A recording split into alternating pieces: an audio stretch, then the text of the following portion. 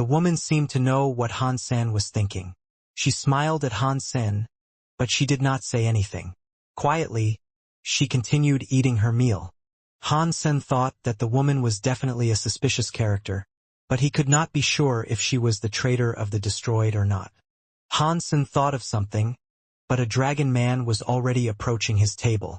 He sat down next to Han Sen, then looked at Zero and the rest of the girls. Marquise Han, I have heard that one of your female marquises used one arrow to almost completely obliterate Bar. That is a most impressive feat. I must wonder which of your companions were able to do such a thing. Could you tell me? When the dragon man spoke, the whole restaurant became deathly quiet. Everyone turned to look at their table. Han Sen looked at the dragon man with a quizzical expression. He had obviously been sent to verify and confirm the identity of Han Sen's companions. Han Sen wasn't surprised by this, but it was strange how a connection was drawn via the attack on Bar. When Bar heard the dragon man speak, he did not move. Obviously, Bar had to be afraid of the figure. If the man next to Han Sen was able to stay Bar's hand through fear, though, then he had to be someone of profound notoriety. Han Sen kept his gaze on the dragon man. This is my daughter Han Menger. Those two are my sisters. And this is Flower King's daughter from Narrow Moon. Her name is Qing Li. As for this feather friend, I must admit I do not know her. Han Sen introduced the rest on his table, but he didn't mention Little Silver or Little Star. After the dragon man heard what he said, he turned his eyes to the feather woman. He looked at her and asked, "Where have you come from? What business brings you here?" The dragon man's behavior made Han Sen certain that the destroyed traitor was in fact a woman. Either that, or the traitor at least had the ability to present themselves as a woman. If this was not the case, then the dragon man would have been sure to ask for the identity of Little Silver and Little Star. His interest remained fixed on the women, though. His sudden focus on the feather woman made it very obvious. Han Sen didn't think he was even bothering to hide it. The feather woman smiled and looked at the dragon man. I know of you, Dragon 6. Your title is Toxic Dragon Old 6. And while you are a dragon duke, I don't have to answer your questions. This place does not belong to the dragon. Toxic Dragon Old 6 froze. He looked at the feather woman and smiled. If you know who I am, then you must be aware of what I can do. You should spare yourself the trouble and cooperate. I would not like to destroy a woman. But that feather paid no mind to Toxic Dragon Old 6's threat.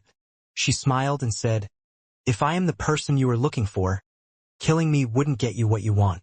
And if I am not the correct person, and you did kill me, you won't get what you want and people will become suspicious. They will think that perhaps you were the one that took it. I don't think there is any sound reason for you to kill me here. So, why should I cooperate with you? I might be mistaken, of course. Are you cruel enough to slay me right here? If that is the case, then so be it. After that, the feather woman elegantly returned to eating her dish. She totally ignored the simmering anger of Toxic Dragon Old 6. The muscles in the dragon's jaw tightened, and he laughed darkly. I won't kill you. There are 10,000 ways to make you wish you were dead. That is what I am going to do to you. After that, Toxic Dragon Old 6 dragon hand clutched a dragon knife. He slowly moved to grab the woman's head. But the feather woman kept eating as if she hadn't seen it coming. Either that or she was willing to concede.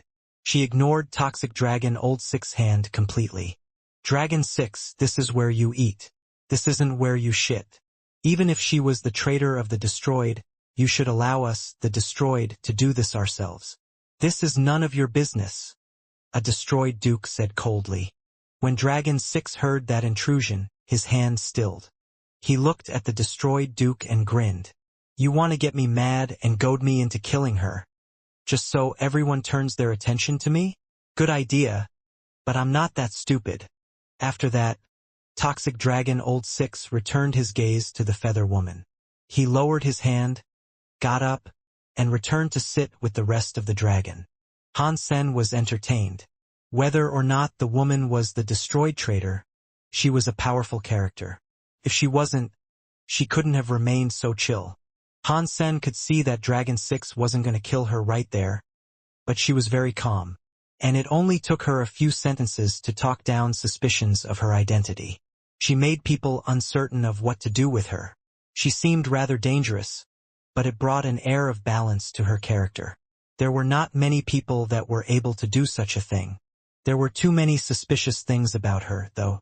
Even if she didn't say anything more, she was still attracting every eye in the establishment. But no one would do anything to her before they figured this out. There were too many factions present with too much at stake. I am full. I appreciate you allowing me to sit here. I believe we will meet again. The feather woman smiled at Han Sen. Then she got up and went upstairs. She was living there. Powerful woman. Might she really be the traitor? Qing Li pursed her lips. Who knows? Maybe she is. Maybe she isn't. Han Sen looked around him, and he noticed all the other races were staring at them. That woman had established a connection between him and her. And because they were suspicious about her, the association made them suspicious about him and his own companions. After eating, Han Sen took his companions outside. He noticed that every elite was now gathered in Steel City. The whole town was locked down. You could only get in and you could not get out. Apparently, the authorities believed that the traitor was indeed located somewhere in Steel City. That was a fairly sensible conclusion, or at least Han Sen thought so. The only place to hide on planet Sodi was in its Soul City, and finding the traitor amongst the hordes of marquises there would be a very trying task. But Han Sen had to wonder why the traitor had selected planet Sodi, and he pondered what the traitor's escape plan might be.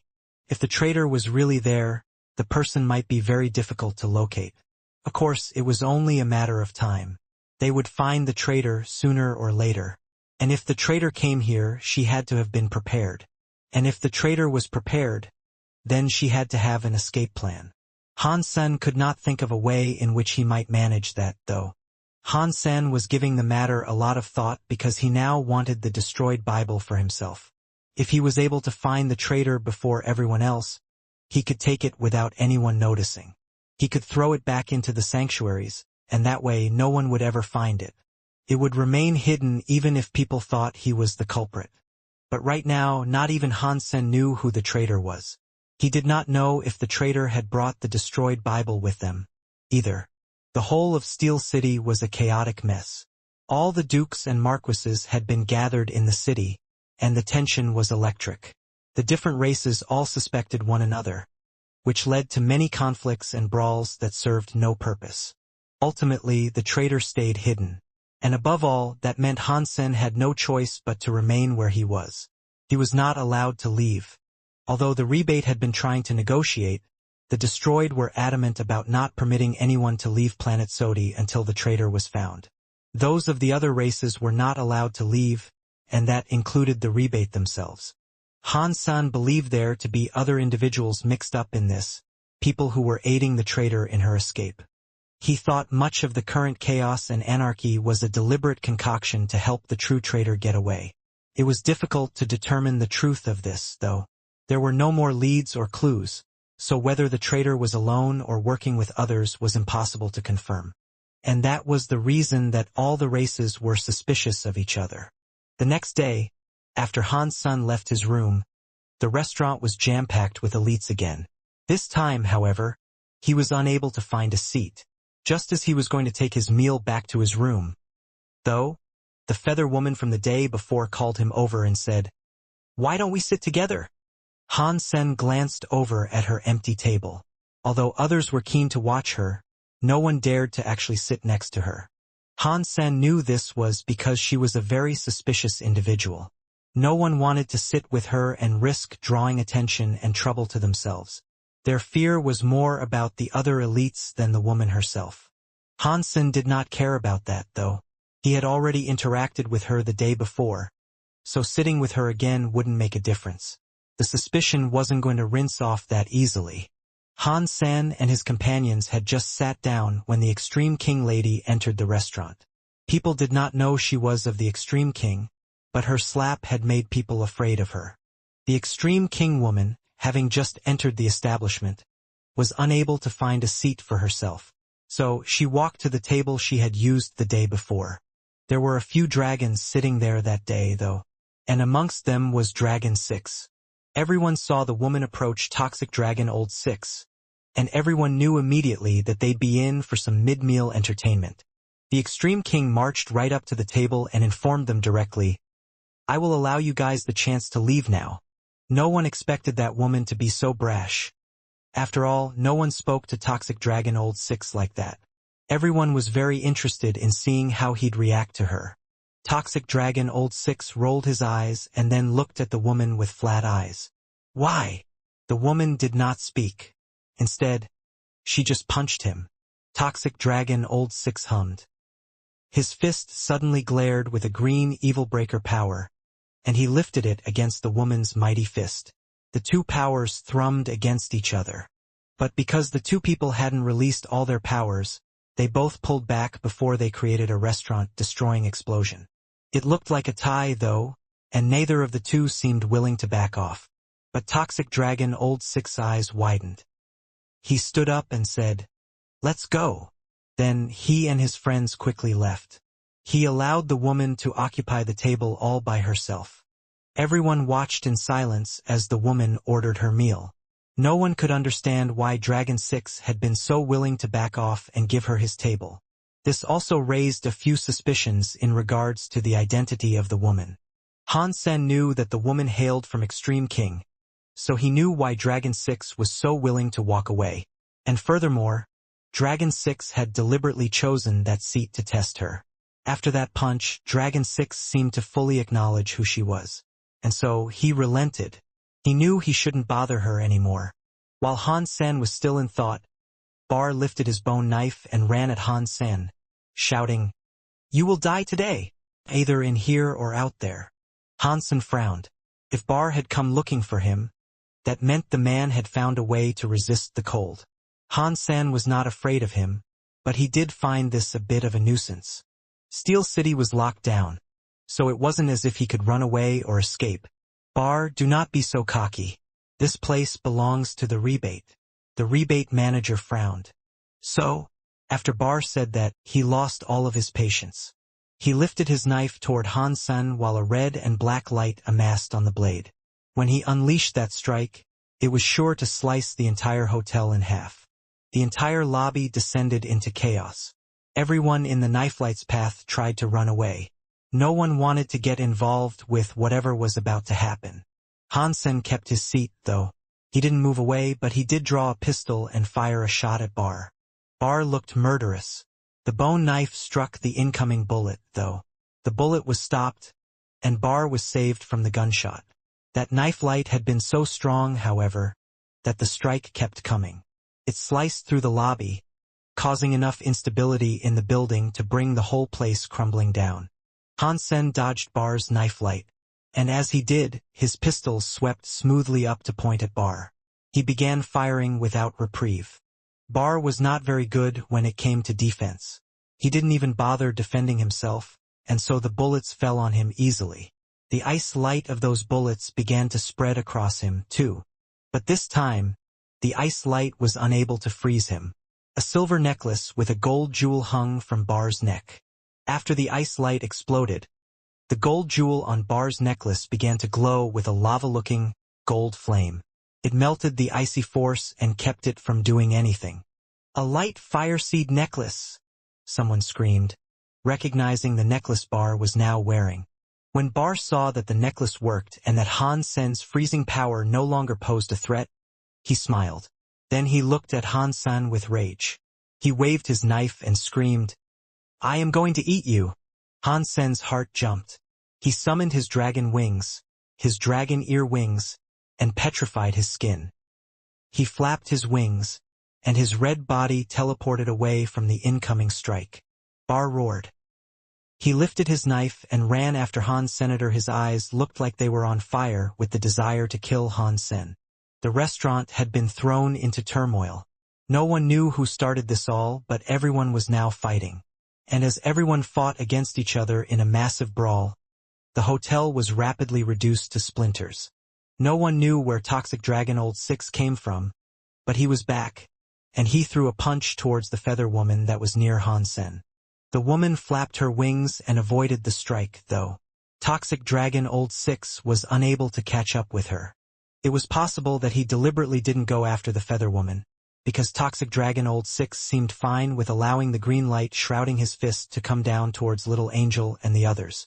Little Angel and Zero were able to avoid the strike, but another few Xenogeneics came forward to attack them. Han Sun had stumbled outside to fight Bar, and he finally realized what was going on. People were suspicious of the girls around him, and they wanted to test out his companions. Han Sun couldn't believe it. Neither Han Menger, Little Angel, or Zero was the traitor they were looking for. But even so, it mattered little. If Han Sen's companions could be killed, that's all that mattered to the others. Somehow, they had just gained a horde of new enemies. Han Sun wanted to go back, but Bar was hounding him. He wasn't going to let Han Sen return to his friends. Toxic Dragon Old 6 missed his attack, but he did not stop. He ran towards the Feather Woman, with a toxic light leaking from his fist. He really was like a toxic dragon. The Feather Woman kept dodging, though. She maneuvered as gracefully as a dancer. She was just a marquise, and yet she was acquitting herself well against the Duke Dragon 6. He was unable to land a single blow on her. A few of the destroyed dukes were headed for Little Angel. They looked murderous and cruel, and it was clear that they planned to destroy her. As those attacks came down on Han Sen's group, a blue light suddenly shone from Han Menger. It shielded Little Angel, Zero, Little Silver, and Little Star. Pang! The destroyed dukes hit the blue shield, but none of their attacks were able to do anything. She's using Han Sen's defense treasure. One of the destroyed dukes frowned. They knew Han Sen's shield was impervious to damage, even from something that was king class in power. So, they knew right away that they'd be unable to hack their way through the shield. Good. If they have the defense treasure, then that means Han Sen has nothing to protect himself. We finally have an excuse for killing Han Sen. The destroyed duke that spoke looked cruel. He headed for Han Sen, who was leaping through the air, still engaged in combat with Bar. Stay back. He is mine. Bar shouted and swung his knife at the approaching dukes. Those destroyed dukes were almost struck by Bar. They all had to scramble and leap away, which left them angry and shocked. Bar, what are you doing? A destroyed duke shouted at Bar. I told you that he's mine, didn't I? Bar grunted as he moved in to attack Han's senator. Those destroyed dukes came to a standstill in midair, their faces turning green from Bar's rude refusal to accept their help. Ignore him. Find the traitor first, commanded a destroyed duke with hard eyes. Yes, Mr. Jia Robber. That group of destroyed dukes complied immediately, and so they all descended on the city and the women in it. The destroyed weren't the only ones doing this, though. Everyone started to attack the women who were of a different kind to themselves. They were all desperate to find the traitor. Just as Han Sen expected, everyone believed that the traitor was indeed a woman. But they did not know which race she belonged to, and so every woman became a target. Everyone started to attack without a second thought. It was absolute chaos in every direction.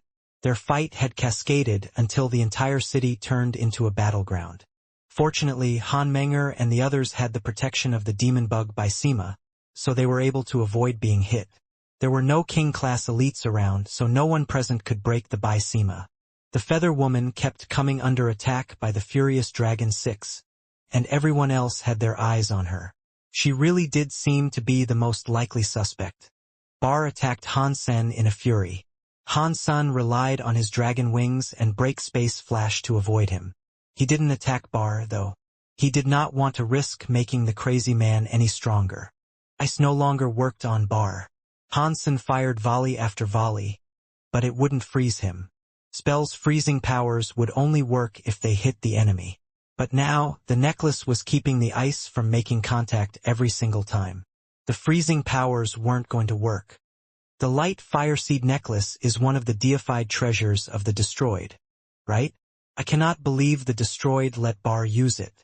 How much do they want me dead? Han Sun chuckled darkly, then squinted at the necklace. Han Sen knew that the most famous treasures of the destroyed were the light fireseed necklace, the dark eye ring, and the chaos statue. Bar's neck looked to be adorned by that same light fire seed necklace. Life starts with fire and it ends with fire. The legendary light fire seed necklace had the light of fire. It was one of the strongest fire element treasures, even possessing light powers. The legends said that a deified destroyed once owned that necklace. He used it to incinerate an entire system. It was quite a scary item, if the story was true. But Bar was only a duke. He could not use the might of the necklace in full. Even so, it was more than adequate to protect its bearer from any cold powers that came against him. Unless Han Sen was king class, there was no chance of him being able to freeze Bar this time. Han Sen flapped his wings. He flew 100 meters away and fired his gun, shooting a few of the destroyed dukes that were nearby. Pang! Pang! The explosive sounds were everywhere, and the destroyed dukes were reduced to ash. Han Sen moved quickly, and he evaded each and every one of Bar's attacks. He kept shooting at the destroyed as he went, raising their death toll higher and higher. Han Sen, fight me! Bar roared. But there was nothing he could do to stop Han Sen. Jia Robber saw a duke get wasted by Han Sen, and it made him frown. Then he went after Han Sen with his fist raised. The male face that represented light started to glow resplendently. His fist was like an actual sun, holding a candescent godlight. Han Sen flapped his wings and disappeared. He avoided the punch and fired his gun at Jia Robber. The female face of Jia Robber represented darkness. She released a dark light. The 10 fingers were like daggers that shredded the hail of bullets Han Sen fired at them. The bullets exploded on contact, but the black power formed a bottomless black hole in the air that sucked in the bullets and swallowed their effects. They were removed from play.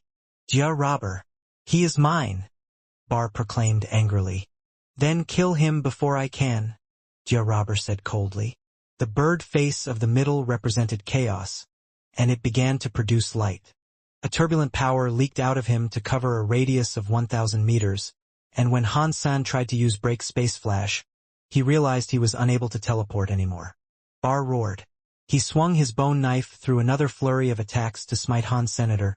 He didn't try to force Jia Robber to leave as he had all the other destroyed dukes. Jia Robber was coming for Han Sen now, too. The 6 arms released a trio of powers to damage Han Sen. Jia Robber continually released a chaotic power into the air around him.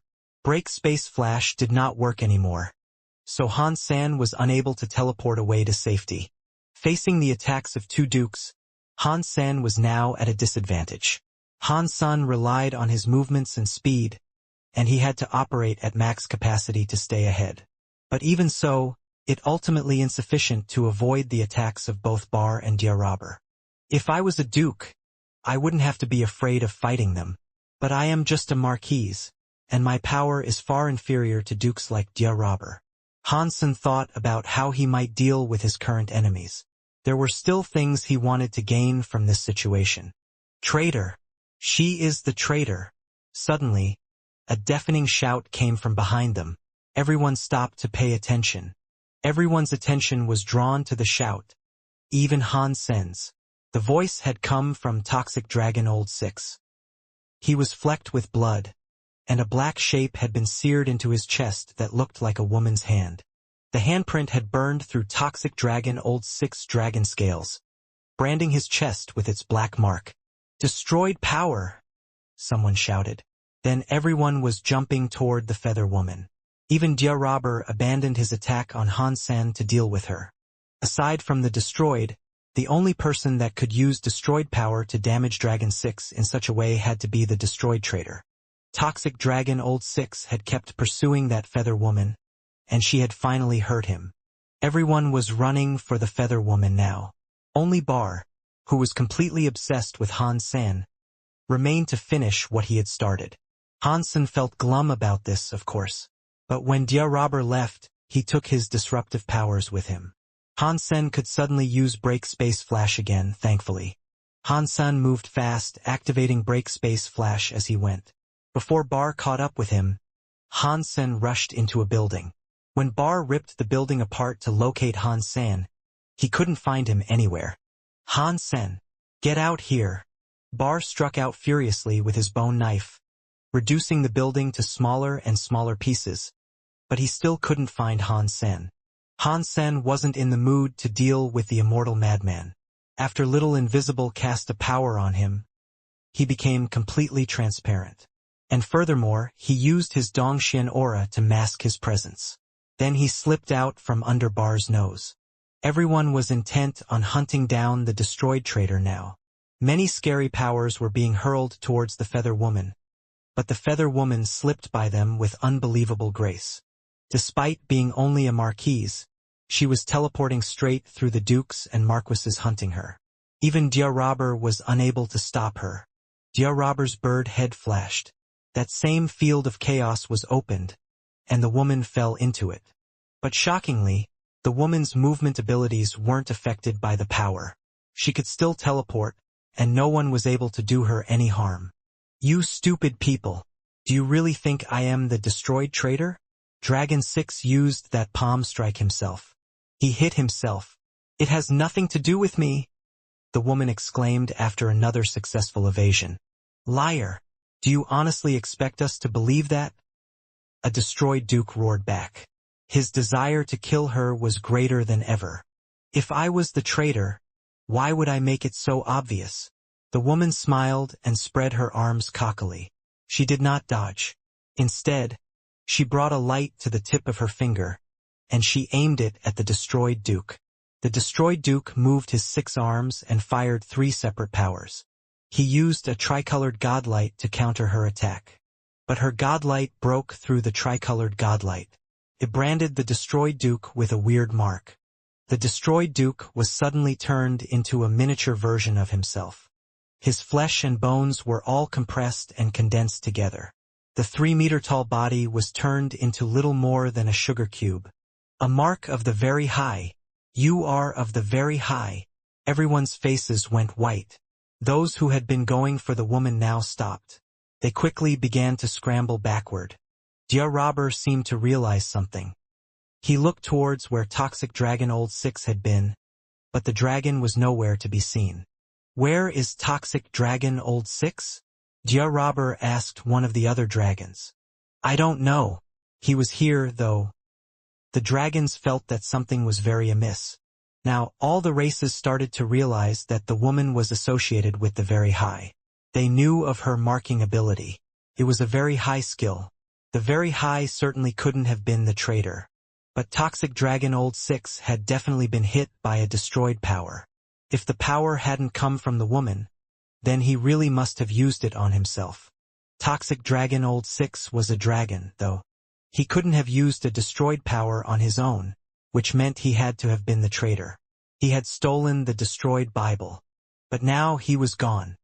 He had vanished amidst the chaos, and no one knew where he had gone. Perhaps he had even fled Steel City. Dia Robber looked at the Feather Woman and bowed. Excuse our most impolite rudeness. We will issue a proper and formal apology at a later date. Can you please tell us which direction the traitor went? The fake Toxic Dragon Old 6 had framed her. She must have seen where he went. When you guys attacked me, he escaped that way. The woman coldly pointed towards the Steel City gate. Without a moment of hesitation, everyone ran in that direction. He had left a trail as he ran, and they tracked him into some mountains. The woman watched impassively as everyone left. They wanted to find the traitor, but they also wanted to escape her wrath with all haste. The thought that they had all attacked one of the very high had given them massive chills. They sincerely hoped she'd be forgiving. The woman did not seek revenge, though. Instead, she flew up into the skies. What happened in Steel City was watched by the ships. They saw when the woman revealed herself as one of the very high, and so no one stopped her from leaving planet Sodi. The universe's #1 race. The mysterious very high. They were the strongest and most mysterious race. Even the extreme king and ancient god races were afraid of them. When the very high mark appeared, bad things tended to follow. This had happened many times through the ages, and many races had been destroyed by the very high, wiped from the annals of history. Dia Robber and his followers searched the mountains up and down, and eventually, they found the fake Dragon 6 and engaged him. Are you guys blind? Why would I be the traitor? Don't you know that the fox race is only comprised of women? They become weaker if they turn into males. Do I look like a fucking woman? Toxic Dragon Old Six shouted as he fought back. Jia Robber saw that the man's toxic dragon evil breaker powers were real. As he fought, he asked, "What are you doing, then? Why are you running if you aren't the traitor?" "I'm not running. I'm fucking injured. And I'm looking for a place to heal." Toxic Dragon Old Six shouted angrily. "You say you are Toxic Dragon Old Six, yes? How can you prove your identity?" Khan asked. Something seemed wrong about this whole situation. Toxic Dragon Old Six body then seemed to turn inside out. His body was covered with toxic scales, and he looked like a humanoid but toxic dragon. He breathed out toxic gas and said, "No matter how strong a fox lady might be, she wouldn't be able to imitate a xenogenic toxic dragon body." "Oh no!" Dia Robber looked horrified. When he returned to Steel City, the very high woman was gone. A small business ship was flying through the expanse of space, following a designated route.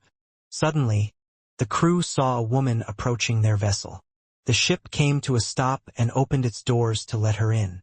The woman quickly entered the ship, and not long after, she was given a private room. Inside that room, the feather woman began to change her form. Her feather features started to fade away.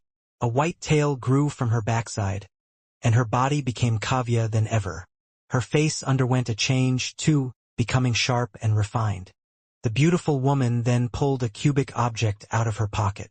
It was the very high mark that had manifested when she made it look like she had condensed a destroyed. The woman threw the very high mark on the floor, and the very high mark started to shake. It rattled around for a while until a pang noise sounded. A fox-like woman with fox ears emerged. She looked exactly the same as the other beautiful woman, save for the fact that she was quite a bit younger. The fox woman scratched her bum and then got up. She snickered happily. "Sister, we made it. We managed to fool all of those people." If Dia Robber had been there, he would have been very angry. Killing the destroyed Duke with a very high mark had been merely a ruse. The shape-shifting foxes had outwitted everyone with their illusions. It was a shame that the king-class elites had been stuck outside the six-star xenogenic space. If they had been able to observe the fox's tricks with their own eyes, they'd have known what was up. But the king-class elites were forced to watch from a distance. The two fox sisters had counted on that, putting on a show that would only fool dukes and marquises. "I told you, all those races might pretend to be tough shit around us, but they grovel like worms before the very high." Seeing the very high mark nearly scared them to death. They didn't dare stay long enough to find out the truth. Big Sister Bai Lin smiled. Little Sister Bai Fu pulled out her pink tongue and said, "Luckily, those guys were restricting each other, and thought it best not to allow the king-class sorts to enter the six-star xenogenic space. Had this not been the case, we wouldn't have been able to fool them. So, what do we do next? Let's become IPO. We can head to planet IPO, then visit the dragon after that." Bai Lin trailed off and her eyes widened. There was a punch headed for them. It shot their way like a laser, destroying the ship in the process. White light covered the two sisters as they escaped from the ship. A proud-looking woman hovered in space near the wreckage, looking at them coldly. When the Fox sisters saw the woman, they looked even more frightened. It was the powerful woman they had seen inside the Steel City restaurant. They had never expected that the woman would manage to escape the lockdown planet, pursue them, and catch up with them before they got too far away from the system. "Give me the destroyed Bible," the woman said flatly, staring at the sisters. "I don't have a clue what you are talking about. How could we have the destroyed Bible?" Bai Lin laughed. The woman's expression did not change. She just remained where she was, staring at them. Slowly, she said, "You and Toxic Dragon Old Six performed well, but now I've caught you, and I won't allow you to deliver the destroyed Bible to the dragon. I will give you one last chance to hand it over." That woman then raised her fist. An overbearing power began to gather around it. "You are strong, but you are alone. There's no guarantee you can catch up with us, either." Bai Lin frowned. "Why don't you test that theory? The woman launched her fist right at Bai Lin. Bai Lin and Bai Fu moved, and their bodies seemed to disappear in the black of space. They soon realized that no matter how they attempted to evade that strike, they wouldn't be able to escape the punch. It was as if the woman's fist was coming from every direction at once. They were locked in, and while they could often survive dangerous situations by changing their race to hide in plain sight, that skill wouldn't help them in this situation. This punch wasn't something they could avoid. Pang! Bai Lin and Bai Fu amassed and combined their power to fight back against that incoming punch, but they both ended up being hit. They were launched through space with trails of blood drifting away from them. They crashed into an asteroid, and the asteroid broke into fragments. Their amazing talents had allowed them to survive many attacks from a wide array of dukes, but they weren't dukes themselves. They had the power of marquises. Bai Lin recovered from the blow and gritted her teeth. Her chest began to flicker with a formation of black light. The black light swept down to her fist, and she flashed forward to punch the enigmatic woman. If the destroyed had been there, they would have identified the black light as a power of the destroyed Bible. No one could have guessed how Bai Lin was using her shapeshifting to cast the destroyed Bible's power. Though, pang! Despite the power of her attack, Bai Lin was sent flying away again. She curled slightly in pain after using the Bible, and her expression seemed stunned. Did you just throw an extreme king punch? The woman was not inclined to answer, and so she raised her fist once more. Bai Lin clenched her jaw again, then coughed from deep in her chest. She spat out a black light, which floated through space near her enemy. That's for you, Bai Lin sneered. She started pulling Bai Fu away from the area. Let's go. The extreme king woman frowned as the two flew off. Their power was only average, but they were very quick. The extreme king woman seemed hesitant, but she moved over to examine the black light. The black light before her was actually a black stone book. It looked old, and the cover was adorned with a triangular symbol. There was nothing else remarkable about it. It was crude and worn, and it looked like the work of an older race. Most people wouldn't have known that the old stone book was actually the prestigious destroyed Bible. The extreme king woman knew what the object was the moment she saw it, though. Although her race was one of the most important and powerful in the universe, the extreme king's resources were actually quite limited. Deified treasures like the destroyed Bible were difficult to come by. Securing the destroyed Bible was the woman's first priority. After that, she would go and finish off the two Fox sisters. The woman had almost touched the destroyed Bible when she stopped. She frowned and looked at the Bible. It wasn't actually floating in space as she had originally thought. Come out! The woman stared at the Bible coldly. In response to her shout, a shadow appeared right next to the Bible. Then a gold-armored hand reached out and grabbed the book. Dollar! The woman recognized the person hovering in front of her. The extreme king were quite full of themselves, and since they always thought themselves superior to others, they didn't participate in the Geno being scroll. They did, however, keenly watch the fights that unfolded there. That was especially true of the Marquis fights. The woman had watched each and every one of them. She recognized the gold armor Hansen was wearing. I will be keeping this. You can go now, Hansen stated, turning the destroyed Bible over in his hands. He had used Little Invisible to hide himself so he could follow Bai Lin, but he had waited until now to make a move. He hadn't wanted to take action while they were inside 6-star xenogenic space, but as he followed the Fox sisters, he noticed the extreme king woman was pursuing them as well. This would probably be his best opportunity to steal the destroyed Bible while pinning the crime on the extreme king woman. Since the Fox sisters had made their escape, everyone would soon learn that the destroyed Bible had been stolen by the extreme king. No one would believe that someone had actually confronted one of the extreme king and stolen it back, so Hansen would likely be safe from accusations. Even if people believed that Dollar ultimately claimed it, that wouldn't matter. No one had a clue who Dollar really was. So Hansen was safe. He originally planned to launch a sneak attack, but the woman had discovered his presence before he had the chance to. That surprised him. In the eyes of the extreme king, achieving first place in the Marquis Geno being scroll is nothing more than a joke. the woman said cockily, with a snarky tilt of her head. With no hesitation, she threw a punch towards Han's senator. The incoming strike was far harder than the one he had seen before. The space around him seemed to get compressed by the overwhelming force of that punch. Space-time itself looked like it was going to freeze and shatter. Although she pretended that Dollar was beneath her notice, after seeing Dollar fighting Evil Eye and Lone Bamboo, she knew he wasn't a foe to be underestimated. She was well aware that he would be a difficult foe, so she poured all of her strength and power into that punch. Seeing the woman's punch coming for him, Han Sen used super spank with his left hand. Pang! When their fists collided, the force of the Extreme King's punch disintegrated into little more than dust and echoes. The woman's face paled, and she retreated with haste. But it was still too late. Her gauntlet had shattered, and the disintegrating power continued up into the rest of her armor. All she wore was turned to dust. She was left completely naked. The Extreme King woman's implacable face heated with embarrassment. She summoned another set of armor to clothe herself, but by the time she turned back to look for her opponent, Dollar was gone. Dollar, I'm going to kill you. The Extreme King woman was very angry, and her teeth gnashed. Try as she might, though, she was not going to find Dollar that day. Han Sen had returned the punch he was owed. She had sent Han Sen sprawling on Planet Blade, and he had destroyed her armor.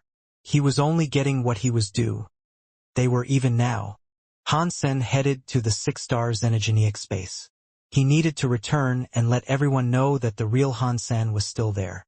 That way, he could eventually leave without raising any more suspicions. And in regards to the Extreme King woman, he had no interest in killing her. He headed back to the 6-star system immediately to avoid wasting any more time with her. After all, as long as she was left alive, Han Sen could frame her for the theft. If she was killed, that would be more difficult. The Destroyed wouldn't be the only ones investigating her death. The rest of the Extreme King would also want to know what had happened. Having them descend on the investigation would be bad. Han Sen returned to 6-star xenogeneic space and met up with Little Angel.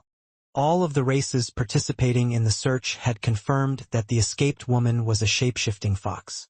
There was still hope, however. The lockdown on the 6-star xenogeneic space was yet to be lifted, so kings finally went in to look around for themselves. But they quickly came to the conclusion that the shape-shifting fox had managed to escape successfully. 2 days later, when all was done, the lockdown on the 6-star xenogeneic space was lifted. Han Sen then took his companions back to Narrow Moon. In the base on planet Eclipse, in a secret room, Han Sen happily ran his finger along the spine of the destroyed Bible. A deified treasure. That was a pretty good gain. After a while, though, Han Sen's joy turned to frustration. No matter what he tried, he couldn't unlock the Bible or make use of its power. Han Sen combined his light and dark powers, but even so, he made no progress in casting the powers of the Bible. Han Sen couldn't even open the damned book or get a glimpse of its contents. Han Sen tried a myriad of different elements, but nothing seemed to work. So, Han Sen used his Dongxian aura and Purple Eye Butterfly to inspect the Bible. After a time of careful observation, Han Sen noticed that it was actually created through a combination of light, dark, and chaos powers. Genes are insufficient. Cannot absorb deified gene. Han Sen kept hearing that announcement, telling him he was unable to absorb it. The destroyed Bible was a deified xenogeneic gene, so he couldn't absorb it since he was still just a Marquise. It was the same as with the sun gold bird. I can't eat it, and neither can I make use of it. It's useless in my hands, even though it is deified. Unless I make it up to the class of deified, it can only be cast with light, dark, and chaos powers. Light and dark powers are already hard enough to simulate, and I can't simulate chaos powers at all. Unless I learn all three and combine them well, I won't be able to tap into its power. After thinking about it for a while, Han Sen decided to give it up.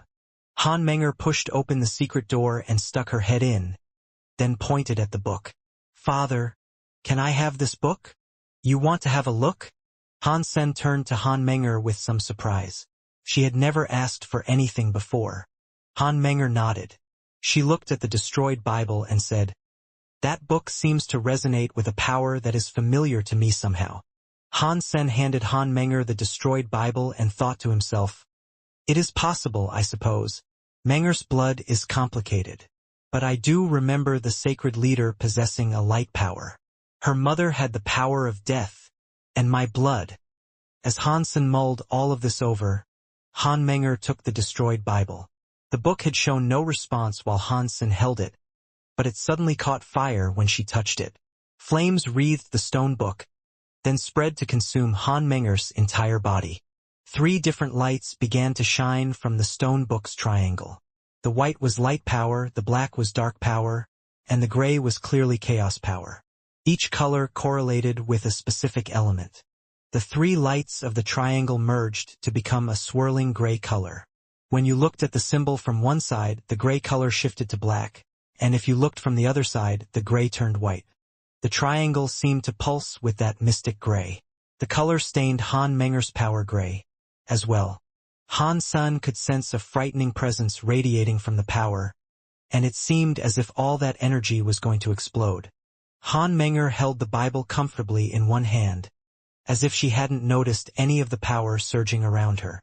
Her other hand flicked through the Bible's pages. From what Han Sen could see, there were many images and sections of text within. It was like he was watching a 3D movie flicker past on the pages. Although Han Sen couldn't open the book himself, he had no trouble seeing the book's content now that someone else had opened it. The images were so impressive that they made Han Sen feel like he was watching a supernova. The universe began. The universe was destroyed. Life was started. Life was ended. Born from the destroyed. Live for the destroyed. Survival is the destroyed. Han Sen examined the first line of the destroyed Bible. The destroyed Bible was a deified treasure, a holy book of the destroyed race. It recorded the practices of their alphas' geno-arts, his experiences, and the understandings he had come to throughout his entire lifetime. As Han Sen read the destroyed Bible, it was like he could hear the destroyed alpha explaining geno-arts. He could see the true meaning of it all. Han Sen was delighted. Destroyed geno-arts required the user to possess all 3 powers. But Han Sen did not have chaos power. Because of this, he lacked the ability to cast destroyed powers. But the destroyed alpha's explanations clarified a whole host of things and filled Han Sen with inspiration. He was able to understand Break 6 skies much more deeply because of it. The destroyed were a part of the Break skies, and they even claimed to be the royalty of that ancient race. No matter what the case might have been, the geno-arts the destroyed alpha left behind had a connection with Break 6 skies. The things Han Sen had learned from the destroyed geno-arts gave him a vat of additional knowledge that he could apply to Break 6 skies. Han Sen had been stuck in the first tier of Break 6 skies. Now he was able to understand more. Proficiency with the geno-art allowed access to the second tier. And as he learned more, he would be able to keep climbing. Break 6 skies was not a technique that could be practiced to gain greater strength. It forced a student to teach themselves to utilize their powers more effectively. However, progressing with the art required a lot of understanding and knowledge. As he studied Break 6 skies, Han Sen sometimes felt like an ancient swordsman trying to understand how bombs were made. The geno-art required understanding rather than raw strength. If a student understood how the geno-art's powers worked, then they could control the power and unleash its full potential. And that was more than enough. Whether the practitioner was a baron or a deified elite, they could still access all tiers of Break 6 skies. The level of power output would be the only difference between the skill being used by someone weak and someone strong. The techniques themselves would remain unchanged. Low-level nobles did not really understand that power, though. It was difficult for them to make use of Break 6 skies. Han Sen was still in the beginning phases of learning these techniques. Or at least he had been. By reading the destroyed Bible, he was able to understand more about how its power worked. Break 6 skies improved greatly in a short amount of time. By merely watching as Han Menger flipped through the destroyed Bible, Han Sen's Break 6 skies was able to progress and reach the 3rd tier. As the content of the destroyed Bible was revealed, the gray power seeped into Han Menger's body. She stared at the destroyed Bible with an unreadable expression. The destroyed Bible began to morph in her hands. Not long after, the destroyed Bible had transformed into a gray arrow. The gray destroyed power sank into her hands and subsided. If Han Sen hadn't actually watched it happen, he never would have believed that the stone arrow she now possessed was actually the destroyed Bible. He couldn't detect even a trace of destroyed power radiating from it. Han Menger lifted the destroyed Bible and looked at Han Sr. "Father, thank you very much for this arrow." "Oh, I'm glad you like it," Han Sen stumbled. Luckily, Han Menger was rather naive, so she didn't notice his awkwardness over the whole affair. Han Sen was on the third tier of Break Six Skies, and as he realized that, he quickly tried to recall everything he had seen from the destroyed Bible. If he had any more breakthroughs, that would be the greatest reward. Aside from Super Spank, Break Six Skies was the strongest Geno art Han Sen had in his arsenal. When he wasn't using his dollar identity, Break Six Skies was effective enough as a killing power to be depended on. It was a shame that Break Six Skies was so powerful, though. If he used it in close-quarter combat, there was every chance he could blow himself up. It was fortunate that Spell provided him with 3 different weapons. Their range meant that they were the perfect tools to pair with Break Six Skies. "Menger, stay with me for a little while. I have a Geno art I would like to teach you." If Han Sen could teach her Break Six Skies, then she could have those destructive powers as well. Although many problems could not be solved through violence, they still needed to be able to unleash violence and overwhelm any force that happened to be aimed at them. So Han Sen spent some time teaching his daughter. When he was done, he went to Cold Palace to accept the benefits of being the guardian. Jade Skin leveled up quickly. It would definitely reach Duke in 2 years. It was difficult to level up any Geno art from Marquise to Duke. Even if there was an abundance of resources available, it would still take a while. Higher races could usually become dukes within the space often years. If a race was of poor quality, though, they could end up taking an entire century. Han Sen was only progressing so quickly because he could absorb the deified toad's force of ice. Such an opportunity was extremely rare. Han Sen wasn't too worried about his jade skin, but he was concerned about how things would go with the story of genes.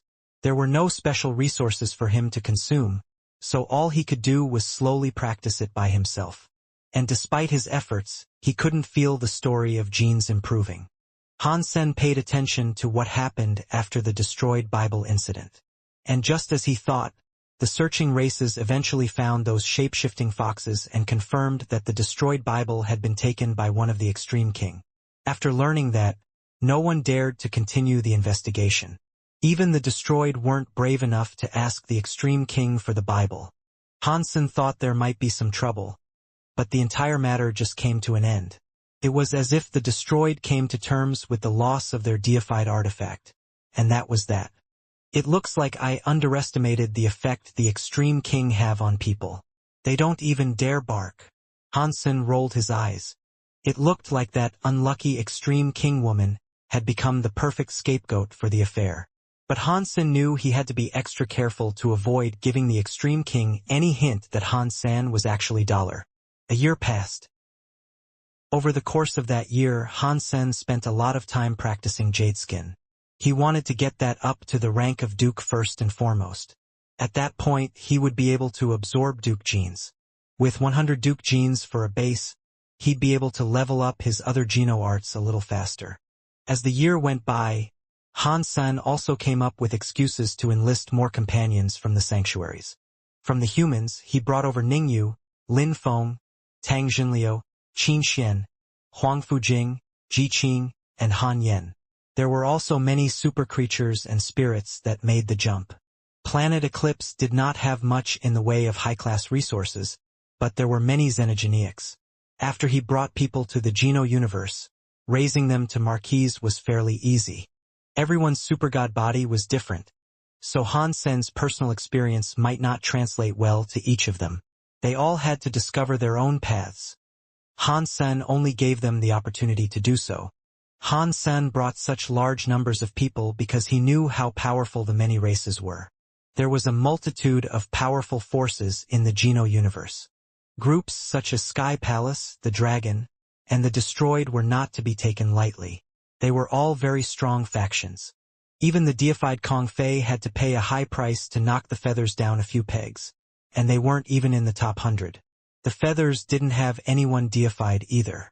Han Sen would require as many elites as he could enlist if he wished to light his own lantern in the future.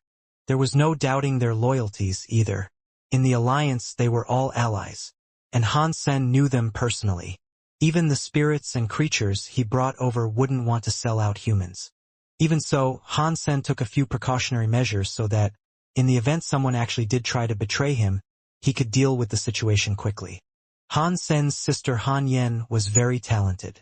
She was like Han Sen in many ways, but the development of her powers was still quite different. That was because she practiced with the falsified Sky Sutra and the Azura Sutra. She was on a different path than he was. Han Sen knew her super god body was called King Release Sky. It was different from Han Sen's own super king spirit body. Not many people had the same super god body as each other. People practiced differently than one another based on their super god bodies.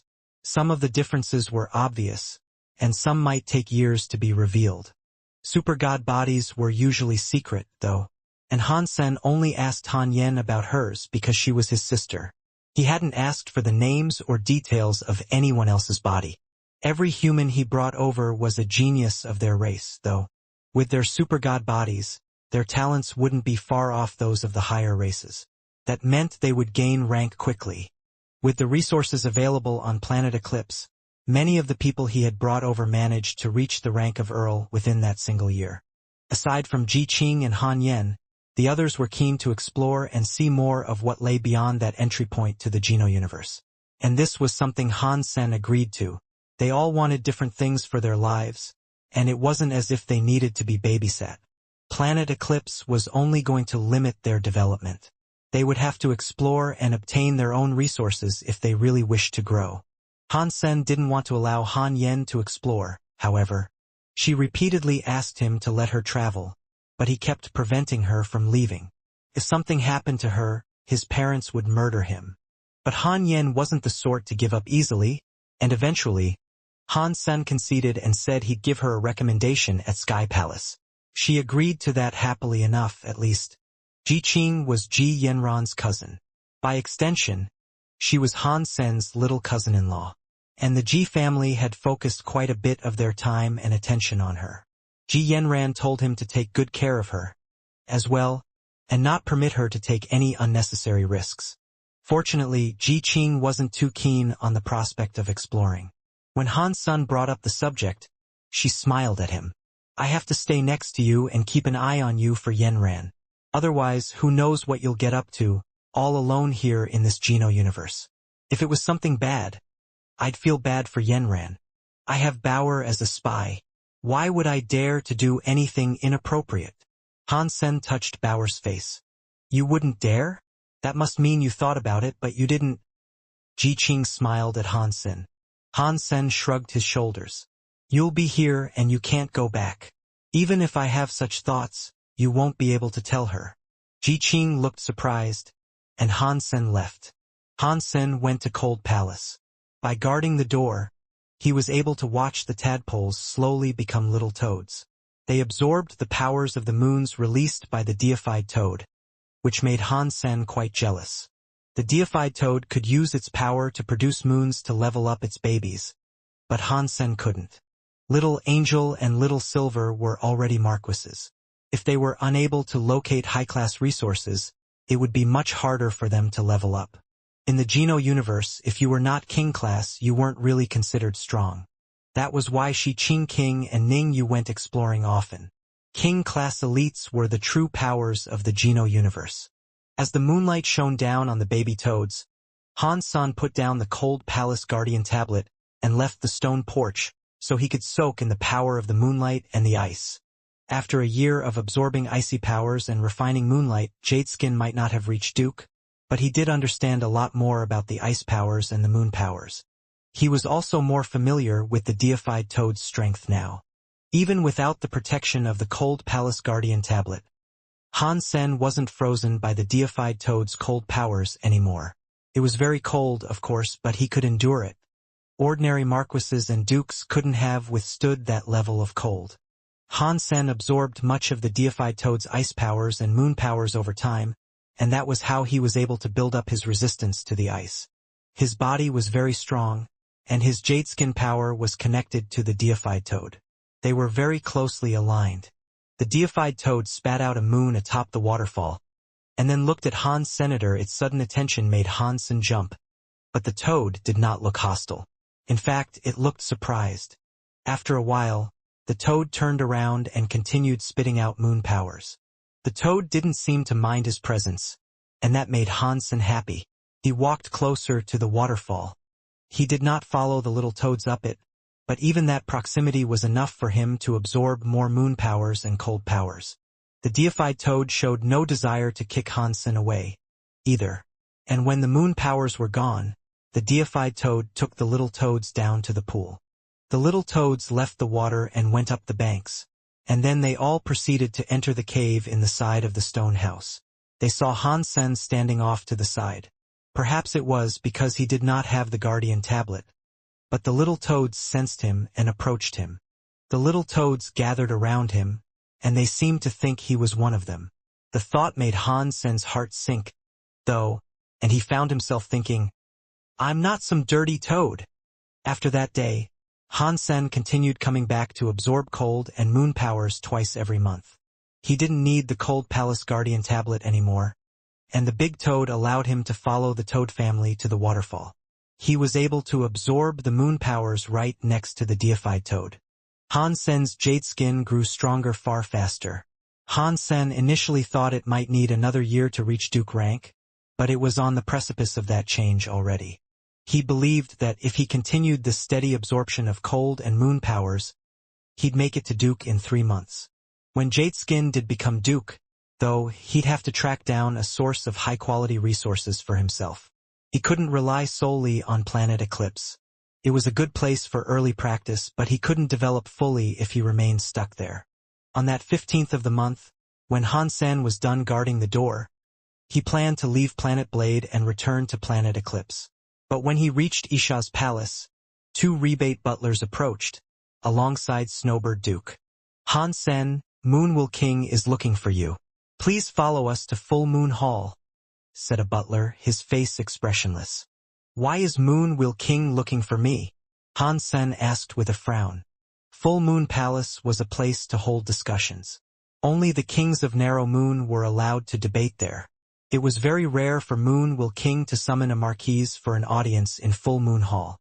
"You will know when you get there, won't you?" another butler said coldly. Han Sen looked at Snowbird Duke. She was behaving strangely, holding herself a little more rigidly than usual. He did not say anything, but he just nodded to her. "Moonwill King and the other kings are waiting for you. Let's go," the butler told him, apparently in a rush. Han Sen followed them to Full Moon Hall. On the ship there, Han Sen got to thinking, something bad must have happened to Isha. Otherwise, there's no way I'd be called to the Full Moon office. If something has happened to her, then my days here will be over. Things might be coming to an end. Han Sen knew that the only other person of rank in Narrow Moon who liked him was Black Moon King. The other kings were not very keen on him, despite being Isha's student. After all, Han Sen was not one of the rebate, and he had consumed many of their resources. He was just fortunate that the rebate didn't flat-out hate him. If Han Sen had been able to practice really quickly, perhaps the kings would have viewed him differently. However, leveling up took Han Sen an excruciatingly long time. They did not think Han Sen would ever reach king, let alone become deified. This was one of the primary reasons they didn't think too highly of him. To them, his guardianship was just another example of his deficiency. If the post had been given to another talented marquise, that person would definitely have become a duke after so much time. No change had been observed with Han Sen, though. No change for him meant no gain for them. Han Sen was backed by Isha, but if she was gone, then the rebate wouldn't waste more resources on an outsider like him. The rebate is too small of a faction. It is a higher race that used to be a slave race. They aren't selfless either. Only Isha was willing to help me. What a shame this is. Han Sen vented silently. He knew what was going to happen on this trip. When Han-sen reached the full moon office, everyone was sitting around a large table within. Almost all of the narrow moon kings were present. Moon Will King was in the middle. Black Moon King, Shadow King, Flower King, Night River King, and the other kings sat next to him. The table resembled a half moon, and as Han-sen walked in, they all turned their attention to him. Greetings to all the kings. After Han-sen bowed to each of them, he stood where he was without displaying any emotions. Moon Will King sighed and told Han-sen, "Yesterday, the Extreme King delivered some news to us. Your teacher, on her venture into the chaos system, was killed. Not even her bones remain. We are going to build a mausoleum in her honor. You were her only student, and so there are many things we must now do together. I will do whatever I am able to. May I ask how my master was killed?" Han-sen bowed, feeling very strange about this. In truth, Isha was Han-sen's enemy. He had only become her student as a pretense, and Isha seemed to have accepted him as a student for reasons of her own, not because she was being altruistic. But in all the time they had spent together, Isha had treated him nicely. She had provided him with many opportunities. Without those opportunities, he might have spent 10 years wandering around, and he wouldn't have achieved half of what he had right now. So, his feelings towards Isha were very conflicted. Hearing she had died, an odd pang rolled through him. He didn't really know what he was feeling. According to the Extreme King Ambassador, she joined the siege against a deified Xenogeneic. She was swallowed by it, and so nothing of her remains. Moon Will King said with a sigh. Moon Will King's sigh was not fake. It wouldn't be easy for the rebate to raise a half-deified warrior. And Isha had been their best hope of gaining a fully deified rebate. Losing Isha was a big blow to their race. If Isha had not gone to the Extreme King, though, she wouldn't have been able to become deified by herself. If she remained in Narrow Moon, she'd have been half-deified forever. For someone like Isha, stopping there would have been worse than death. Han-sen stayed silent after hearing about her death. Being killed by a deified Xenogeneic without so much as a bone being left behind was something of a clean way to go out. That was very much like her own style. When Moon Will King lapsed into silence, Night River spoke. After sorting out Knife Queen's mausoleum, there will still be some things I will need you to do. You are her only student, so there are some legacy matters and items you will have to take over. I will confirm them, and later give them to you. Han-sen knew that this was the primary point. He didn't know how much of a legacy the rebate would be willing to leave him with. Han-sen was afraid he wouldn't have a say in these matters. Night River King surely didn't want to give him anything, and it was definitely going to be a one-sided decision. Han-sen had expected this, though, so he didn't say anything. He listened to what he was told, and then he left Full Moon office. He went to sort out her funeral arrangements. The Extreme King have sent the reward she was owed for the fight. It should be given to Han-sen, Black Moon King said, but before he could finish, Night River King interrupted him. Han-sen isn't one of the rebate, have you forgotten? He isn't qualified to accept it. We have discussed this already. Say no more, Night River King said firmly. Isha had been a very special person to the rebate, so there was no need to worry about the funeral too much. Narrow Moon performed the services very well, and all Han-sen had to do was cooperate with their rituals. Isha's death impacted the rebate a great deal. It affected them deeply in a variety of ways. As one of the two highest-ranked individuals of the rebate, Isha's death made them far weaker. It also altered the distribution of benefits and resources that various important rebate received. Due to these changes, the biggest negative ended up impacting Isha's student Han-sen. When Han-sen went to Night River King to confirm what of Isha's legacy would be left to him, he found himself frowning continually. Night River King provided Han-sen with a list, and there were very few items on that roster with any actual value. Furthermore, Isha's home planet of Planet Blade was taken by the Elders. Han-sen was only allowed to claim Isha's personal items and belongings. Having expected this treatment, though, Han-sen was prepared to accept the verdict in silence. Now that Isha was gone, Han-sen was back to being a proper outsider, and the rebate wouldn't be willing to give anything of theirs to someone like him. Knife was the Cold Palace Guardian, but you replaced her. And now that she is dead, it is down to us to select a new guardian for Cold Palace. A real one. Thanks for your help in the meantime, but you can now give us back the tablet. And this is the list featuring all her legacy items you may claim. You will need to sign it. Night River King said coldly, peering right at Han Sen. Night River King wanted the Cold Palace Guardian's position. This time, things were going more his way. He would indeed become the Guardian in Han Sen's stead. Han Sen met Night River King's eyes and held out the Guardian tablet. Night River King stared at the Guardian tablet as it was passed toward him, and his eyes sparkled. The Geno art he practiced was aligned quite well with the boons that the deified toad could impart. He'd be able to use the ice and moon powers of the deified toad to become half-deified in only a few centuries. I can give you the tablet, and I will sign the form as you asked, but I have one request to make. Han Sen did not pass the tablet to Night River King just yet. As he spoke, he held it tightly. This is a decision from the Full Moon office. You aren't out shopping, kid. You can't haggle with me for a better deal. Night River King said emotionlessly. Han Sen ignored Night River King's jab, and while fiddling with the tablet, he said, Planet Blade is where my master used to live. I hope I will be able to visit Planet Blade during the times that I miss her. I would like permission to access Planet Blade whenever I fancy. I cannot permit this. Planet Blade belongs to the elders, and this is known to the public of Narrow Moon. People cannot just go there willy-nilly. Not even I can go there without proper permission. Night River King said seriously. Night River King certainly could have provided Han Sen access to the planet, but he didn't want to help Han Sen in any way. Han Sen did not speak. He merely continued to play with the tablet. He didn't sign the paper either. All he did was smile at Night River King. Night River King frowned and retreated into thought for a moment. Okay, fine. I will help. I will go and talk to the elders on your behalf, and I will see if I can get you permission. I don't need you to talk. I need you to add that permission onto this list. Han Sen stared at Night River King icily as he spoke. That is impossible. Don't push me too far now, Night River King growled.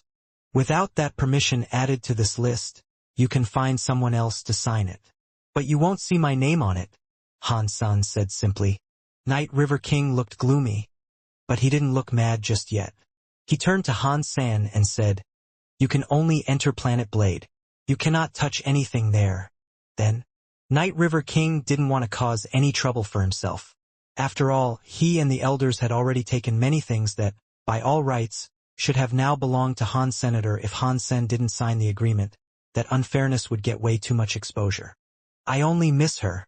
I do not want to take anything from there, Han Sen said. Night River King amended the list for Han Sen without saying a word. He provided Han Sen with permission to access Planet Blade freely. When he was finished, Han Sen signed it.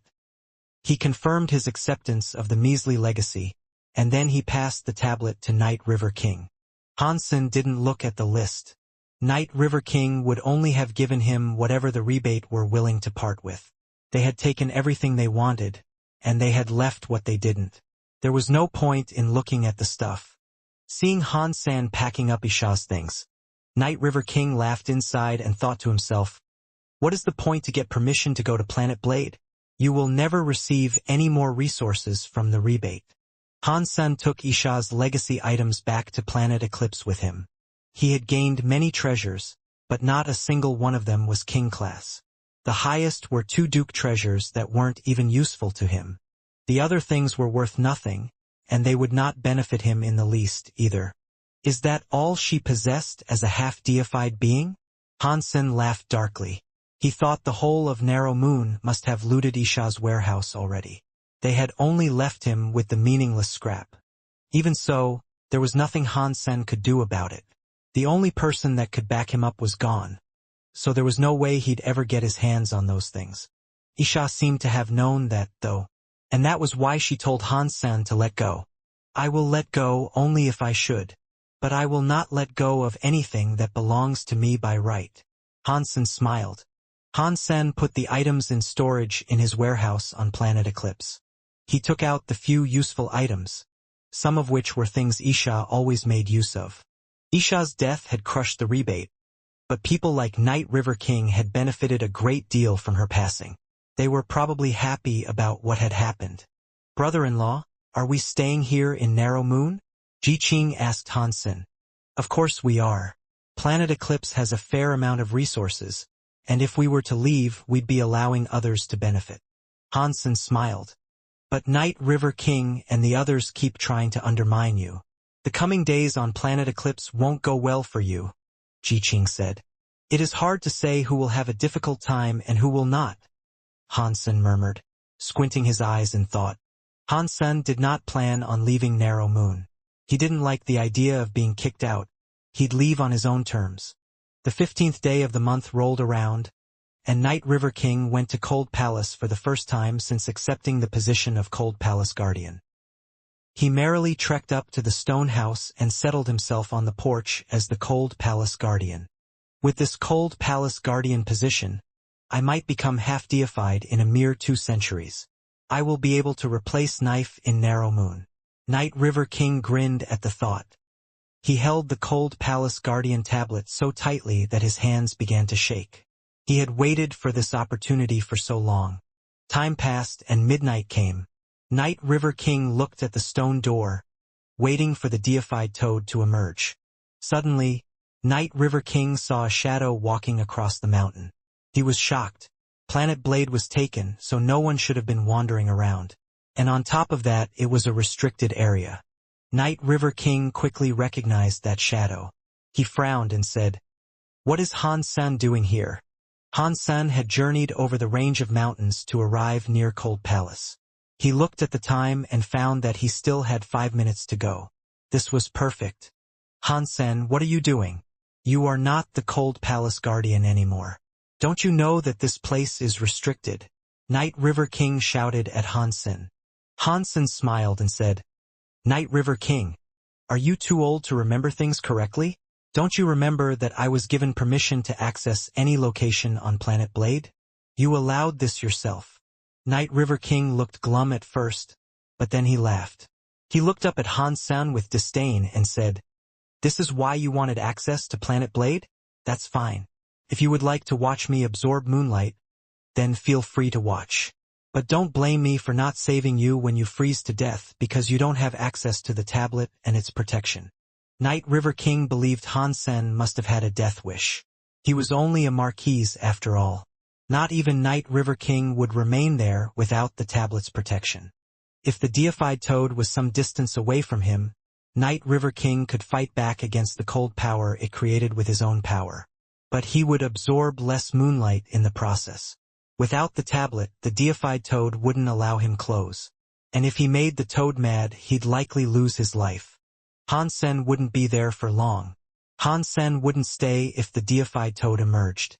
Night River King believed that Hansen was about to run off, but then, Hansen approached. He was in front of the stone house now, standing on the other side of the door. Hansen saw Night River King smile at him. And so he said, "Night River King, you are so weird. You could be a king, but instead you have come to guard this door." Night River King's chuckle was brittle. "Yeah, well, one of us doesn't even have permission to guard the door." Night River King raised his head. "Don't say I haven't warned you. There is less than a minute to go until the Jade Toad comes out. If you don't run off now, it will be too late for you by the time it emerges. And I will be unable to save you. Thank you very much for reminding me, but I'll go when I feel like it," Hansen responded flatly. Night River King hummed to himself and did not speak. He thought Hansen was there to play some sort of prank on him. Without the Guardian tablet, though, it was only a matter of time before the annoying Marquise gave up and left. Time ticked by, and the Jade Toad was on the verge of coming out.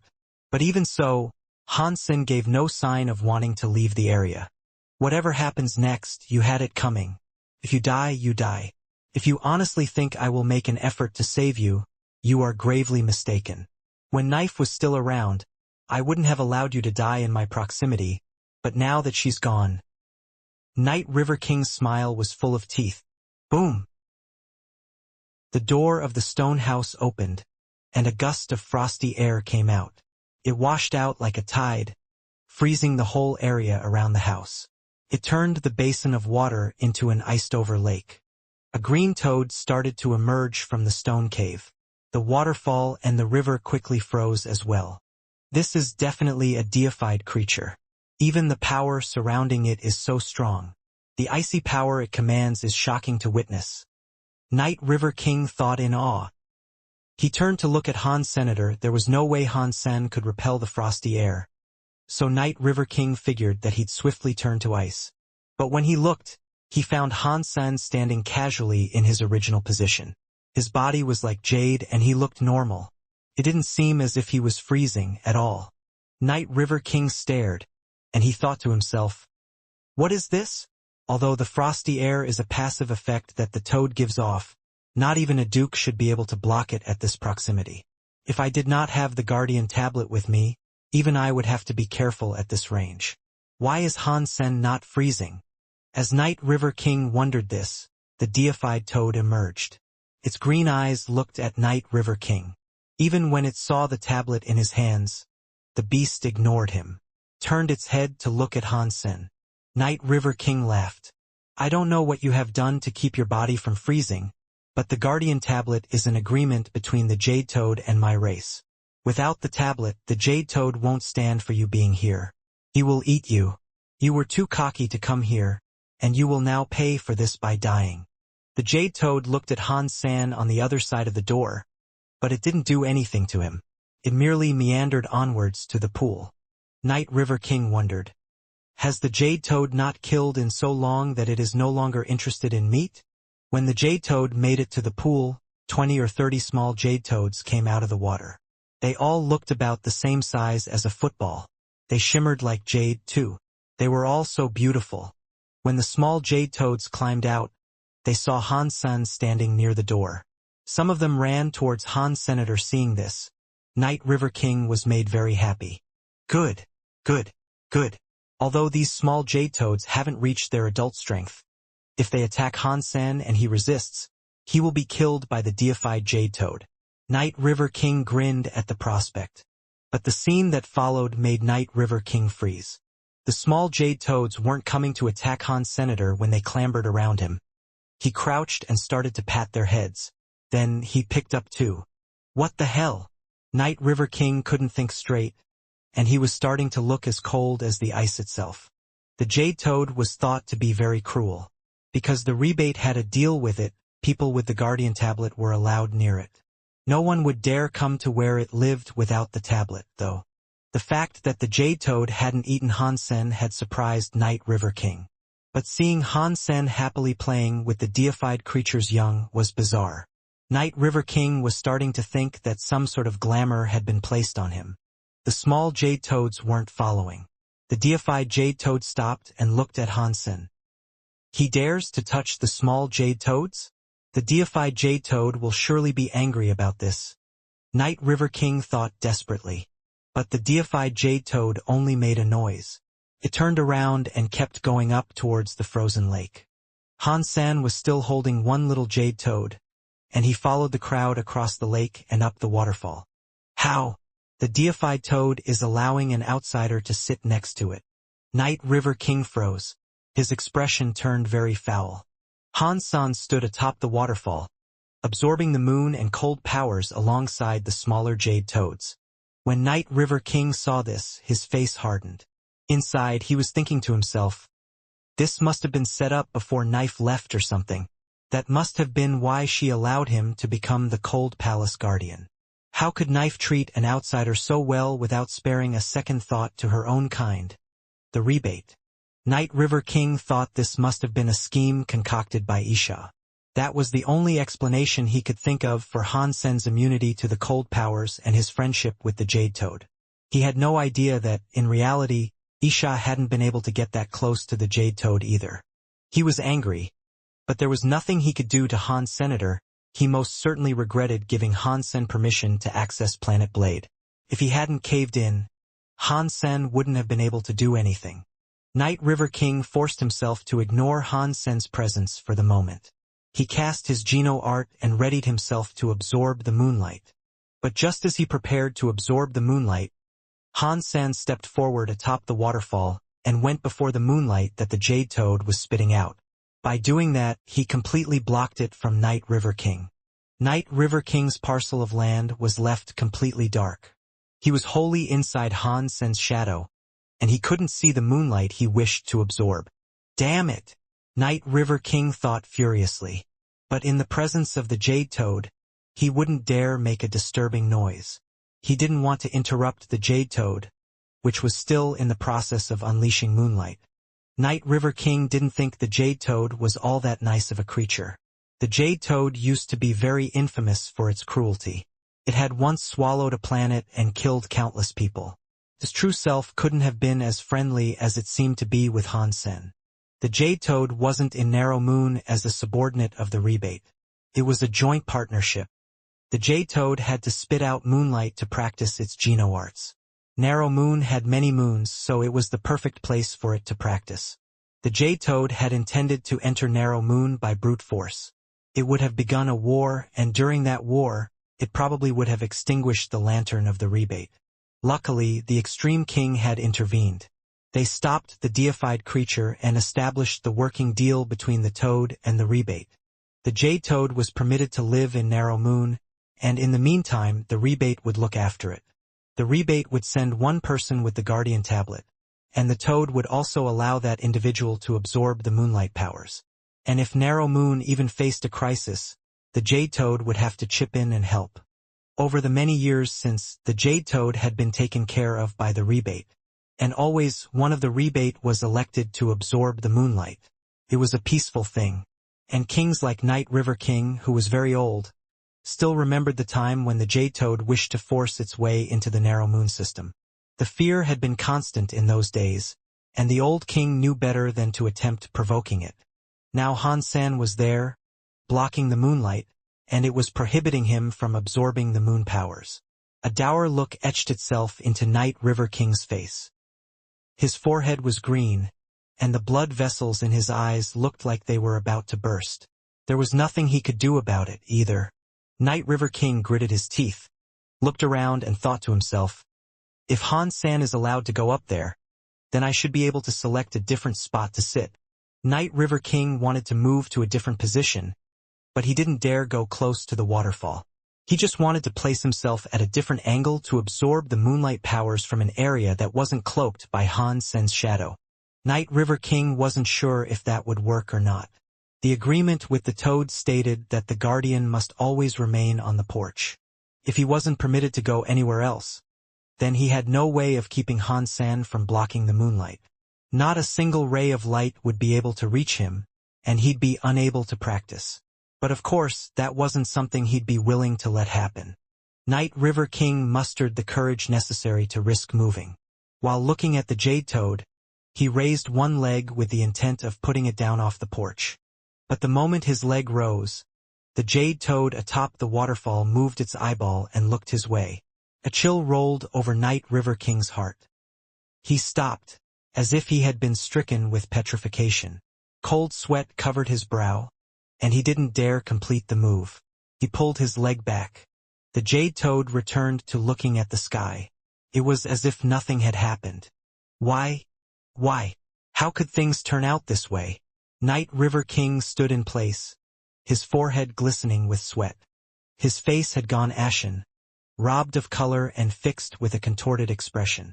It had been a long struggle for him to gain the position of Guardian, but now that he had finally achieved his goal, he was unable to see any of the moonlight the Jade Toad was spitting out. He could only sit there uselessly and enjoy the cool breeze, like a run-of-the-mill security guard. Hansen, I will kill you, Night River King hissed. He stared up at the back of the man standing atop the waterfall, and a capillary pulsed in his forehead. Of course, while the Toad was still there, Night River King could only remain where he was. He had almost ground his teeth to dust. Han Sen hadn't spared Night River King a single glance the entire time, though. He stood in front of the moonlight, absorbing as much of the power as he could, all alone. He knew Night River King despised him, but so what? If Han Sen just gave up without fighting, that was exactly what would make Night River King happy. and it would only halt Han Sen's progress in leveling up. Humanity was born to compete. Even from the time each individual was a sperm amongst billions of others, everything was a race. In a family, fighting siblings for resources was common.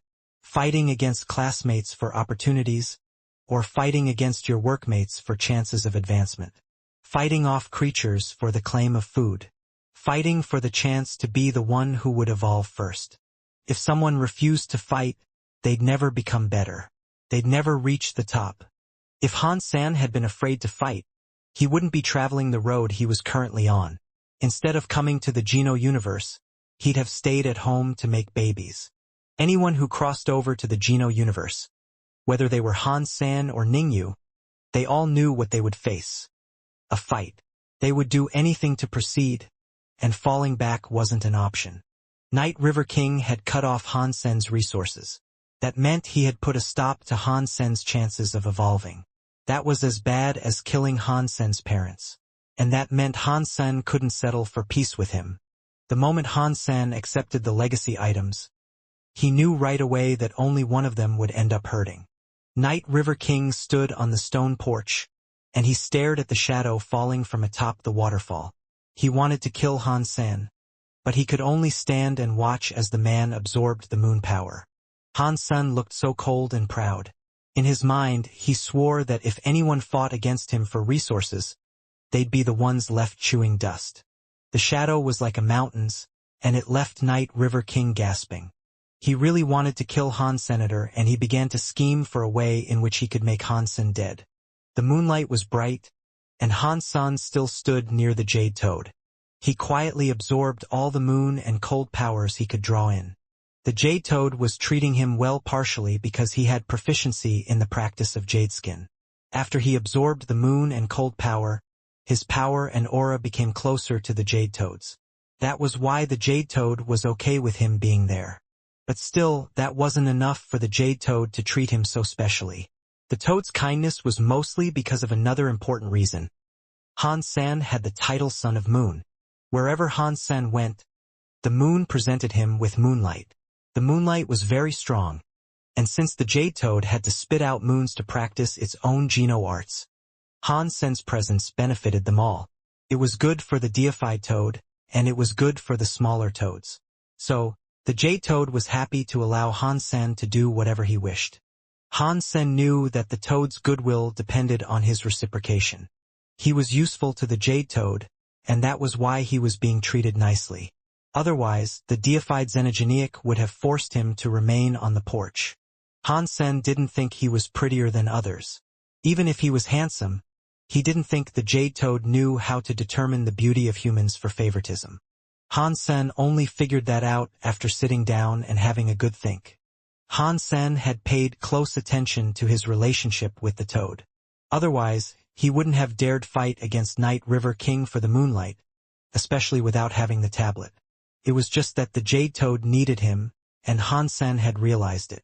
The toad wouldn't be angry because he didn't have the Guardian tablet. When the reflection of the moon was on the water, Han Sen's image seemed to grow crisper and clearer. The moon power and the cold power drifted inside of Han Senator. They made his genes quietly evolve to a better level. 22 hours later, Night River King was still moving around on the stone porch. Han Sen's body was wholly blocking the moon. Try as he might, Night River King couldn't absorb an ounce of that moonlight. It didn't matter how angry Night River King was. All he could do was sit there. He was unable to leave.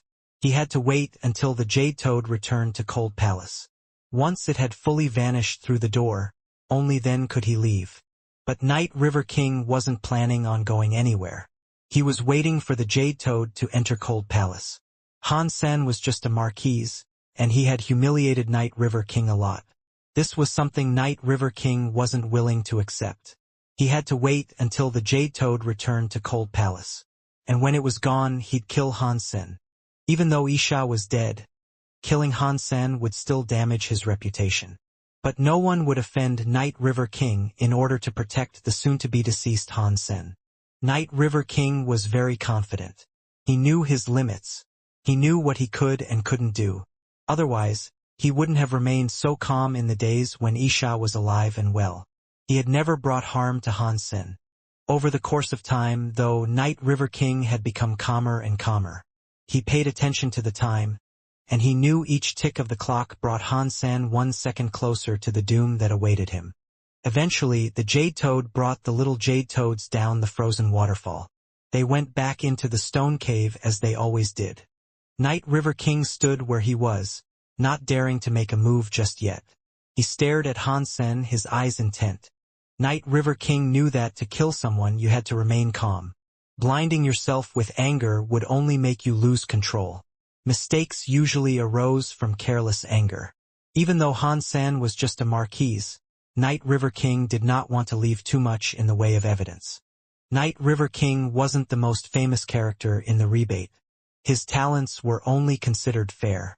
It was rather unique that he had survived and made it to king class, because the geniuses of his generation were all dead. When the Jade Toads all retreated back into the stone cave, the stone door closed. Then, Night River King went over to Han Senator. He walked with a straight back, as calm as the water in a well. Han Sen, you are still too young.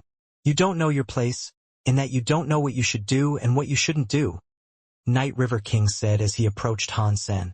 He didn't plan to strike just yet. He just followed the path that would take him to Han Senator. His black robe waved in the breeze of the night. It wasn't as if he couldn't kill Han Senator, he just didn't want to do it there, in the event that what he did disturbed the Jade Toad. Although Night River King didn't think the Jade Toad would avenge Han Sen's death, if he planned to kill Han Sen, he'd have to kill him in one hit. He couldn't afford Han Sen the chance of a getaway. He'd only have one shot. Oh, I don't? Then tell me, what is it that I should do? Han Sen asked with a laugh. Wait, you have to endure the heaviness and strike in one fell swoop. A mature fighter would have this thought in mind when facing an enemy that is stronger than he, Night River King said coldly. A black ribbon began to swirl around his hands. It was like a snake that was coiling and slithering around a branch. You are right. Han Sen nodded. He agreed with what he was told. Night River King laughed and said, Then it looks like you can still be saved. Let me give you one more opportunity. Leave now and never set foot on Planet Blade ever again. Han Sen stopped. He looked at Night River King with disdain. What you say might be right, but you don't know my eye. What about your eye? Night River King asked calmly. Han Sen laughed. In my eyes you are not strong. Why must I wait? Good point. You must be prepared to accept the wrath of a king. Night River King had started calmly, but he ground out the final words between clenched teeth. And then, his hand that was surrounded with black water rose. The black water became an enormous beast that looked ready to consume Han Senator. Even a mountain could find itself swallowed by the black water beast. The sight of that river was unnerving. Night River King was using his strongest Geno art. He wasn't holding back in the least. As Han Sen seemed about to be consumed by the black water, a blue light suddenly encased his body. His form was wrapped up by a translucent blue shield. Boom! The terrifying black water beast bit down on it. It swallowed a chunk of the ground Han Sen was standing near. A hole was torn into the soil, as if the planet's surface was an apple. I know you have the power to block a king-class attack, but my Night River Beast God is different. Its power may not be the strongest out of king-class attacks, but it might very well be the longest-lasting. No matter how strong your treasure is, no one can withstand this attack if they are not of the same level as this strike. Night River King sounded cold, and his murderous tone seemed like it could freeze all who heard him. The black water beast was wrapped around Han Sen's shield, and it didn't fall back. Its power was corrosive, and it suffused the blue shield in its energy. Suddenly, Night River King frowned. The black water was moving, but something was rumbling. The highly corrosive power of that black water was something like a whetstone. It looked like a grinder that could wear a diamond down into dust. It whirled continuously just outside the blue shield. Night River King was confident in his Night River Beast God. The Geno art didn't have overwhelming strike power like Ishander's teeth powers, which could one-hit kill almost any enemy. But this corrosive and grinding power could destroy king-class weapons. Even a deified item could be reduced to dust if Night River's attack bore down on it for long enough. Night River King didn't believe Han Sen's shield was deified. And even if he did, with Han Sen's Marquis power, he wouldn't be able to use it at max capacity. Whatever the blue shield was, it wouldn't last long if Han Sen's rank was below the items. This was the rule that applied to all treasures. Night River King believed his power would be able to break Han Sen's shield and kill him. All he required was time. Night River King only hoped that no other Narrow Moon elite took notice of his actions before Han Sen was dead. If someone interrupted, that would ruin his night. Sadly, Night River King was woefully uninformed about the differences between a beast soul and a treasure. A marquis could not make use of all the power of a treasure, that was true. But that did not apply to a beast soul. A treasure required the power of its user to support its usage, but a user's power wasn't needed when it came to a beast soul. Beneath the black water wheel that was like a countless number of gears all spinning together, the demon bug by Sima was not incurring a single point of damage. The half-deified demon bug by Sima, when it shrank far enough to only shield one person, provided a defense that could only be defined as insane. No opponent could break through it unless they were half-deified themselves. Only dust could be scraped off its surface. To those with king-class power, its resilience was mind-boggling. Night River King's power is quite interesting. His attack power isn't the strongest, but it holds a strong corrosive ability. And it's shaped to create a grinding action as well. It's a pretty smart technique. Han Sen observed the black water that was spinning like a wheel, and as he did, he walked forward. The Bai Sima followed Han Sen's movement, breaking away from the black water as it went. Night River King could see the mass of black water moving, and the blue shield was becoming lighter and lighter as it emerged from within. Han Sen was forcing his way out of the Night River Beast God. What a powerful treasure! Night River King's face turned dim. He watched as Han Sen broke away from the water with his blue shield and walked away. But Night River King seemed to expect this would happen. Unhurriedly, he put his hand to his waist and brought out a black blade. It was serrated, and its shape was like a crescent moon. He lifted it and slashed towards Han Sen. The spinning crescent blade carried Night River Beast God power with it, too, and it was headed right for Han Sen's demon bug by Sima. The wheel power came against the surface of the demon bug by Sima hard, and a flurry of sparks flew at the contact. A loud screeching noise accompanied it. "Let's see how much force you can really repel," Night River King murmured. The crescent blade sent out an unbroken series of slashes, and the black water wheel came down on the blue shield again. Han Sen ignored it, though. He just kept walking across Planet Blade. Night River King had been very confident at one point. He would break Han Sen's shield before anyone else noticed, and when that was done, Night River King would kill him. That way, the matter would be finished.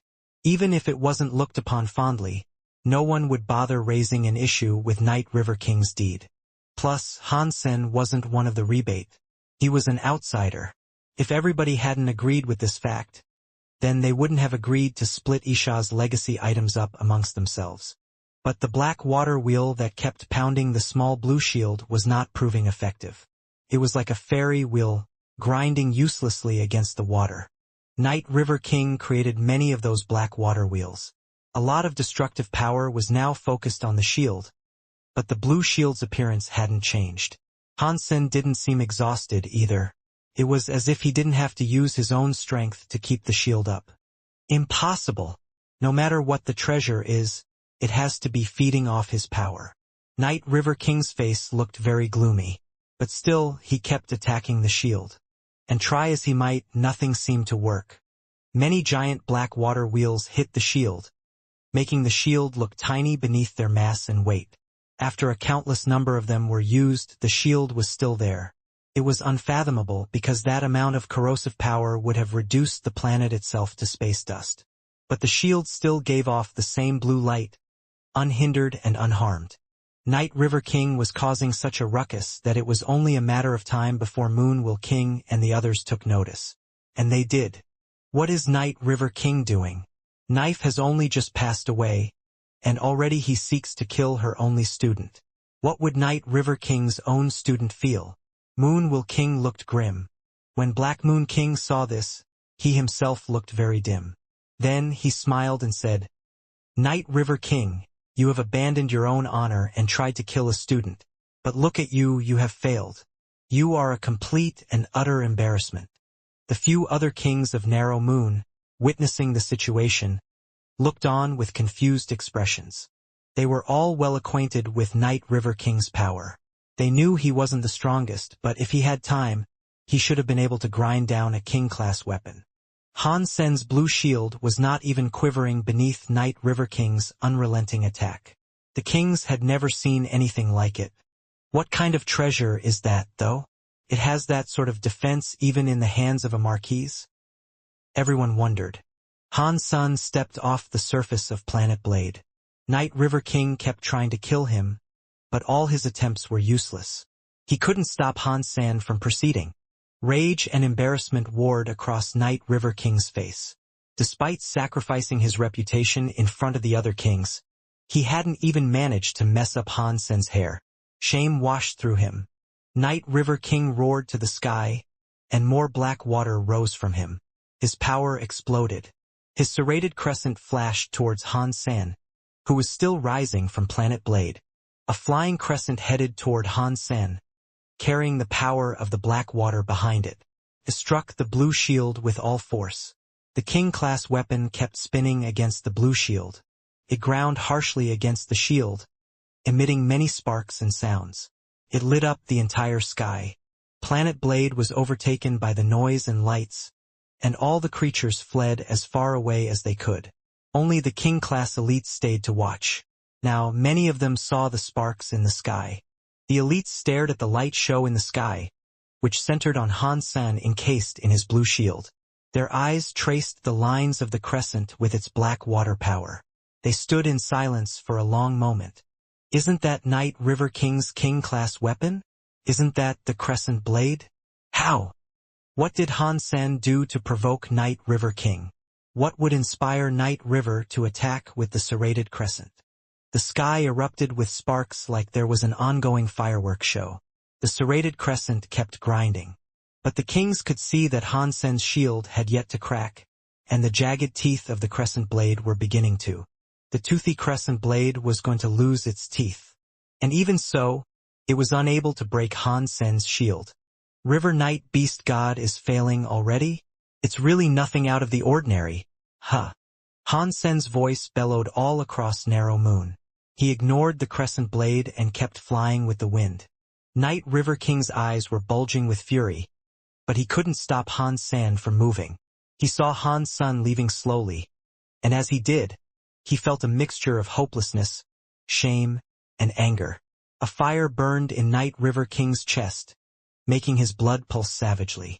Night River King wanted to kill Han Senator. He even used his crescent blade, but try as he might, he couldn't lay so much as a finger on Han Senator when Han Sen left the planet unharmed.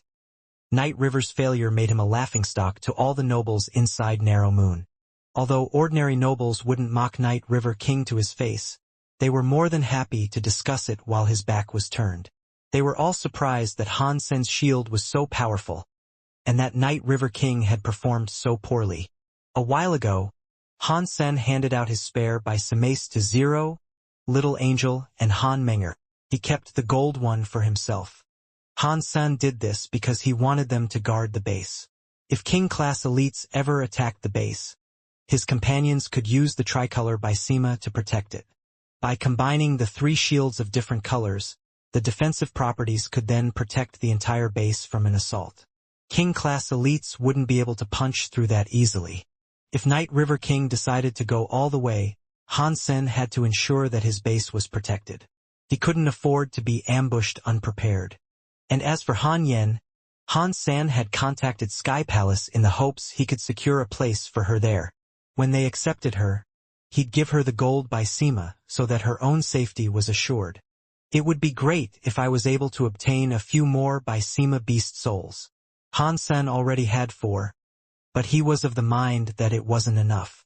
He imagined finding and killing a few more of those demon bug kings. At this stage, Han Sen didn't need to be afraid of anything. He went to Cold Palace to absorb moon and cold powers on every 1st and every 15th day of the month. Every single time, he also blocked all the moonlight that might otherwise fall on Night River King. He received nothing. Night River King had finally gotten the guardian position, but all he could ever do was sit around and watch Han Sen get all the goodies he had wanted for himself. The refreshing breeze was all he could enjoy. He hated Han Sen to the depths of his soul, but he now knew there was nothing he could do to him. He looked for another elite who might be willing to stop Han Sen from visiting Planet Blade, but even the other kings that were friends with him, like Shadow King, did not agree with him. The Narrow Moon Assembly had cooperated against Han Sen when Isha died, because they wished to share Isha's legacy items. Even the nobles that followed Isha did not want to give Han Sen all her things. He was an outsider and they all wanted some of her stuff for themselves. That's why no one had objected when Han Sen was given almost nothing. Now things were different. The items were distributed and Night River King had become the guardian. So there was no longer a reason for anyone to help him take Han Sen out. Isha had only just died, and they had already stolen what Han Sen deserved. What would people think of them if they went after Han Sen again? Plus, Han Sen had that powerful Bysema. He'd be very difficult to take down, and there was no guarantee they could. Night River King had already tried to overcome the shield, and it had only led to a soured reputation. The other kings did not want to do something that wouldn't benefit them. It was none of their business. Night River King couldn't stop Han Sen alone. So, 2 nights a month, Night River King was forced to watch as Han Sen absorbed that moonlight. He hated the fact that Han Sen had weaseled permission to access the planet out of him. But now it was too late. Han Sen never missed a day. And eventually Night River King lost all interest in going to Planet Blade. Han Sen kept practicing with his cold and moon powers, hoping to become a duke soon, and then he'd be able to absorb duke genes. Night River King wasn't crazy enough to go to Planet Eclipse, although he wanted to very much. Part of him wanted to go and crush the planet in every way. But even causing an issue with the delivery of supplies didn't seem likely. There weren't many people in the base, and on top of that, there were many resources around. So they wouldn't run out of food anytime soon. And in regards to everything else, they were well supplied there as well. Black Moon King gave Han Sen some additional help, which ensured that Planet Eclipse wasn't an isolated community. Isolation did not mean anything to Han Sen, but he appreciated the aid he was given. Time passed, and Han Sen's jade skin neared Duke level. But before he could break through and reach the rank of Duke, he received a message from Huang Fujing. That surprised Han Senator Huang Fujing was a very independent woman. Her title in the alliance was Queen, and her personality fit that title very well. If she was contacting Han Sen out of the blue, then something must have happened. What happened? Han Sen asked immediately. There was no need for formalities with her. Huang Fujing answered just as directly. I am on planet Jade Drum. There's trouble. Tell me clearly. Han Sen scanned through an overview of planet Jade Drum as he walked and talked. Planet Jade Drum was a planet that belonged to Thousand Treasures. There was a xenogeneic there that was named Jade Drum. It was the namesake of the planet. Stone Drum, Steel Drum, Bronze Drum, Silver Drum, Gold Drum, Jade Drum, those 6 xenogeneics were ordinarily Duke class. And all of them lived exclusively on planet Jade Drum.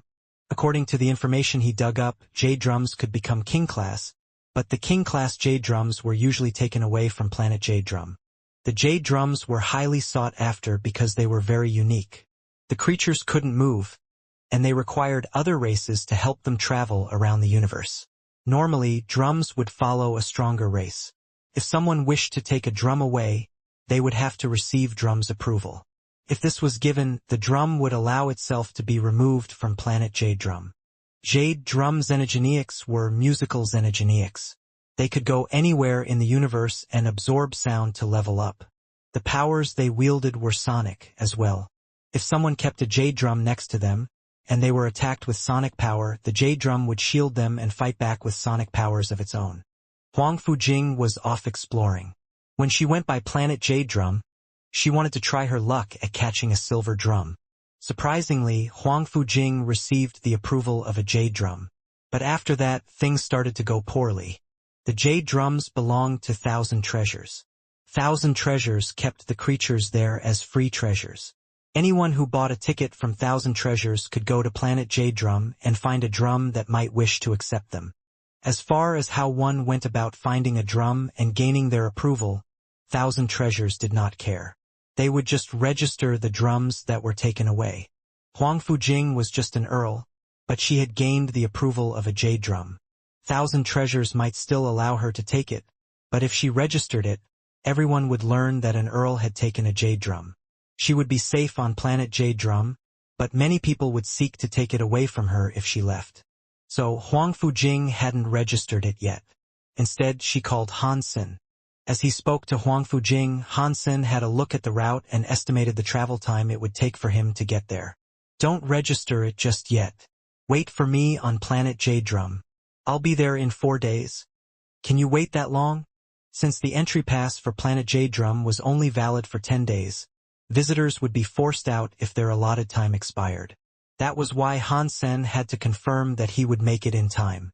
Yes, I am still eligible to be here for another 6 days, Huang Fujing answered.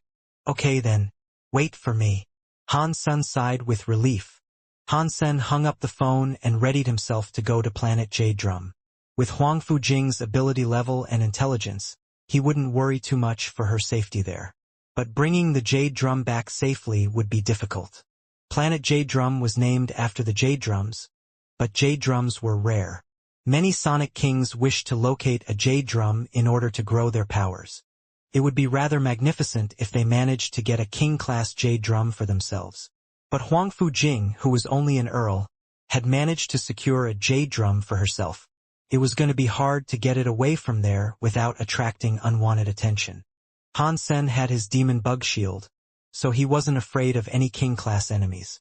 All he feared was the prospect of more than one king on the lookout for him. That could go badly.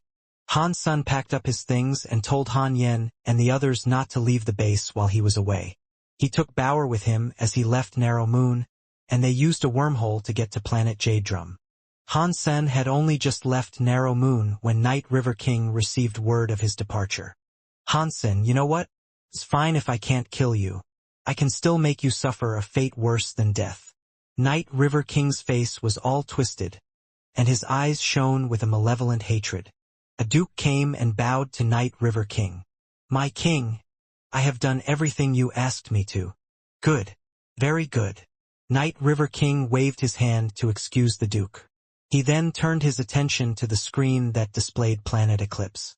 With a twisted smile, he said, Han Sen, I can't wait to see the look on your face when you come back and realize all your friends are dead. I will be looking forward to that. The day after Han Sen's departure, a fleet of ships entered Narrow Moon. They were cargo ships that delivered produce. They were outsiders to Narrow Moon, so they had to pay taxes to enter. There were many resources aboard, with many hailing from a variety of different planets. There were many xenogeneics which made for their primary load of cargo. When the ship went by Planet Eclipse, one of the ships broke down. Many of the xenogeneics escaped from the ship and scattered across Narrow Moon. The people of Narrow Moon attempted to capture them again. As this occurred, someone snuck into Planet Eclipse and placed one of those xenogeneics atop a mountain there. It was a xenogeneic that looked like a queen bee. Instead of the expected yellow and black, however, its body was dark red. When that xenogeneic regained its freedom, it killed a whole host of xenogeneics all across that mountain. Then, it placed eggs inside the bodies of the slain. The eggs were red as well. Those eggs incubated quickly, and as this happened, the corpses dried and shriveled into husks. It was like the eggs were absorbing all the nutrients that the bodies had to offer. Not long after, the bees began to hatch and journey to a single mountain amidst a vast range. Together, they hollowed it out. There were many entrances all across the mountain slopes. It was like a huge beehive, and many of those red bees came in and out. As all this occurred, no one in the base took notice. Han Sen had told everyone to stay inside the base when he left, so his people did as they were instructed. No one went hunting and no one left. This situation made the murderous Night River King frown deeply. He quickly said, Han Sen is evil. After he left, he told all of his friends to hide in the base. But hiding away won't do them any good. They're all going to die. We just need to lure the Shadow Queen Bee their way with an incense she likes. If we guide her toward the base, she is sure to kill all of them. Hansen, when you come back and see all your friends and family have been implanted by the eggs of the queen bee, I wonder what the look on your face will be like. Hansen followed the designated route and arrived at Planet Jade Drum in time. For days wasn't a long time, but to Hansen the delay was quite worrying. He was afraid Queen and the Jade Drum might have been discovered by this point. Luckily, all that he feared had not come to pass. He paid the 1,000 treasures some cash, then entered Planet Jade Drum. When flying over Planet Jade Drum, the planet was visibly covered in gray mountains. No life was visible. There was no countryside and there were no xenogeneics. But that was just the surface of the planet. Inside a large mountain on Planet Jade Drum there was a slew of mines. The Drum xenogeneics lived there. To look for them, people had to explore the mines and dig. The level of creature they found, however, was determined by a combination of luck and their own abilities. Even king-class elites might only be able to locate a low-level bronze drum or silver drum. Jade drums were incredibly rare. The rate of finding them was often below 1 per year. Hansen used his phone to give Queen a call, but the call didn't go through. She had turned her communicator off, and that made Hansen frown. Before entering Planet Jade Drum, he had been talking to Queen. But now the phones weren't working. It suggested to him that something must have happened. Fortunately, Hansen already knew her last location. So, he summoned his red cloud and went right for her with Bauer. Inside a specific mountain on Planet Jade Drum, there was a Taurus Marquis clutching a strange treasure weapon. He looked murderous. He looked at Huang Fujing and laughed. I was just coming here to search for a jade drum and see if I could steal it. Thanks to you I have found it right here. Give it to me, and I will let you leave here alive. Huang Fujing didn't move, and she calmly looked at the Taurus Marquis. She was confused, unsure how he knew she had managed to find a jade drum. When Huang Fujing spoke to Hansen, they used their human language. It was very different from the common tongue of the Geno universe. Even if they were overheard, no one should have been able to understand what they were saying. The Taurus slowly neared her. He grinned proudly and said, "You must think it is weird that I understand your language, but I think it's the most natural thing in the universe because I study sound. No sound can escape my ears. It is a power that allows me to understand any language I hear, even if I have never heard it before. Nothing you say can escape my ears. Where is the jade drum? Give it to me, and I will permit you to live." The Taurus began to approach Huang Fujing, lifting his creepy weapon to point it at her threateningly. The weapon looked very strange. It was roughly the shape of a greatsword, but the back of the greatsword had a rectangular slot. Inside of that slot there was something that looked like a string. Huang Fujing gave no response, so the Taurus Marquis looked at her murderously. He unleashed a strike in her direction. That strike was strong. The string in the slot moved and made a sharp sound. Huang Fujing dodged it. She immediately flowed into her heavenly go and phoenix movements, the latter of which she had learned from Han Senator just as she was about to evade that sword strike. She suddenly realized that a sonic attack was coming for her as well. It struck her and it made her body shake. Her brain felt as if it had been prodded with a number of prickly needles. Catcha! The disorientation allowed the sword to hit Huang Fujing's body, and the blow sent her flying away. Blood trailed behind her through the air. Fortunately, Huang Fujing was incredibly capable at evasive maneuvers. She had a strong will too, so after that sonic attack she immediately returned to dodging. If she hadn't done this, her arm would have been hacked off. If you don't want me to cut your limbs off one by one, then give me the jade drum. The Taurus Marquis's eyes looked to be on fire. His 4 legs sprinted towards Huang Fujing, and his arms lifted the greatsword above his head. And then, the shadow of a red beast appeared behind him. It roared as the greatsword moved. And as this occurred, the sonic powers surged angrily into her brain. Huang Fujing wiped the blood off of her face and slipped back into her heavenly go movements to avoid her foe. BZZT. Huang Fujing felt as if her brain was being stabbed by knives. It almost left her paralyzed. Still, she managed to dodge the strike and avoid getting hit. The Taurus Marquis saw Huang Fujing evade his greatsword, and he frowned. He looked angrier than ever following that. "It is useless," he barked. "With my sonic sword you will not live. Your only hope is to give me the jade drum." After that, the greatsword came swinging at Huang Fujing with even more speed. The sound emitted by the string grew louder and louder. Huang Fujing's expression didn't change at all, though. She calmly looked at the Taurus Marquis, and then her body began to change. Huang Fujing had a Geno armament, which had come after she initially obtained a Geno armor. Just like Han Sen's Dongxian Sutra, it provided her with an entire set of armor. The gold Geno armament clad her entire body. Although it was just an Earl set, it was still very powerful. It was no weaker than the armors possessed by the very top Earls. But that wasn't the scariest thing about her. A strange power started to brew within the gold armor. It changed her actual body. A gold light began to shine from her armor, and the armor itself began to look like red steel. She looked as if she had just emerged from a pool of lava. There was no heat coming off of her, though, and the growing power remained contained by the armor.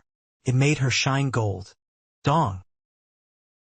The great sword slashed, but this time, Huang Fujing did not dodge. She raised her arm and grabbed the falling blade. That slashing power was brought to a dead halt by Huang Fujing's hand. The blade came to a standstill, and despite the force the Taurus was using, the blade refused to descend any further. The gold-looking hand was glowing, and a flurry of sparks spewed out from the point of contact. The Taurus stared with wide eyes. He could not believe an Earl had managed to block his sword. He was so angry that he couldn't help but roar. As he held his greatsword, he began to apply even more force in a bid to drive it downwards. Huang Fujing's eyes shone, and the gold light radiated powerfully from her form. Her other hand was like a blade then, and it came across her body to slash the assaulting greatsword. Pang! The greatsword string snapped under Huang Fujing's strike, and the sharp noises were at last brought to an end. But the force drove Huang Fujing to her knees on the ground. "Even without sonic powers, killing you will be a satisfying endeavor," the Taurus thundered. His muscles were bulging, and his shadow looked furious. The greatsword came slashing down at the half-kneeling Huang Fujing. Even as the greatsword came bearing down on her, Huang Fujing remained absolutely calm. And then she moved. She ignored the incoming strike of the greatsword as her gold fist punched up towards the Taurus. Damn! The Taurus Marquis looked upset, but he was still greedy. He had only aimed for her hand. He didn't want to kill her just yet. He needed her to locate the jade drum for him, after all. Just as the greatsword was just about to hit Huang Fujing, her body suddenly disappeared. She teleported behind him, and her fist was driven into the back of his head. Pang! That brightly lit fist hit the back of the Taurus head like a hammer. It broke through his protection and wrecked his helmet. The Sagittarius was both shocked and enraged, and so he hastily swung his sword behind him. But the greatsword found no target. It couldn't touch her, as her body teleported to his left side. A powerful leg swung toward his neck with the ferocity and speed of a hunting cat. Catcha! The glowing leg was like an axe as it came forward to strike his neck. The leg broke the armor of his neck and drew blood from his flesh. Huang Fujing did not stop, though. She appeared all around him, striking like a killing machine. She attacked him with her fists, fingers, elbows, legs, and knees. She left the Taurus an abundance of wounds. His armor kept breaking further and further with each hit. The Taurus Marquis looked as shocked as some stupid bear. No matter how much he struggled now, he wasn't able to attack Huang Fujing, and every attempted counterattack just ended with him getting hit again. The Taurus was covered in his own blood. Anger, fear, and hopelessness were painted all across his face. It made him scream in pain. Boom! Amidst those crazy attacks, the rest of the Taurus armor broke. Huang Fujing ripped his head off completely, and the headless body slumped to the floor, squirting blood. Huang Fujing settled herself back down on the floor. Her face hadn't changed at all. The light glowing from her faded gradually, until she looked like her usual self again. Han Sen had arrived in time to witness Huang Fujing make use of her super god body. Her performance really impressed him. Killer Queen's super god body is real. The unlimited teleporting ability will be more than enough to carry her through this universe. This was the first time Han Sen had been able to see Huang Fujing's super god body up close. Although her level was low, her teleportation skill was still a league better than his own break space flash. Break space flash only let him move in a direct line. It appeared as if Huang Fujing's teleportation ability had no such limitations. She could appear at any location she wished to, and when she used her Geno art attacks, her powers teleported along with them. It was quite sick. Luckily, Huang Fujing's level was still low. The teleportation ranges were quite low. If they were any bigger, it'd be something quite frightening. It was a marquise of a lesser race. It's no big deal, Huang Fujing said simply. If someone had said that, they would have been bragging. But Huang Fujing meant exactly what she said. Han Sen just shrugged without speaking. Just as Huang Fujing said, it was an enemy of a lesser race, so the fight hadn't really been too serious.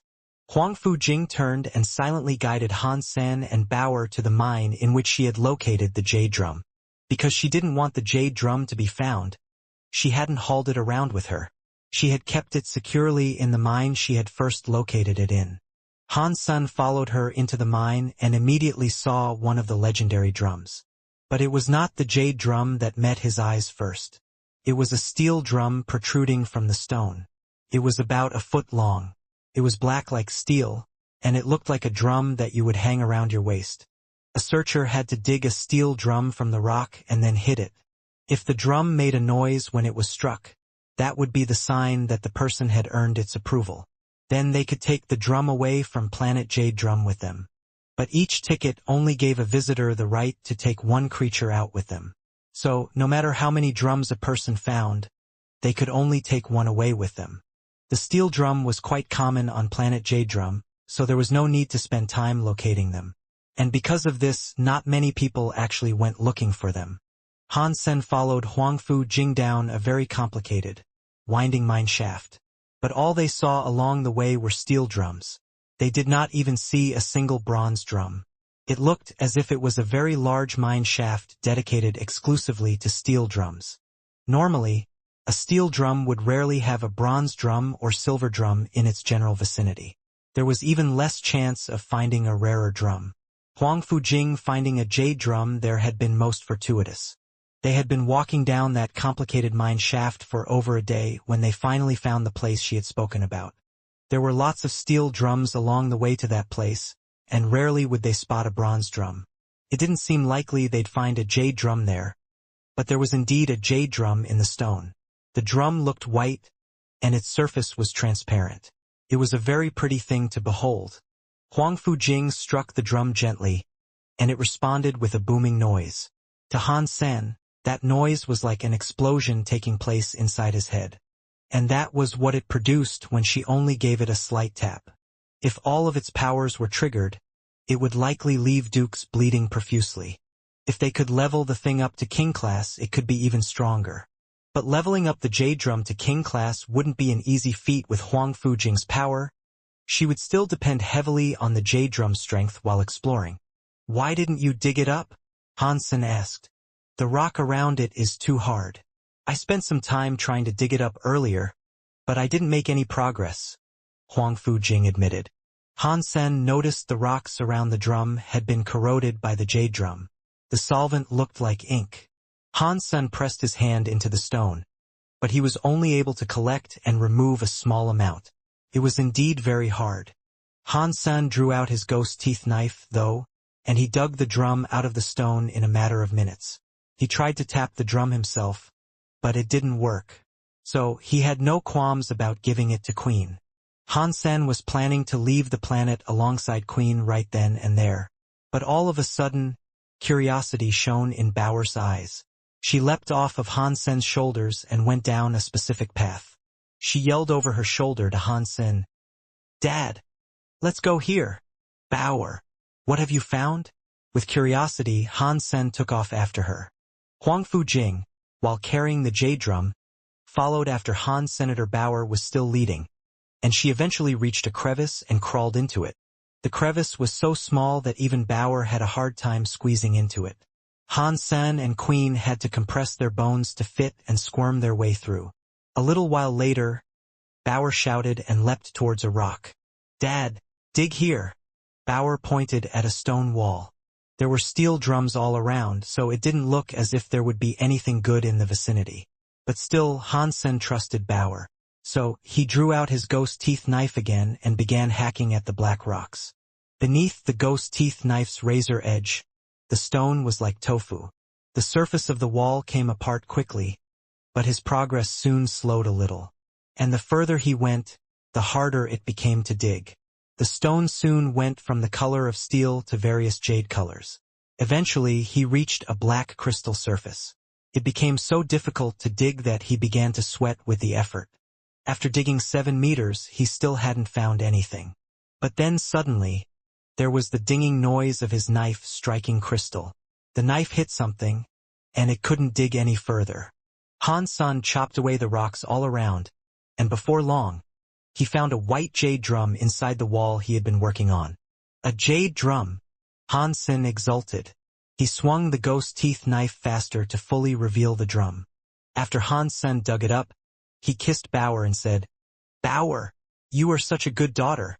If he had a jade drum to practice with, there was now a chance Han Sen could become king. It was like he was carrying a king-class fighter with him. It was something truly awesome.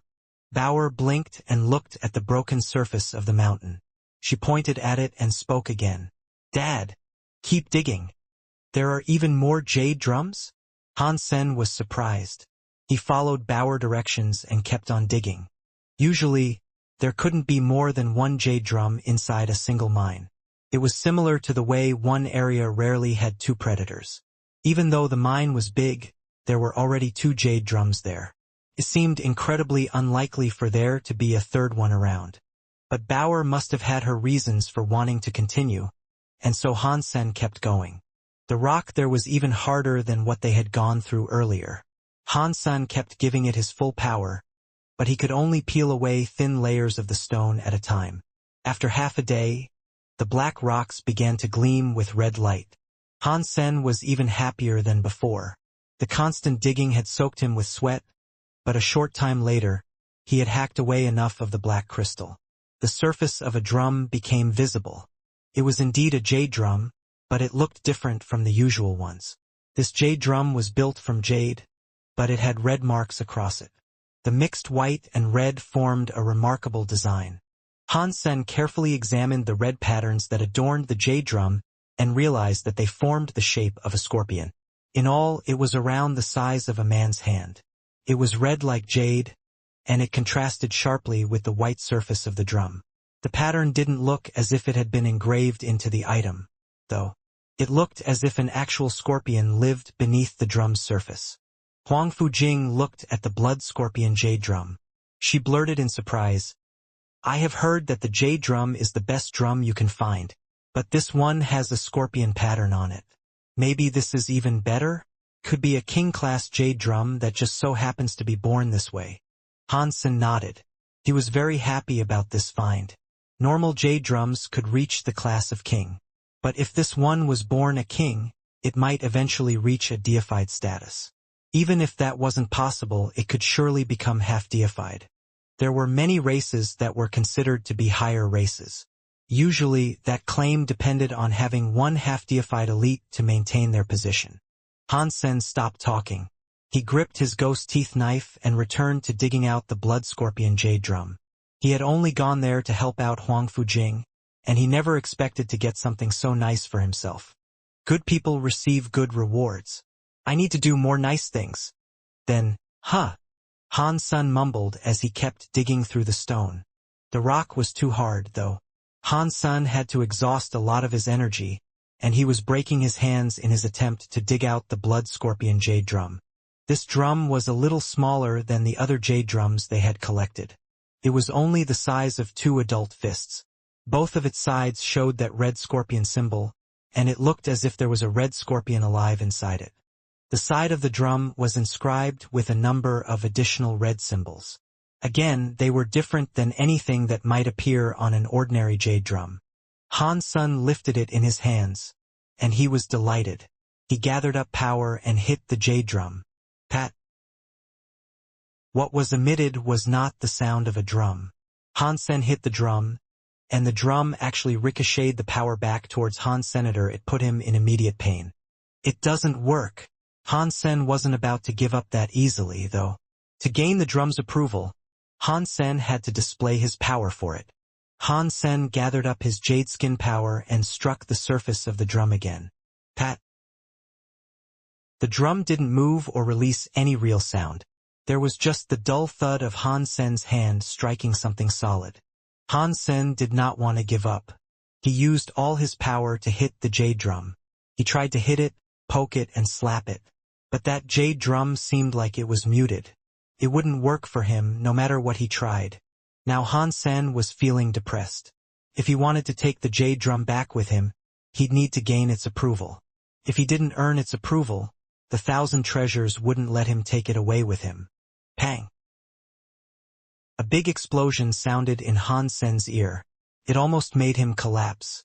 He turned around to see Bauer laying into the jade drum. Dong! Dong! Dong! Dong! Dong! Dong! Dong! Dong! Bauer was having a lot of fun playing with it.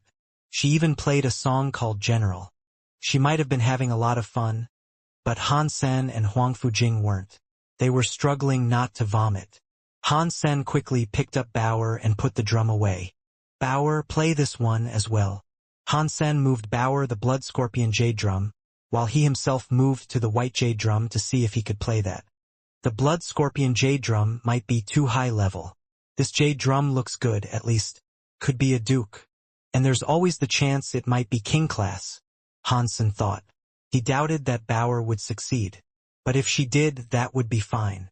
Han Sen had confidence. When he patted the drum, though, he felt a pain. Pat. After that little sound, the white jade drum made no more noise. He gathered up more and more power, and he kept hitting it. And despite his continued pounding, the white jade drum made no noise for him no matter what he did.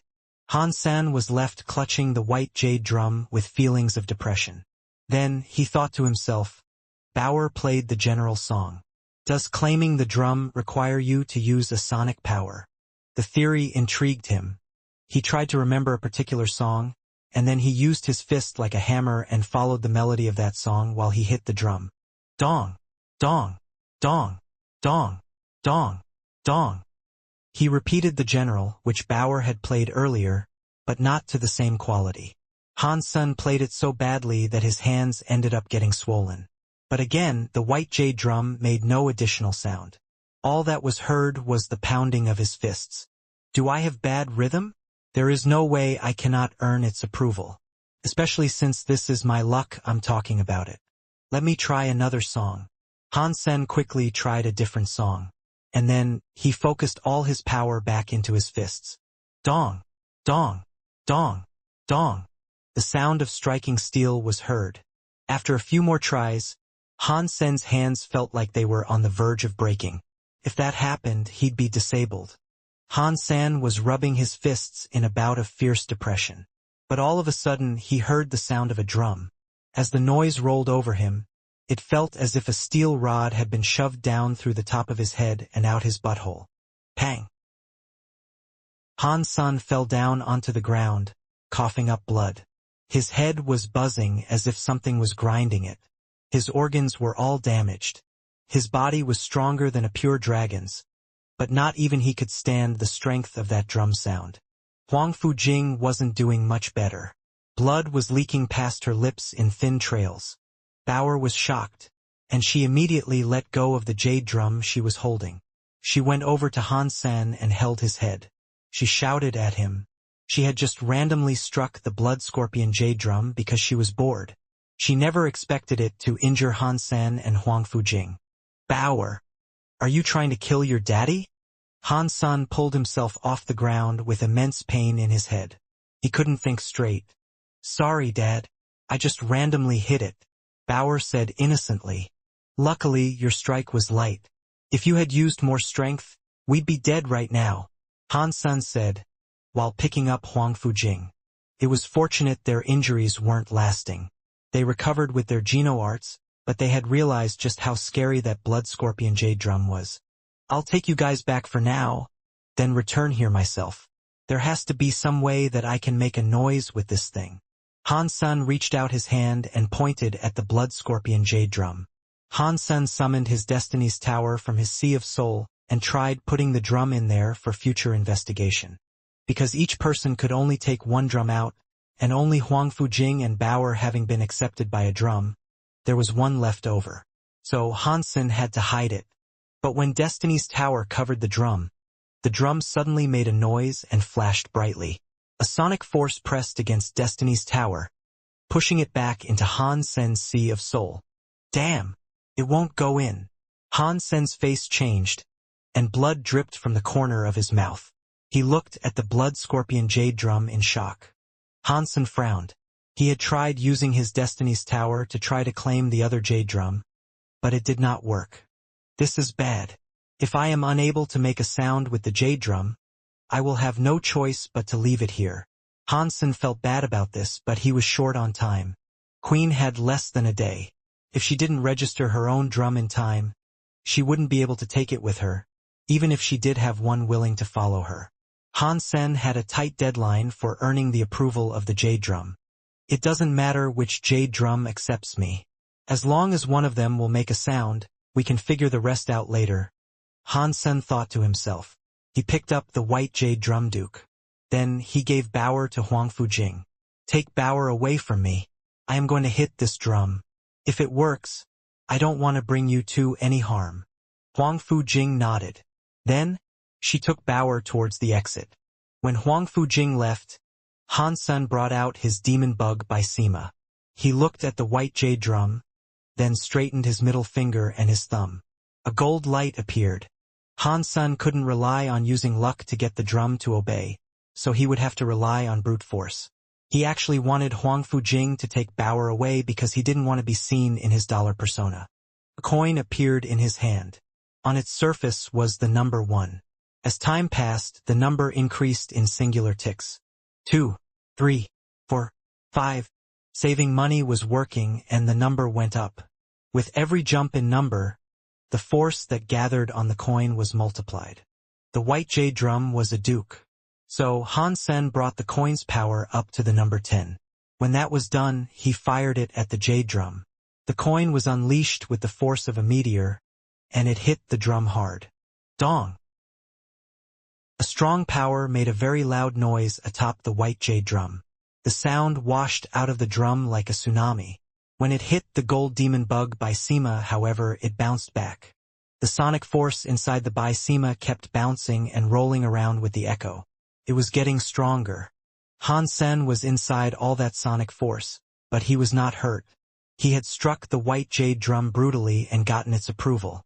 The way he had gone about it was just a little violent, but the white jade drum's power did not hurt him because it had accepted him. But after the results of the blow surprised Han Senator, the sonic power inside the demon bug by Sima was increasing. It reminded Han Sen of White Real's echo ability. He had once joked that if he had a big bell to trap his enemies, he could use echo to increase sonic powers in the confined space. The demon bug by Sima might not have been a bell, but it had been proven to be able to trap an enemy. On top of that, echo seemed to work inside it. I have only been thinking about the demon bug by Sima's ability to protect me, and so I've been overlooking an incredible opportunity. I should really go back to Sky Palace and learn echo from White Real. Using echo and the jade drum in combination could work very well, Han Sen thought to himself. The white jade drum, after that manic and violent display, gave its approval to Han Senator. When Han Sen tried to confirm this and hit it again, it was a much simpler affair. By just hitting it lightly, the drum now made a sound and emitted sonic powers. Sometimes, violence really does work more than reason. Han Sen chuckled as he put away the white jade drum. Then he looked at the blood scorpion jade drum. Let's see if I can take this one with me. Han-san brought out a coin and began gathering up power again. When the number ticked its way up to 10, he fired the coin at the drum. Dong! The coin hit the drum's surface. A metal noise sounded. He wasn't able to make it respond with a proper drum sound. The coin was stuck to the blood scorpion jade drum, but it wasn't having any amazing effects. The drum wasn't being crushed. Not that he wanted that. Han-sen didn't want the drum to get damaged, of course. Reaching the number 10 with saving money is all I can do. Even if I can take it further, that won't be much of an increase. It looks like this thing really is king class. My power isn't enough to make a sound. Despite his failure, Han-sen wasn't disappointed. He only wanted to take the blood scorpion jade drum away with him so he could have the time to claim it in the future. Han-sen thought for a moment, then cut his finger. He melted his crystal blood and dropped a little onto the blood scorpion jade drum. He saw the blood slowly melted into the scorpion symbol, but still it took a while to absorb. But it actually was absorbing. Although it hadn't melted completely into the symbol just yet. There was a weird red spot on the scorpion's back. It didn't match with the image. If blood is able to melt into it, then I'm sure I will be able to infect it. That would make gaining the drum's approval far easier. Han-sen thought to himself. He took the 2 jade drums with him as he left the cave. He went looking for Bauer and Huang Fujing. Now that Han-sen had the white jade drum's approval, the 3 of them could each take a drum and leave. After Han-sen found them, they all headed for the 1,000 Treasures base that was located on the planet. He wanted to leave with the jade drums as soon as he could. Han-sen knew that it was exceedingly rare for 3 people to appear with jade drums all at once, and that made him certain that the trip home wouldn't be a safe one. Han-sen was not afraid of trouble, of course. If he had been, he wouldn't have come in the first place. But this wasn't just any trouble. This had the potential to be big trouble. 3 jade drums might entice many sonic practicing elites into coming after them. Any enemies that started hunting them would have to be dealt with. In the planet Jade Drum's base, a half-humanoid and half-snake Ghana king was in the middle of registering his claim on a gold drum. All the elites standing around were looking jealous of the Ghana king, who was registering the highly coveted gold drum. The Ghana king wasn't happy with his prize, however. In fact, he looked rather glum. His target had been a jade drum, but after 10 days of searching, he had only managed to find a gold drum. That wasn't what he wanted, and it made him ill. A beautiful man with butterfly wings walked in front of the Ghana and laughed. "Stephen, I see that you found a gold drum. Sonic Butterfly King, didn't you just get a gold drum as well?" Stephen looked at his gold drum and smiled. Sonic Butterfly King sighed and said, "This planet still has jade drums, but too many people are digging for them.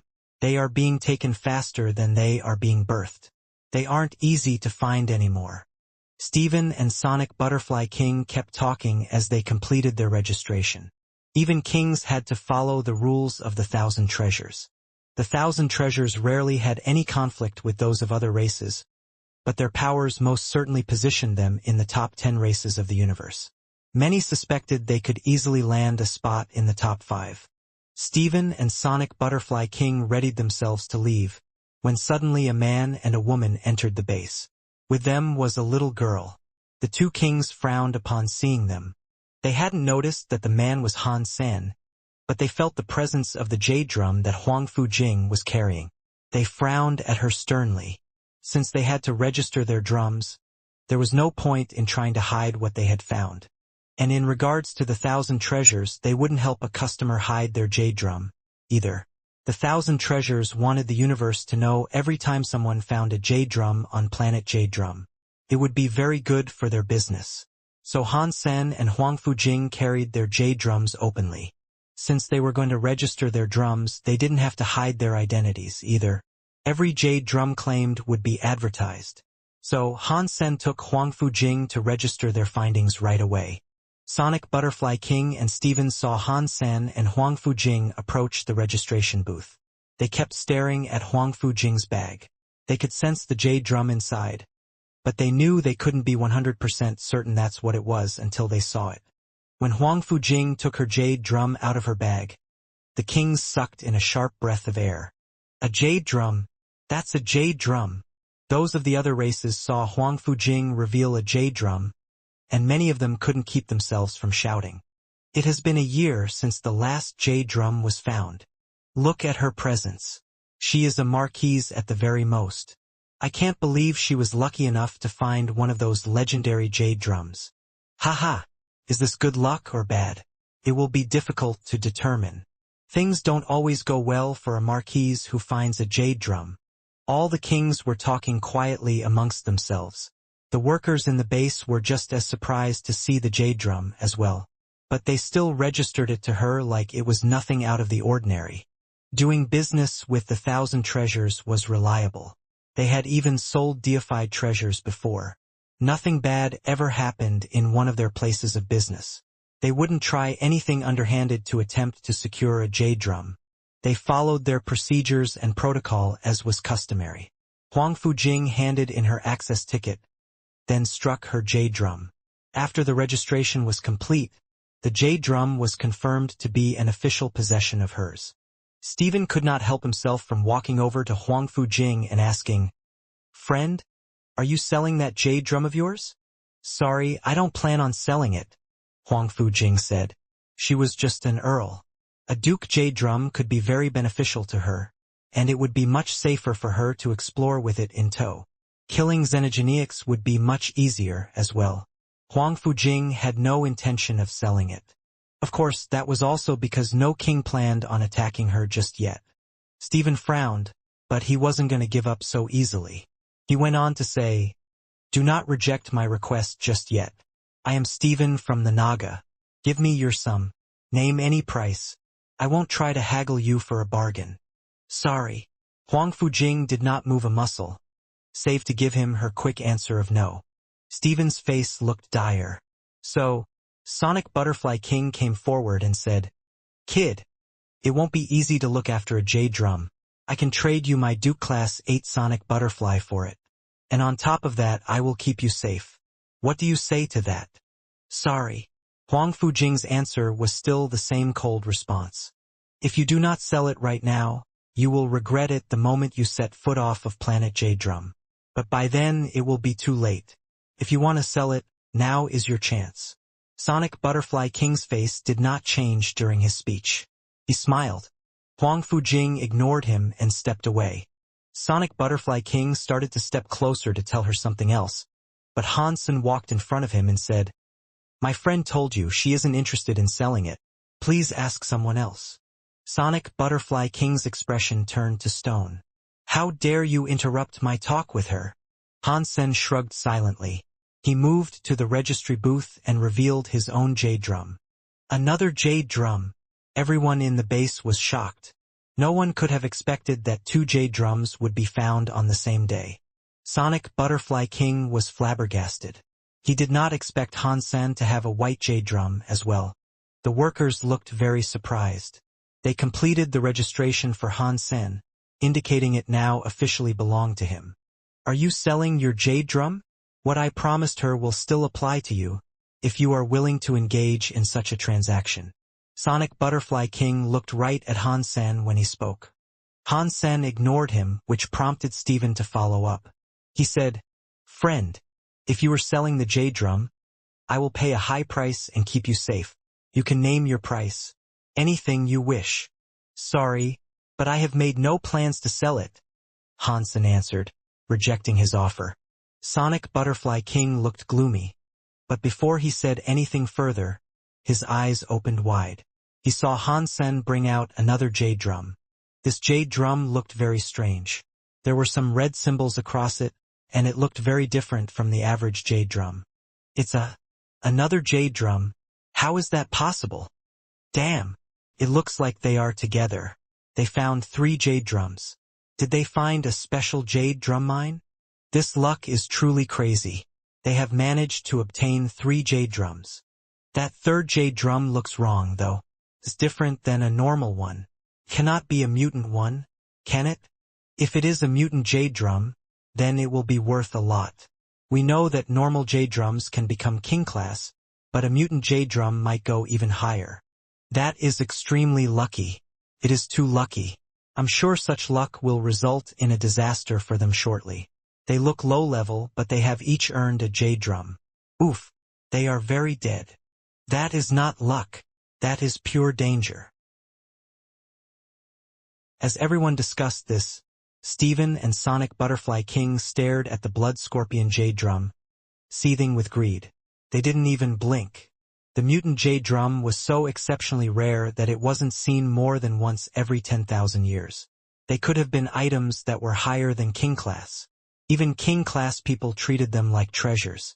I am sorry, sir. According to the rules of the 1,000 treasures, every creature can only take one drum with them. You have already registered one, the worker said to Hansen. I know. This drum isn't mine. It belongs to my daughter. Hansen pointed at Bauer, and then he passed her the blood scorpion jade drum. Then we will have to see her play it, the worker said. Clearly not believing Hans Senator, the worker looked back and forth between Bauer and the jade drum. Does she have to hit the drum here? Hansen asked. Yes, those are the rules. The worker nodded with absolute certainty. My daughter cannot control the strength she uses on the drum. Will that be okay? Hansen double-checked with them. The worker laughed, pointed to the base around them, and said, the base has the appropriate equipment to absorb and sustain the sonic power. Even if a king whacked a jade drum, the excessive force would be dampened by the technology. Only a small bit of the shockwave will ultimately spread. Do not worry. And if there are any issues here at the registration booth, we will claim full responsibility. That's good. Hansen nodded. He had been afraid something terrible might happen, and he would end up being responsible for it. He had heard the blood scorpion jade drum's noise before, and he knew it was quite different from the average jade drum. An ordinary jade drum expelled its sonic powers in a wide radius without much of a focus. The blood scorpion jade drum's behavior was unique. The force lashed out in the manner of a scorpion's stinging tail. When the drum was struck, the sound was sharp and focused, pierced right through a person. It was very difficult to describe. Bauer had struck it lackadaisically earlier, and that small blow was enough to bring Han San and Huang Fujing to the brink of death. If Bauer hit it any harder, there was every chance someone in that establishment could die. Friends, my daughter doesn't know how to measure the strength she exerts. How about you all take a step back in case something happens? It's so you can avoid injury. Han Sen looked at the elites in the lobby. People of all different races were assembled there. If the drum killed them all, it would mean Han Sen had caused a grievous offense to each of the races. It's a drum. Just hit it.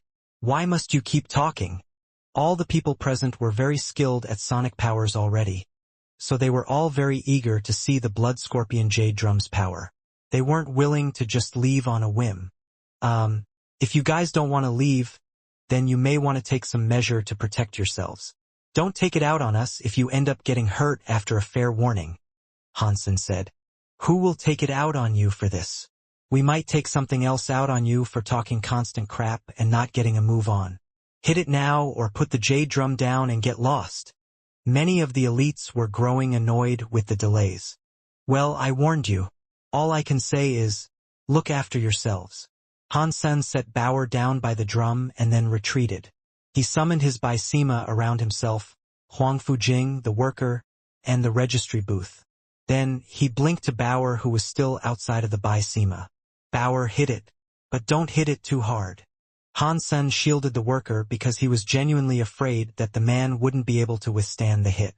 The drum couldn't be registered if the person who was supposed to register it died. Everyone saw Hansen taking this so seriously, and they started to appear a little confused. The worker said that there was equipment in place to ventilate excess sonic powers. They were designed to deal exclusively with the power of the drums. Even if a king-class elite struck a drum, nothing much would happen. The blood scorpion jade drum was a mutant jade drum, yes, but if a mere child was going to strike it, that shouldn't have posed much of an issue. That was what the onlookers were thinking. Anyway, as they saw Bauer standing over the jade drum, then she hit it. Pang! The small hand came down on the drum, and a very low boom sounded. Before anyone could react, They all felt as if steel rods had been driven down into their heads. Bzzzt. Everyone's head buzzed, and their bodies felt like they were being impaled. No one present could keep their bodies composed, and they collapsed to writhe and convulse on the ground. It was like they were having a stroke. They began to froth at the mouth, and many of their bladders let loose. The entire lobby began to stink, as a whole bunch of nobles began rolling around on the ground and soiling themselves. Sonic Butterfly King and Steven believed themselves to be Sonic elites. And there was Sonic absorption equipment installed there. They hadn't taken any measures to protect themselves. They had no idea that the Blood Scorpion Jade Drum would pose that big of a threat when compared to the average Jade Drum. When the strange drum sounded, they didn't even see the sonic ripples assault them. The sonic needles didn't give them time to block. Their brains no longer functioned correctly, and they collapsed to wriggle and roll across the floor. Although they weren't in as bad shape as the dukes and marquises, they still felt as if their heads were about to explode. They couldn't think straight, and they couldn't even lift themselves up off the floor. Hansen thought he'd end up killing someone, but it looked as if no one had actually died. Their heads had been hit fiercely, though, so he did not think anyone would be recovering for quite some time. It looked like the Blood Scorpion Jade Drum's power didn't actually kill those it affected. It just messed with their brains and left them incredibly dazed. Hansen kept thinking that such a weapon was perfect for him. And while all those people were still disoriented, Hansen could take Huang Fujing and Bauer to leave safely. You guys said the 1,000 treasures would bear the responsibility for anything bad that might happen. Can we register this item now? Hansen shook the worker to rouse him and get his attention. The man was still frozen in disbelief. The worker looked very surprised by the events that had just transpired. He watched the nobles rolling around on the floor. While they might have looked very elegant only moments before, they now looked filthy with all the bodily deposits they were rolling in. Their prior cockiness had quickly evaporated. Even Sonic Butterfly King and Steven. They were mumbling something about being dizzy and needing to sit on the floor, but they couldn't help but touch the waste unleashed by the other nobles. What are you waiting for? Hurry up and get this thing registered. Hansen stared down at the worker. The worker snapped out of his daze as if he had just woken from a dream. Then, he went to register the Blood Scorpion Jade Drum. After that, Hansen took his companions and departed. The Blood Scorpion Jade Drum was strong, but that was because Sonic Butterfly King and the others hadn't bothered to prepare any defenses. Now that they knew what to expect, it would be harder to use the Blood Scorpion Jade Drum on them again. Clients weren't permitted to kill anyone on planet Jade Drum. Being wanted by the 1,000 treasures would be bad. Hansen needed to put as much distance as he could between himself and the people who had just been dazed while they were still unable to follow. Hansen took Bauer away from planet Jade Drum and thought to himself, the Blood Scorpion Jade Drum's dazing powers are strong. Even the kings were affected by it. I really need to get its approval so I can use it for myself in the universe. If I use that on an enemy, I can do whatever I want to them. 10 minutes after leaving planet Jade Drum, Sonic Butterfly King and Steven started to regain their senses. Their heads, however, were in agony. Sonic Butterfly King ignored his own discomfort. He stood up with his hand clutching his head. He asked the worker, "Which way did they go?" "They have now left planet Jade Drum. Where exactly they went I do not know," the worker said. Sonic Butterfly King wouldn't dare attack the people of the 1,000 treasures. While holding their heads, they left planet Jade Drum in the hope of finding their escapees.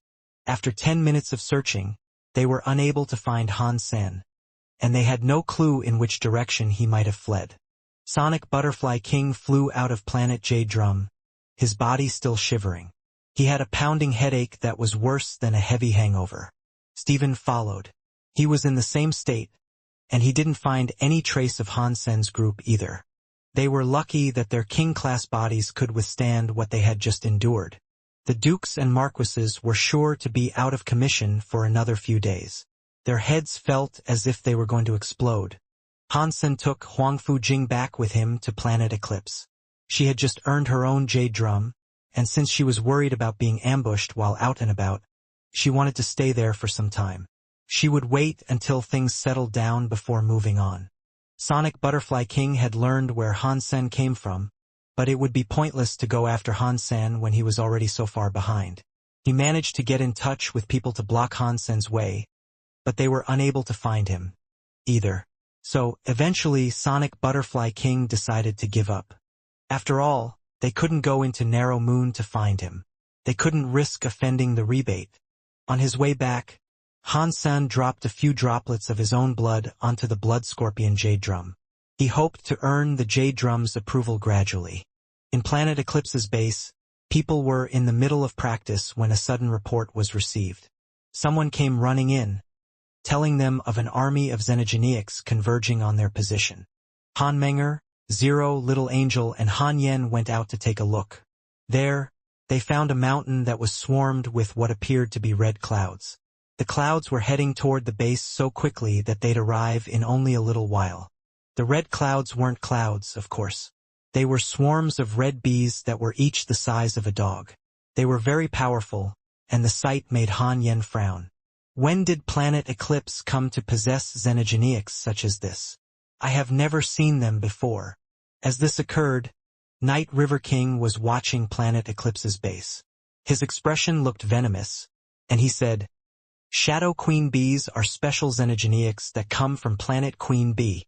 They are only dukes, but they sure breed quickly. If there's enough food, she can make lower-level shadow bees.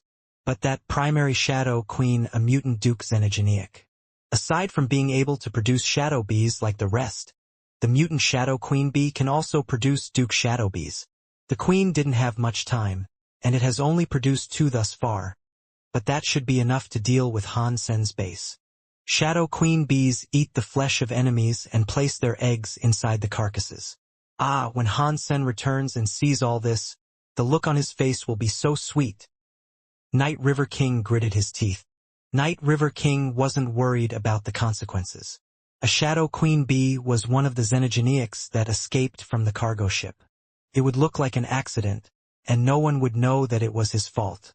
Even if Hansen believed it was him, there was nothing he could do but make wild accusations. Night River King wanted this, though. He wanted Hansen to hate him. It would be painful for Hansen to know he couldn't do anything about that seething hatred. "This is the beginning of making me your enemy," Night River King spat. He really loathed Hansen. The shadow bees appeared like wisps of red clouds under the command of the 2 dukes in charge of the army. They raced towards the base. Night River King was prepared to enjoy the fight, but a blue shield suddenly appeared. It enveloped the entire base and shielded it. The red clouds of shadow bees came down like a barrage against the blue shields, but a mere touch sent them blasting back. Even the 2 duke shadow bees up front were unable to get through. Night River King's jaw tightened. He felt a little frustrated about the result, as he hadn't expected Hansen to leave his blue shield treasure in the base. Night River King thought Hansen would carry a defensive item such as that everywhere he went. If he knew Hansen hadn't taken it with him, he wouldn't have concocted the grand scheme to attack Planet Eclipse. If Hansen didn't have the shield, fighting him one-on-one would be far easier. There was no point in wasting time on regret, though. The shadow bees were unable to break the shield. The shadow bees fired a toxic substance from their nasty stingers. They were like red lights as they splashed across the blue shield. They did nothing to harm the composition of the shield, though. Although the shield was weakened by the fact that it had to protect the entire base, it would still be very difficult for marquises and dukes to break it down. As Night River King wrestled with various ideas, the blue shield suddenly disappeared. The bees outside came racing in. Did it fail because the shield's user didn't have enough strength? Night River King wondered. Could the user not keep the shield raised? Soon after, Night River King realized that his assumption hadn't been quite right. When a fair number of those shadow bees came racing in, the shield was raised once more. Most of the shadow bees were still on the outside, but a decent chunk had made it in. Whoosh! Whoosh! Whoosh! Black arrows began flying beneath the shield. Not long after, a dozen of the shadow bees on the inside were slain. And then a group of Kate appeared. They began gathering the bodies of the shadow bees inside the base. Night River King's eyes began to twitch. His plan hadn't worked, and he had just given Planet Eclipse a massive number of free xenogeneics. He wished he could go in there himself and destroy what Hansen had built. When the Kate kids brought the Shadow Bee bodies back into the base, the shield disappeared again. It reappeared a millisecond later, shutting off another section of the Shadow Bee army. Night River King laughed. One of the Shadow Bees inside was a duke. The others were just marquises. No matter how strong they were, no one there could slay a Duke Shadow Bee. Night River King was already imagining how the Duke Shadow Bee would slaughter them all when suddenly, a black arrow came at the Duke Shadow Bee. The Duke Shadow Bee reacted quickly, far more quickly than any Marquis Shadow Bee could have managed. As the black arrow rose toward it, the bee's stinger lit up and fired a toxic squirt at the arrow. The toxic juice sprayed toward the arrow, and the arrow suddenly sank. It adjusted its course to duck under the toxic juice. Then it rose against and punched through Duke Shadow Bee's body with great speed. The Shadow Bee was shining red. When the arrow pierced its body, the arrow came to a stop. It isn't easy to kill a Duke Shadow Bee. Night River King laughed mockingly. Boom! When the arrow entered the Shadow Bee's body, it was trapped inside. But then, a scary explosion occurred within the Duke Shadow Bee's body. The red light shattered, and a gaping hole was torn in its side. It was heavily injured, and it fell to struggle on the ground. Boom! Another arrow was fired at it. It pierced through the Shadow Bee via the already dealt wound. The creature's head then blew up, bringing a swift end to the Duke Shadow Bee. While that happened, the rest of the Marquis Shadow Bees were dealt with by Han Yen. How is this possible? That woman is just a Marquise, and yet she can so simply kill a Duke Shadow Bee? This is impossible. She is Han Sen's blood. But since when have crystallizers ever been that strong? Night River King was incredibly angry, and he couldn't believe his eyes. Han Menger and the others finished off the remainder of the Shadow Bees effortlessly. They managed to collect a lot of xenogeneic genes through the effort, and many of them earned Shadow Bee beast souls. The beast souls were arrows that wielded a toxic fire. When Han Menger killed the second Duke Shadow Bee, she earned a Duke Toxic Arrow beast soul. When he saw the last of the Shadow Bees get destroyed, Night River King knew his plan had failed. In his rage, he smashed the screen he had been watching to pieces. After Han Sen returned to Planet Eclipse and learned of what had unfolded with the Shadow Bees, he guessed that Night River King had been behind it. Planet Eclipse did not have any Shadow Bees that were native to the place. Thank God I left the demon bug by Sima behind. Otherwise, even though Han Menger and the others would probably have survived the assault, many of my other nobles would have been killed. Han Sen thought, relieved at how things had turned out. Han Sen knew the Bee Queen was still around, though. So, he assembled expeditions to go out in search of it. The Shadow Queen Bee's nest was not difficult to find. She made her home in a large mountain, and the entrances that the bees had carved were clearly visible. Many Shadow Bees had been slain only a few days prior, and the Shadow Queen Bee didn't produce Shadow Bee eggs fast enough to have replaced them yet. So, Han Sen entered the beehive easily to locate the ruby-looking Shadow Queen Bee. Han Sen perused the information he had compiled on her, and he knew exactly where she had come from. Seeing the Shadow Queen Bee now made him a happy fellow. He recognized instantly that it was a mutant Shadow Queen Bee, which was a very rare being to procure. That being said, Han Sen had already guessed that the queen would be a mutant after hearing about the dukes that had assaulted his base.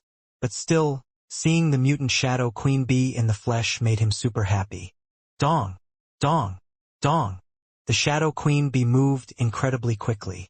It flew around like a solidified shadow, leaving behind trailing shadows of its own. Her wings flapped so quickly, Han Sen could hardly keep track of her. Many toxic lights shone on her back, and they launched themselves at Han's senator, but each strike just landed on his by Sima and was rendered moot. A Duke mutant xenogeneic. So strong. This Duke speed and the toxic light attacks, in combination with the crazy breeding speed, this would be very difficult to kill without the Demon Bug King shield. Han Sen thought to himself. The Shadow Queen Bee kept flying around Han Sen, firing her toxic darts. But against the Demon Bug by Sima it was nothing. Hansen didn't attack the creature, though.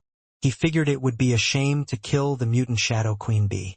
Hansen wanted to keep it alive so it could produce more Duke and Marquis offspring. That way, some of the scarcity of high-level resources offered by Planet Eclipse could be alleviated. So, Hansen hadn't gone there with the intent of killing the mutant shadow queen bee. Instead, he wanted to take it and use it for himself. If Hansen had been a duke, it would have been far easier for him to claim her. But he was just a marquis, and his speed and power weren't as good as hers. It would take much effort to collect her. The Shadow Queen bee launched attacks at Hansen furiously, but they slid harmlessly off his shield. After a while, the creature exhausted itself. Her attacks became far weaker and far slower. The Shadow Queen bee wasn't an intelligent creature, and it was a very territorial being. Although it was exhausted, he was still in her nest, and she would never consider fleeing. She still tried to fight Hansen. Seeing her growing frustration, Hansen decided to put away his demon bug Bysema. The Shadow Queen bee, upon seeing the Bysema disappear, flapped her wings to resume attacking Hansen. She was much slower now, though. Hansen brought out his white jade drum and hit it. A very deep boom of sonic power ripped out of the drum. It clipped the tired Shadow Queen bee and brought her down. The Duke Jade drum sound shouldn't have affected a mutant duke like her very strongly, but she was too tired by this point, so she couldn't withstand the force of that sonic shockwave. The Shadow Queen bee dragged herself off the floor, intent on going after Hansen. Hansen was still holding the jade drum. He hit it another 2 times. The shockwaves made her roll and writhe around on the ground again. It looked as if she was in pain. "If you listen to my commands, I will spare your life," Hansen told the Shadow Queen bee that was now on the ground. The Shadow Queen bee lacked intelligence. When the drum stopped, she tried to attack Hansen again, the intruder that had invaded her space. Hansen didn't know what to do except continue pounding the jade drum, which made her roll around on the ground over and over. Some of her bee blood began to pour from her mouth. But Hansen didn't want to kill her. Killing her would be pointless. Seeing that the Shadow Queen bee was about to die under his repeated torture, he decided to exit the hive. A xenogeniac without proper brains had to be broken in by slow torture over time. Hansen stationed people to keep an eye on that beehive. If the queen bee made bees, they would go and kill them. That would teach her a lesson. They hoped that after a while, she might actually listen to Hansen and obey his commands. "We will never be safe for as long as Night River King exists," Hansen thought grimly. He considered how he might dispose of Night River King. With the current limits of his power, Hansen couldn't go after Night River King just yet. He needed to become a duke, and he needed to own a lot more treasures. It would have been best if he could use the Blood Scorpion Jade Drum. That would be the only weapon he'd need to take down someone that was a higher level than he was. But even if he was able to kill Night River King, he wouldn't be able to do it while he was in Narrow Moon. If they fought, the rebate would rally behind Night River King. An outsider would never earn their favor. "It looks like I need to become a duke quickly and find a way to take him out elsewhere." Hansen calmed himself down and tried to think things through rationally. Allowing his anger to make him rush wouldn't solve anything. If anything, it would just reveal weaknesses for his enemies to exploit. He needed to be calm if he was going to do this. "Night River King, I am going to kill you." Hansen kept practicing. The 1st and 15th day of each month, he went to Cold Palace to absorb moon and cold powers, hastening his ascension to the rank of duke. Hansen dropped his blood onto the Blood Scorpion Jade Drum every day, too, slowly letting his essence sink into it. He wanted his blood to become one with the scorpion. Hansen felt that he was slowly building a connection with the Blood Scorpion Jade Drum, claiming it would only be a matter of time. One day, Black Moon King dropped in on Hansen unexpectedly. "Hansen, the Extreme King will be hiring knights from Narrow Moon. Are you interested in going?" "Extreme King recruits elites. I don't think they'd want a small marquis like me," Hansen answered, confused. He thought they were only interested in elites like Isha. That would require him to be at least a king. "The Extreme King will only grow and care for future elites that are showing great potential." We have a good relationship with them. When the Extreme King hire knights, they offer a few slots to us. If you would like to join them, I can get you in, Black Moon King said. Do I have to go? Han Sen asked with a frown. It is merely a recommendation of mine, Black Moon said quietly. But the dragons don't tend to swim with fish, and tigers don't like living with dogs. This is your opportunity to get out of here. Han Sen knew Black Moon King was merely being nice to him, and he knew that the king didn't want him and Night River King to be embroiled in more fights. But Han Sen still shook his head and told him, Thank you for your kindness, but if I cannot stand my ground here, how will I make it where I want to go in the future? I know you aren't the sort of person that gives up easily. Black Moon King wished to say something more, but he faltered. Then he just stopped and sighed. Never mind. The road everyone traverses is different, and it's impossible to determine which road is right for anyone else. If this is your desire, then we can let this matter be. Black Moon King then left, which got Han Sen to thinking. Extreme King seems to be going on a hiring spree lately. Has some internal affair gotten out of hand? Han Sen had no information pertaining to them, so he couldn't guess anything more. He continued to practice Jadeskin every day, hoping to become a duke as soon as he could. On that day, everyone in Narrow Moon assembled in Moon God Plaza. They were all dressed in their finest uniforms, which suggested they were meeting with someone important. Han Sen did not go to the plaza, but he knew that was the day when the Extreme King were coming. He saw some ships that were as pretty as planets coming into Narrow Moon airspace. It looks like Extreme King doesn't only focus on heightened strength. Even their technology is far more advanced. Narrow Moon doesn't have a single ship like that, and there they are with an entire fleet of the things. Thank God they aren't enemies. If they were, Narrow Moon would swiftly fall. Han Sen murmured to himself. Han Sen didn't want to join the Extreme King, but everyone else in Narrow Moon wished to. The Extreme King weren't willing to take just anyone, however. Each candidate had to go through a thorough testing process. Many nobles anticipated this opportunity, hoping they could send their kids sent with the Extreme King. Any young students that joined them were sure to develop and become stronger. The rebate were a higher race, but they weren't even in the top 100. In terms of resources and strength, they paled in comparison to the Extreme King. It was a shame that the standards of the Extreme King were very high. Joining them was harder than passing any school exam, and many creatures were quick to fail their testing process. Narrow Moon was just one of the string of stops that the Extreme King were making along their recruitment drive. In total, there were at least 1,000 other places where they intended to recruit people just as they were doing in Narrow Moon. They wouldn't be taking anyone who didn't pass their tests, however. Although Han Sen did not participate in the testing, he learned that over the past 4 days, only one Earl and one Marquise had passed the bar of quality. Countless young people were not permitted to join.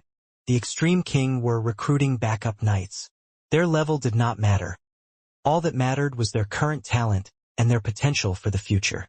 So, even some so-called genius dukes of the rebate were booted from the tests. Moonwill King, I have heard Knife had a student. Which one is he? Asked Ice Blue Knight King with a frown. He was in charge of the Narrow Moon recruitment drive. There were 10 groups of knights in Extreme King. Every group of knights had one leader who was a Night King. Ice Blue Knight King was the leader of the Ice Blue Knights. When they assigned the different areas the night groups would visit to recruit, Ice Blue Knight King selected Narrow Moon purposely. He had to pay a price for that as well. He did this because Knife Queen herself had joined the Ice Blue Knights when she came to the Extreme King. Ice Blue Knight King greatly admired Knife Queen.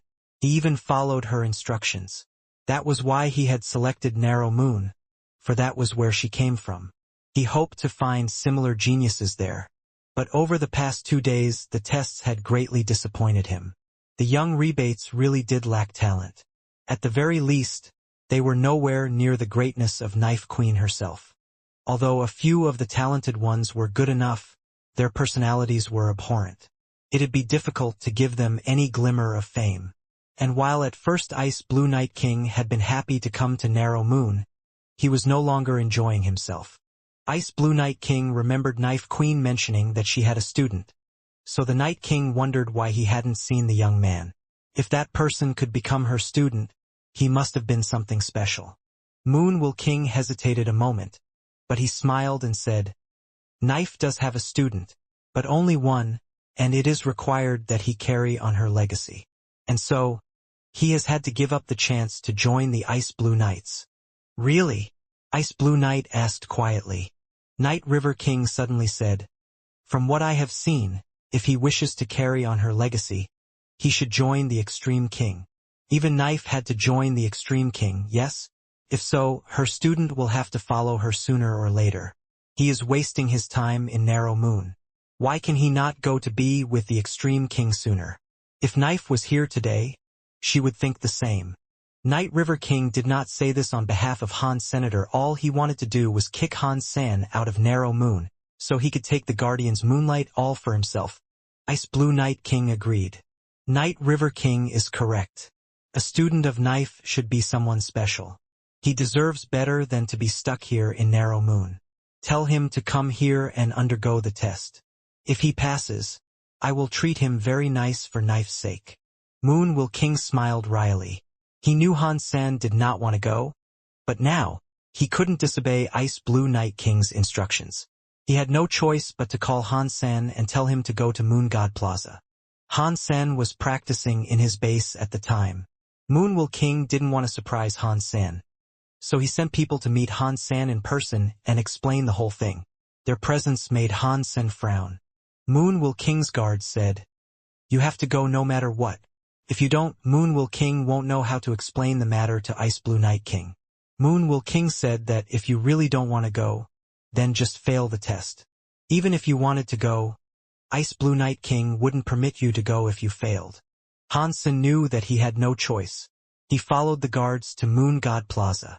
He knew he would have to control the breadth of his power to ensure that he didn't pass the test. He arrived in Moon God Plaza and saw many nobles queuing to conduct the test.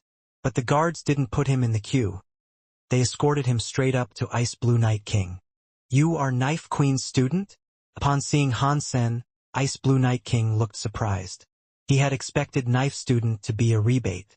Yes, I am Han Senior. Han San bowed. Over the past few centuries, the Extreme King had put much of their focus on the systems of chaos. The Ice Blue Knights were pioneers, and their primary killing fields were those dangerous systems. They knew little about matters concerning other places in the universe. Because of this, they were unaware of who Han San was. The Extreme King did have an information-gathering department, so they did know a thing or two about Han Senator, but the Extreme King thought only people like Moon Will King or Isha were worth focusing on. Not many people knew Night River King at all. The only people that cared for that sort of information were the locals of Narrow Moon. Ice Blue Night King only knew that Isha had a student. He didn't know that person's name or race. He had just assumed that her student would be a rebate, not a crystallizer. Ice Blue Night King didn't say much to Han San, and he simply encouraged him to engage in the test. Although Ice Blue Night King really admired Knife Queen, he wouldn't go easy on her student. To gain his approval, Han San would have to demonstrate an appropriately impressive amount of power. But because of his experience with Isha, Ice Blue Night King remained hopeful that Han San would succeed. Mr. White, what do you think about Knife's student? Ice Blue Night King looked at a man in green clothing standing beside him. The man squinted as he peered at Han San and said, He is an interesting man. Well, after all, the student of Knife Queen should be at least half decent. If he wasn't, he would not have been selected by a woman like her. Ice Blue Night said with absolute confidence. The green-clothed Mr. White didn't answer. He merely smiled and kept his eyes on the test. Han San was in the marquee's queue. He was watching the kings perform their test, thinking of a way in which he might get himself disqualified without looking like he was intentionally throwing the test. It wasn't as if he didn't want to go to the Extreme King. It was just that he had many problems already in Narrow Moon. Leaving Han Menger there alone with Night River King would be a risky thing to do. Han San wanted to take out Night River King before he left Narrow Moon. So Han San planned to stay. After watching for a while, Han San had an idea of how he might sneak his way past the test.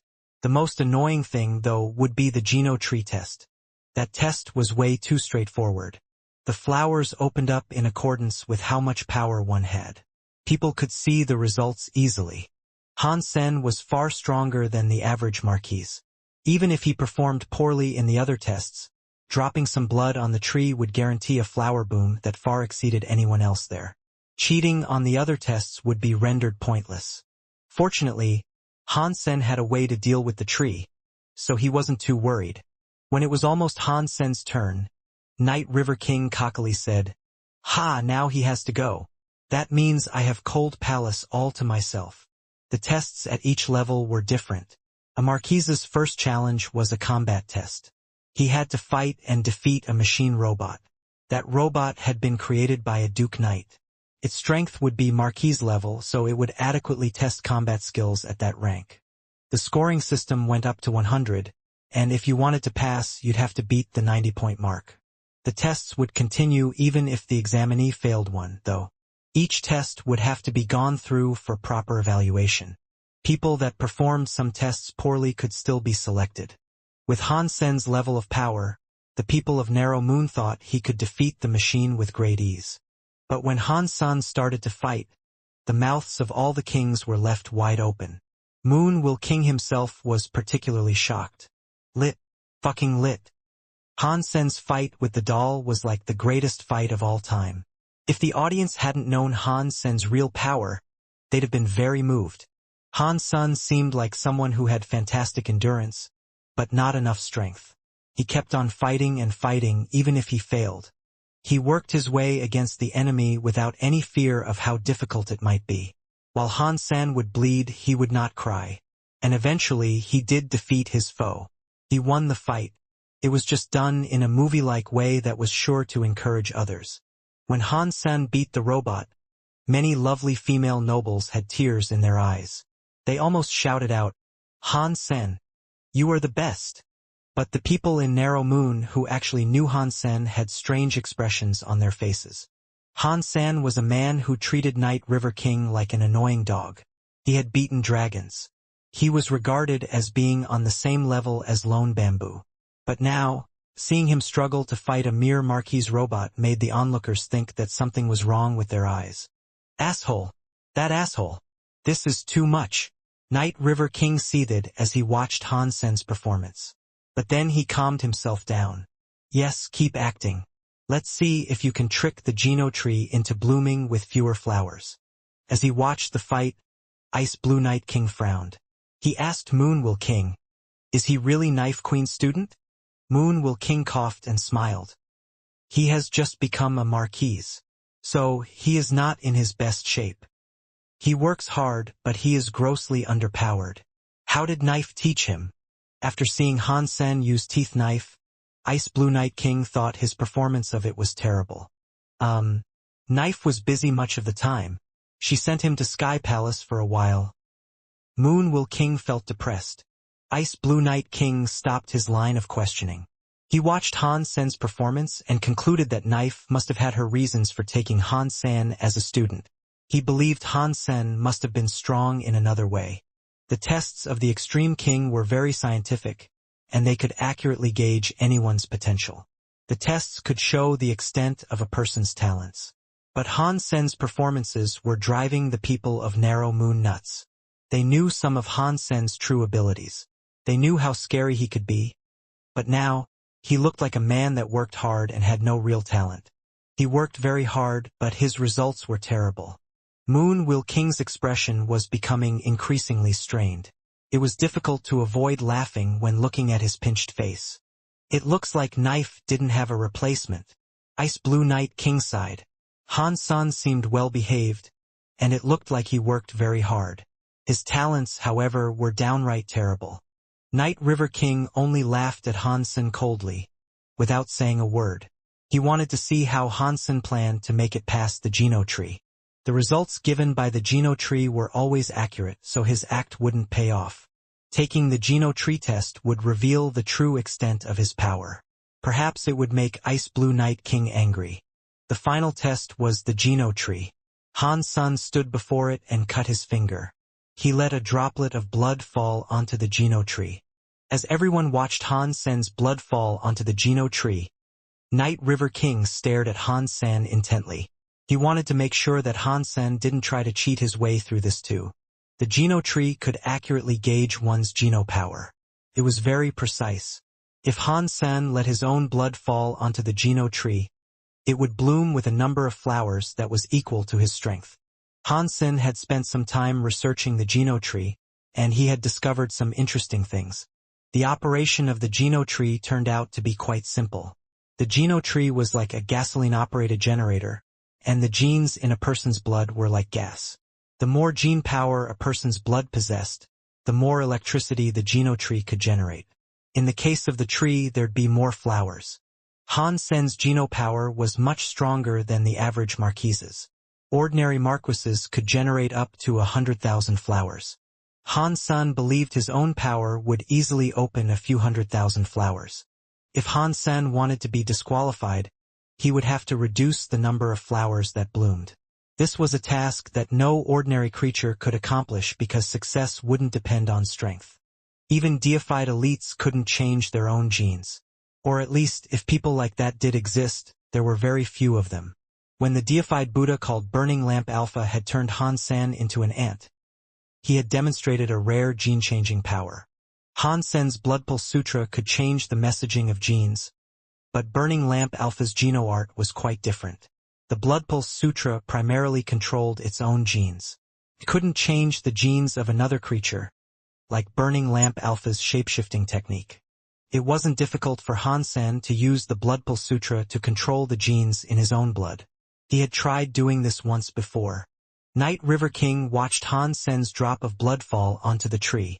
And when that occurred, life crept over the barren tree as flowers began to bloom. As the flowers grew, it was like watching a wind rustle through a meadow of a few thousand flowers. But when the flowers stopped blooming, Night River King's eyes opened wide. He screamed, "A mere 10,000 flowers? Impossible!" There was no way that Han Sen's blood would only produce 10,000 blooms. Even the weakest marquise could earn 10,000 flowers, but everyone knew that not even the strongest rebate marquises could defeat Han Sen in combat. Ice Blue Night King didn't look surprised. After all, the results aligned with the results of the other tests. Ice Blue Night King thought Knife Queen must have taken Han Sen as a student because of his work ethic, but his talents and powers were still poor, no matter which way you cut it. The sole purpose of the Ice Blue Knights was to fight. They were not a school. So Ice Blue Night King gave up on the prospect of hiring Han Senator if Han Sen lacked power. Then it didn't matter if he was Knife Queen's student. The Night King wouldn't allow any talentless person to join the Ice Blue Knights. It would be irresponsible to the other knights he commanded. And on top of that, it could put Han Sen himself in danger. Seeing Han Sen walk away from the testing platform, Night River King looked sick. He firmly believed Han Sen had cheated. Even so, he watched Han Sen's blood fall on the tree with his own eyes. He knew there should have been no way for Han Sen to cheat.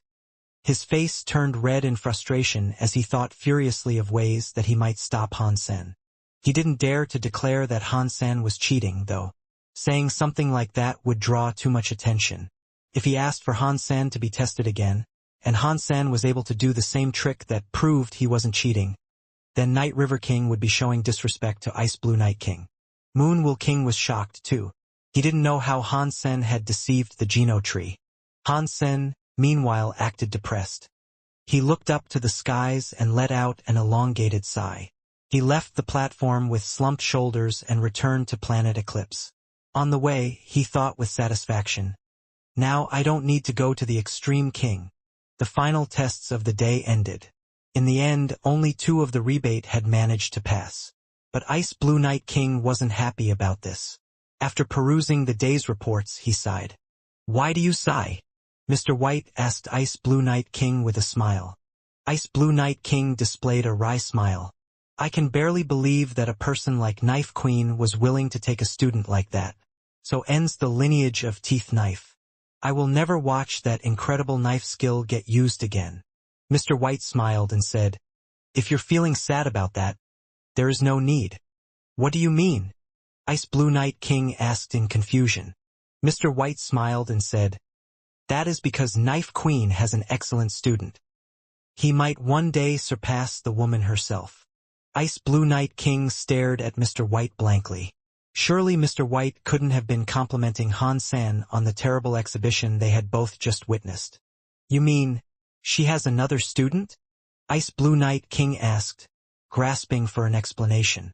Come and take a look at this. Mr. White gestured to a monitor that was scrolling through data. As Ice Blue Night King looked at the screen, the expression on his face slowly morphed.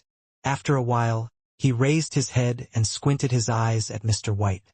I got played. Han-san had trained in Sky Palace, fought the greatest marquise there, and been labeled the knife and sword master. There was no way he only possessed 10,000 flowers of strength. Sky Palace could never have gained such fame if it produced students as weak as that. Mr. White thought for a moment and said, maybe he has his own troubles that are keeping him from coming along with us freely.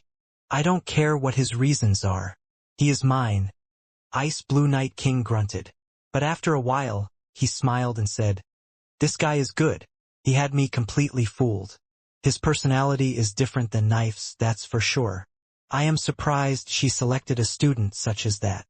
Let's find out why he doesn't want to join the Ice Blue Knights first, Mr. White said. That's simple. We'll just ask him. Ice Blue Night King said with a shrug. Together, Ice Blue Night King and Mr. White snuck onto Planet Eclipse.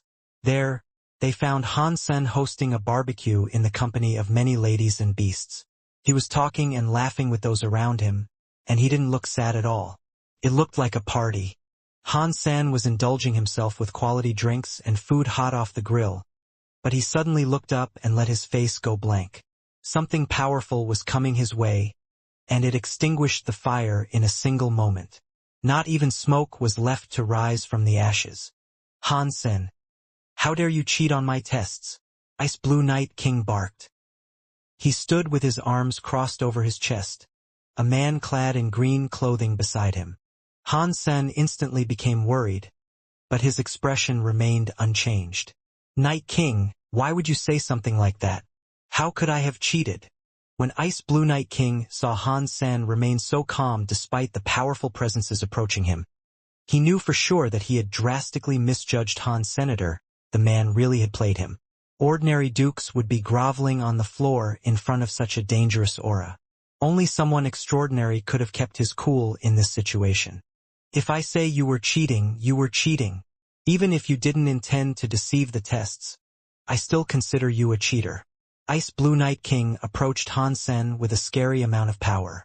Ice Blue Night King had led knights throughout the systems of chaos for over a century, and he had killed countless creatures in that time. He was a very scary man, and in addition to all that, he had the will of a half-deified being. Even a king would be intimidated in his presence. Han-sen sighed and said, well, what are you going to do to me? Although that sounded very hopeless, Ice Blue Night King knew that Han-sen wasn't actually cowed. The Night King was actually quite curious about this resilience, though. Kill you? Ice Blue Night King pulled out his sword so fast. The others at the barbecue didn't even see when it cleared the sheath. Before they could blink, a blue light was coming down on Han-sen's head. The ice blue greatsword stopped 1 inch above Han-sen's hair. Han-sen didn't flinch or show the slightest change in his expression, though. All he did was look at Ice Blue Night King and Mr. White and say, if you do not mind joining me, I can have wine and meat brought for you. Would you please accept some as an apology? Ice Blue Night King was quite surprised, but he kept his gaze flat as he stared at Han Sr. You didn't think I would kill you? No, Han-sen responded. There was something else Han-sen could have said, but didn't. Even if Ice Blue Night King wished to kill him, he wouldn't have been able to. His sword would have greeted the demon bug by Sema, not Han-sen's flesh. Ice Blue Night King glanced at Mr. White and sheathed his greatsword. He then moved to sit beside the fire. Looking interested, he asked Han-sen, why didn't you choose to join us Ice Blue Knights? Give me a decent reason, and I might just let you go. Han-sen sat down and began to explain the situation without hiding any details. He told the Night King about the grudge he held with Night River King, then finished with, if I go, Night River King will do harm to my friends and family here. Ice Blue Night King laughed and said, that is trivial. I will make a recruitment order to forcefully conscript Night River King into the Ice Blue Knights. Wouldn't it be easier to leave me? Why go to all this trouble? Hansen murmured, depressed. Recruiting a king to join the Ice Blue Knights was a big decision. And so Hansen didn't understand why the man was going through all that trouble to secure one marquise. Ice Blue Knight King took Hansen's bottle of beer and had a swig. He said coldly, "The Ice Blue Knights are in charge of cleaning up a planet in the systems of chaos. But this planet has many deified xenogeneics. They appeared unexpectedly, and we were short-handed on troops.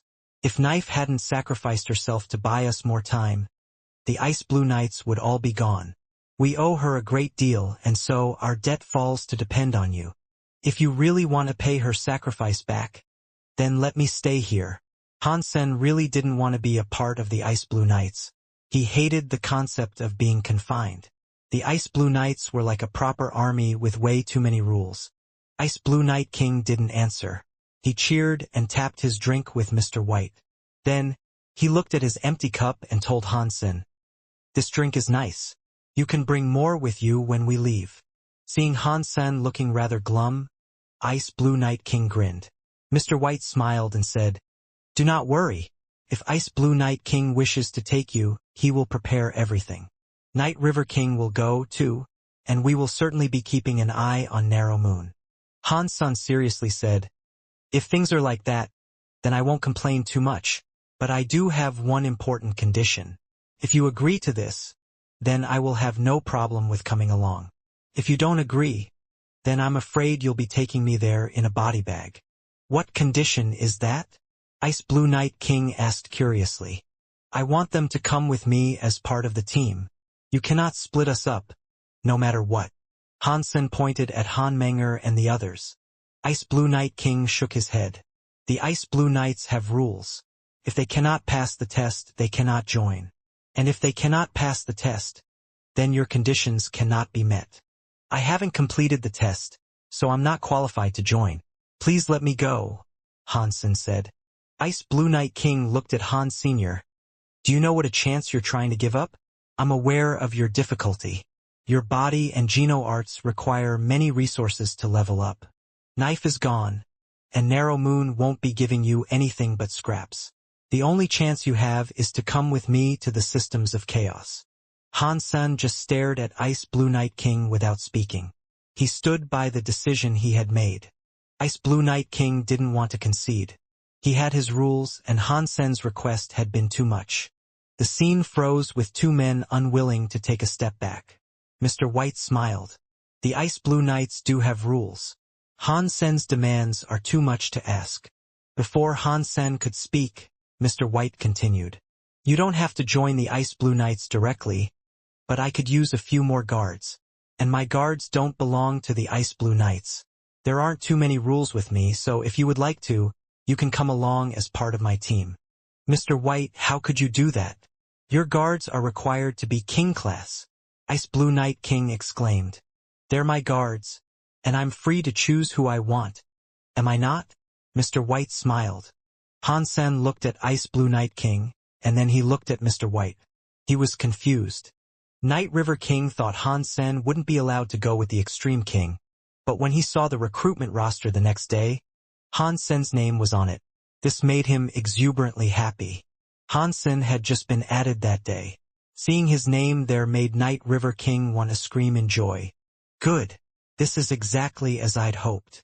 Night River King had to do his best to contain his mirth. If Hansen was gone, then it wouldn't just be Cold Palace that Night River King could keep for himself. He could likely take over Planet Eclipse unhindered. He could erase all trace of Hansen having ever existed in Narrow Moon. Over the next few days, Night River King was on Cloud 9 as he waited for Hansen to be taken away by the Ice Blue Knights. The recruitment process was still ongoing, and the elites on Planet Eclipse soon started packing their things. It seemed as if Hansen really was on his way out. Night River King couldn't wait for the 15th of the month to come, so he could bask in and absorb all the moonlight he wanted. The Ice Blue Knights would leave on the 14th. He could go and absorb moonlight the day after that. He was so happy. As Hansen packed his things, he began making plans. Bauer, Little Angel, Zero, Han Menger, Huang Fujing, Han Yen, Ji Qing, Little Silver, Little Invisible, and Little Star were going with the group of knights as well. But they wouldn't actually be Ice Blue Knights themselves. Instead, they would act as guards tasked with protecting Mr. White.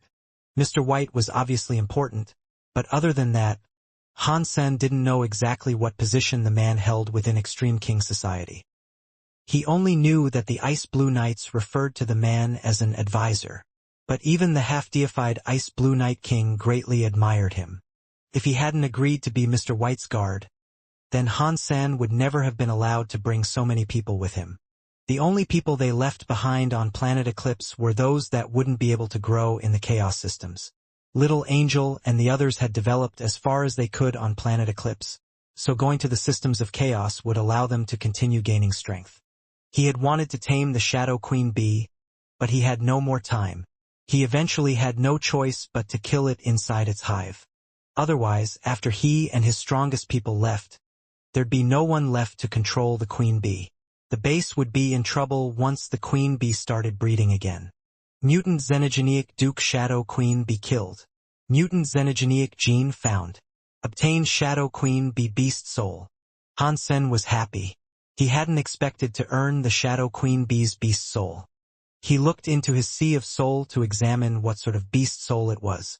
Ordinary Shadow Bees were toxic arrow beast souls, so gaining a Duke toxic arrow beast soul wouldn't be bad. Mutant Shadow Queen Bee. Pet Beast Soul Evolvable. Han Sen was shocked to see the description but disappointed as well. Pet beast souls needed to reach combat mode if they were ever expected to fight. He didn't have the time to grow a pet right now. But after he thought about it, Han Sen's eyes lit up.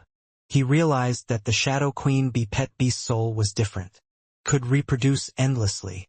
If Han Sen could keep cultivating it, the pet could spawn additional bees out of flesh on the battlefield. It could be used to spawn an infinite number of bees. The most important thing, though, was the fact that it was evolvable. If the Shadow Queen Bee could reach King Class, then it should be able to spawn King Class Shadow Bees. When Han Sen thought about King Shadow Bees flying everywhere, he felt incredibly happy. I have to grow this pet. Han Sen merrily summoned the Shadow Queen Bee. A red crystal Shadow Queen Bee began to fly all around Han's senator. It looked like a very calm being. But it was small too. It was far smaller than the original Shadow Queen Bee. It was only around the size of a man's fist. It looked as if it needed to reach battle mode before it would become a proper Queen Bee. Han's son wasn't a duke yet, so he couldn't consume the Queen Bee's mutant Xenogeneic gene. He would need to hold on to it for a while. Han Sen gave Xie King a ring, and he told his old friend that he was joining the Extreme King. Han Sen also told him that he shouldn't ever go back to Planet Eclipse. After everything was established, the recruitment drive for the Ice Blue Knights was over. Out of the whole of Narrow Moon, only a dozen elites had been selected. They were mostly rebate earls and marquises, with a single duke joining as well. The day that the Ice Blue Knights would be leaving, Han Sen brought his companions to them to enroll. Night River King was grinning like a lunatic, and when he saw Han Sen taking his whole family with him, he laughed and said, "Han Sen, you can leave them here. I will be delighted to look after your friends and family." Han Sen looked at Night River King and smiled. "Thanks, but no thanks. They are coming with me to join the Ice Blue Knights." Night River King looked at him with disdain. "What do you think the Ice Blue Knights are? Do you think you can take along anyone you want to?" Black Moon King and Moon Will King didn't know what Han Sen was doing either. It was hard enough for someone to join the Ice Blue Knights, but bringing family and friends along was simply out of the question. But Han Sen wasn't someone who would make random, unfounded claims. He must have had a sound reason for saying what he just did. "You are right. I can bring anyone I want, and not only them. I can take you if you want to go." Han Sen smiled at Night River King. "A lame joke." Night River King grunted, but he suddenly felt a little nervous. Han Sen turned his back on Night River King and moved to join the Ice Blue Knights with his companions. Moon Will King and Night River King watched Han Sen take his entire family into the Knights' camp. He even brought a child. And on top of that, it seemed as if Ice Blue Knight King was okay with it. The rebate lined up, their eyes wide. They couldn't believe that this was happening. This was one of Extreme King's top 10 night groups. Everyone knew how hard it was to enlist with any of them. Many of the rebate nobles had wished to send their kids to join them, but only the people that passed the tests were allowed in. Han Sen's people hadn't even undergone the tests, and what's more, there was a child amongst them. But they joined the Ice Blue Knights without hindrance. This greatly surprised the onlookers. Night River King looked aghast. Han Sen had taken his whole family. He wouldn't be able to beat Han Sen even if he claimed Planet Eclipse. Night River King gritted his teeth. Ice Blue Knight King then suddenly said, "Night River King, I need people right now. I will have you join the Ice Blue Knights and work for Extreme King. Come now." Everyone in Narrow Moon was shocked. Night River King looked shell-shocked. He forced a smile. "Thank you, but—" Before Night River King could finish his sentence, Ice Blue Knight King revealed a conscription paper. He said, "This is a recruitment order that comes straight from the Extreme King's ruler. Are you going to go against this decree?" "I won't." Night River King looked ill. He was as stunned as he was angry. He thought about what Han Sen had said, then turned to look at him. Han Sen was smiling his way. Inside a ship that was bound for the systems of chaos, Han Sen and Han Yen were engaged in a card game. They had been flying for a long time, and boredom had set in.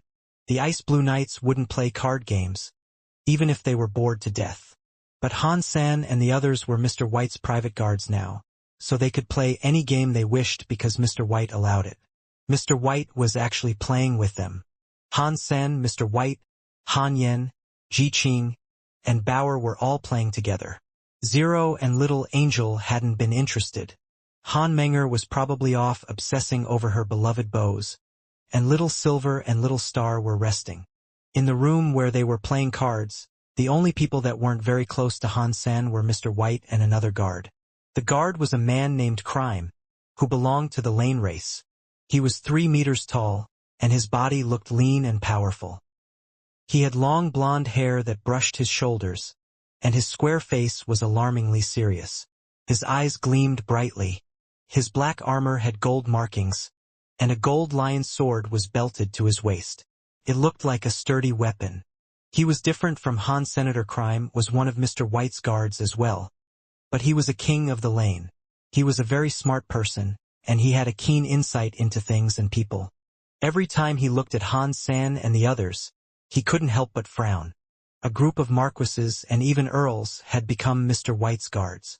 Seemed like some sort of bad joke. He didn't think they were worthy, and they would cause nothing but trouble. When they failed, he would have to pick up the slack. But Crime wouldn't voice any of his concerns because the decision had come directly from Mr. White. He was just going to do his job, and at the same time keep his eyes trained on the others. "Okay, I'm done. This is boring," Hansen said as he lost again. He stretched long and slow. All the chips on the table were heaped close to Bauer. It looked like she was sitting beside a small mountain. Hansen owed her a lot of money now. Ji Qing, Han Yen, and Mr. White had lost, too, though not as much as Hansen. "Let's play again," Ji Qing said, feeling desperate. She had lost even more than Hansen. Ji Qing's luck had never been this bad before. Everyone was losing, and she almost thought that Bauer was cheating. Hansen started to say something, but before he could, an alarm sounded. Hansen stood up. Mr. White smiled and said, "Don't worry. That is a silent alarm, not a battle alarm. Let's head for the control room." The others stayed in the room while Hansen went to the control room with Mr. White and Crime. When Hansen arrived in the control room, he noticed that Ice Blue Night King was there. The other important crew members of the ship were there as well, and that included Night River King. Night River King gave Hansen a frigid glance. He didn't look angry, but Hansen knew that the rebate wanted to kill him. Ice Blue Night King stepped over to Mr. White and explained urgently, "Mr. White, we have spotted a black hole spider. We're remaining in silent mode to avoid disturbing it." Hansen looked at the monitors and saw a black spider hovering in space. The creature was as big as a planet. The spider web encompassed a whole bunch of other planets, making the entire area look like a net of unbelievable size. The black hole spider was lying in the net center. This was Han Sen's first time ever seeing something so big. Humans were tiny creatures before it, as small as bacteria by comparison. The whole ice blue fleet went into silent mode, and all their lights went dark. All their scanning and communications equipment were switched off as well. They shut down most of their thrusters as well, so only a few were left running on minimal power. And then, the ship slowly drifted past the black hole spider. The systems of chaos are scarier than I imagined, Han Sen thought. That black hole spider must have been deified, and even the extreme King Knights wouldn't dare to touch it. The ship slowly drew nearer to the black hole spider. As they approached, Han Sen's brow furrowed. There were many smaller creatures living on it. Seeing Han Sen look visibly surprised, Mr. White explained to him, "The black hole spiders themselves aren't too threatening. It doesn't bother to hunt small creatures like us. It eats planets, meteors, and even ships. But as long as we don't enter its proximity, we ought to be safe. However, there is an entire biosphere of creatures that live on the black hole spider, including many elites and kings. To us, they are more threatening than the spider itself. If there are so many xenogeneics living on it, can we kill and harvest them?" Han Sen asked with keen curiosity. "Of course, but only if you aren't afraid of attracting the black hole spider's attention," answered a knight behind Ice Blue Night King. It took the ship 3 hours to pass by the black hole spider safely. They didn't alert the black hole spider to their whereabouts, and neither did they draw the attention of the xenogeneics living on it. Everyone felt great relief when they had made it through. The Ice Blue Knights really didn't want to deal with the black hole spider or its entourage. Han Sen thought the danger was over, but suddenly, an explosion came from behind them, rocking the entire ship.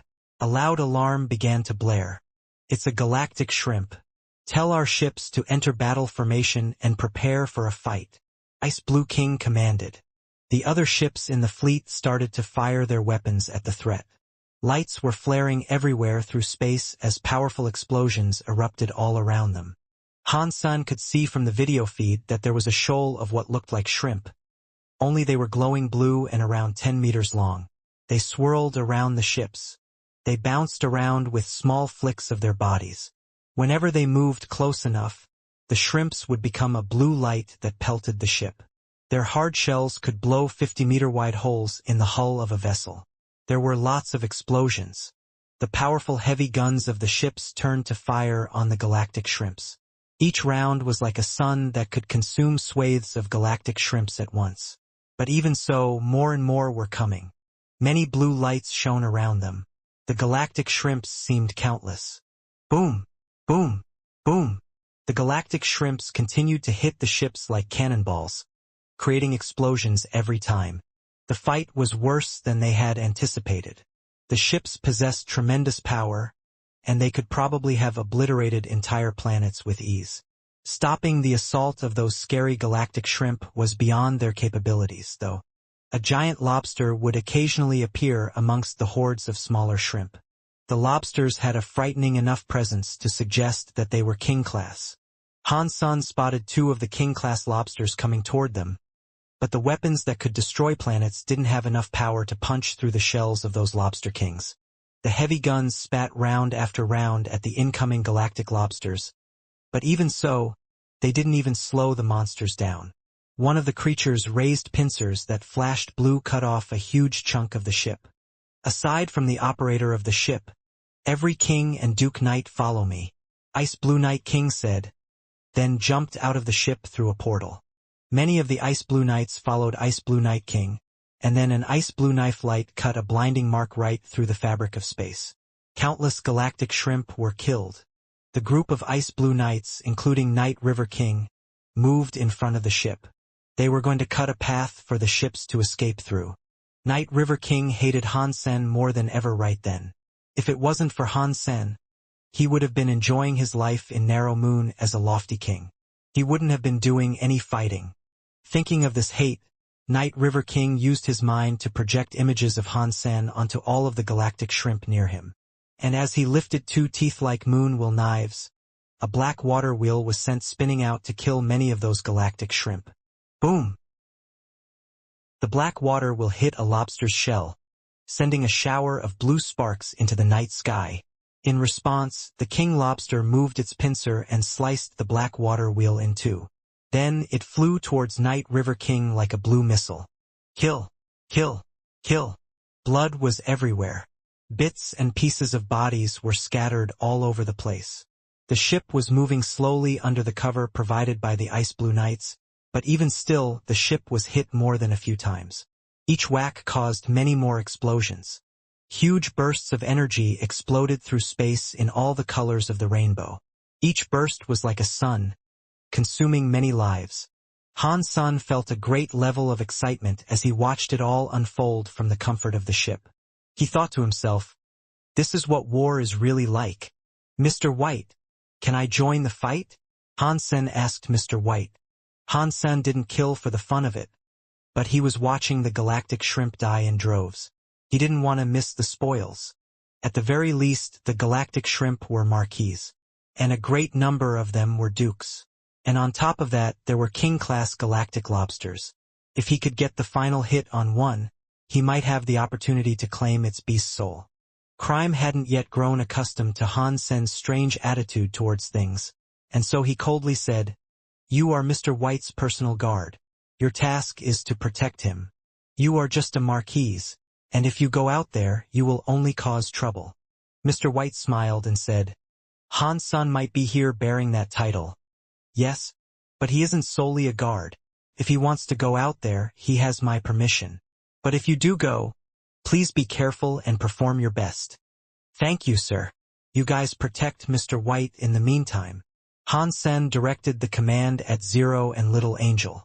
Without saying another word, Han Sen exited the ship. In his heart, he shouted, "Beast Soul Baby! Big Brother is on his way." Han Sen summoned his dragon wings on his back and ears. His body was petrified through the Dongxian aura.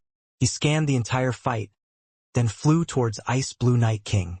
Han Sen didn't think he could fend off a swathe of galactic shrimp by himself, and so he knew he would have to stay next to Ice Blue Night King to take advantage of the best opportunities. He was going to attack the injured galactic shrimp, and by finishing them off, he hoped that he'd receive a goodie or two. Amidst that messy fight, Han Sen employed the Dongxian Sutra, Heavenly Go, and Under the Sky Knife skills liberally. They made for a useful trio in that scenario.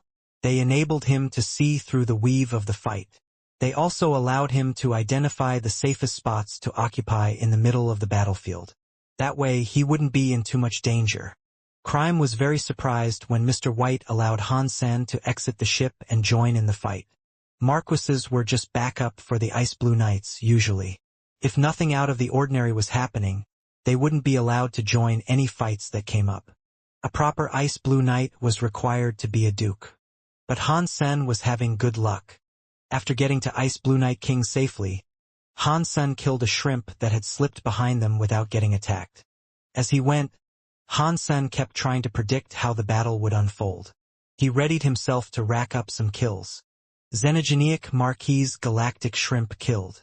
Xenogeneic Gene found. Han Sen slashed and killed a galactic shrimp.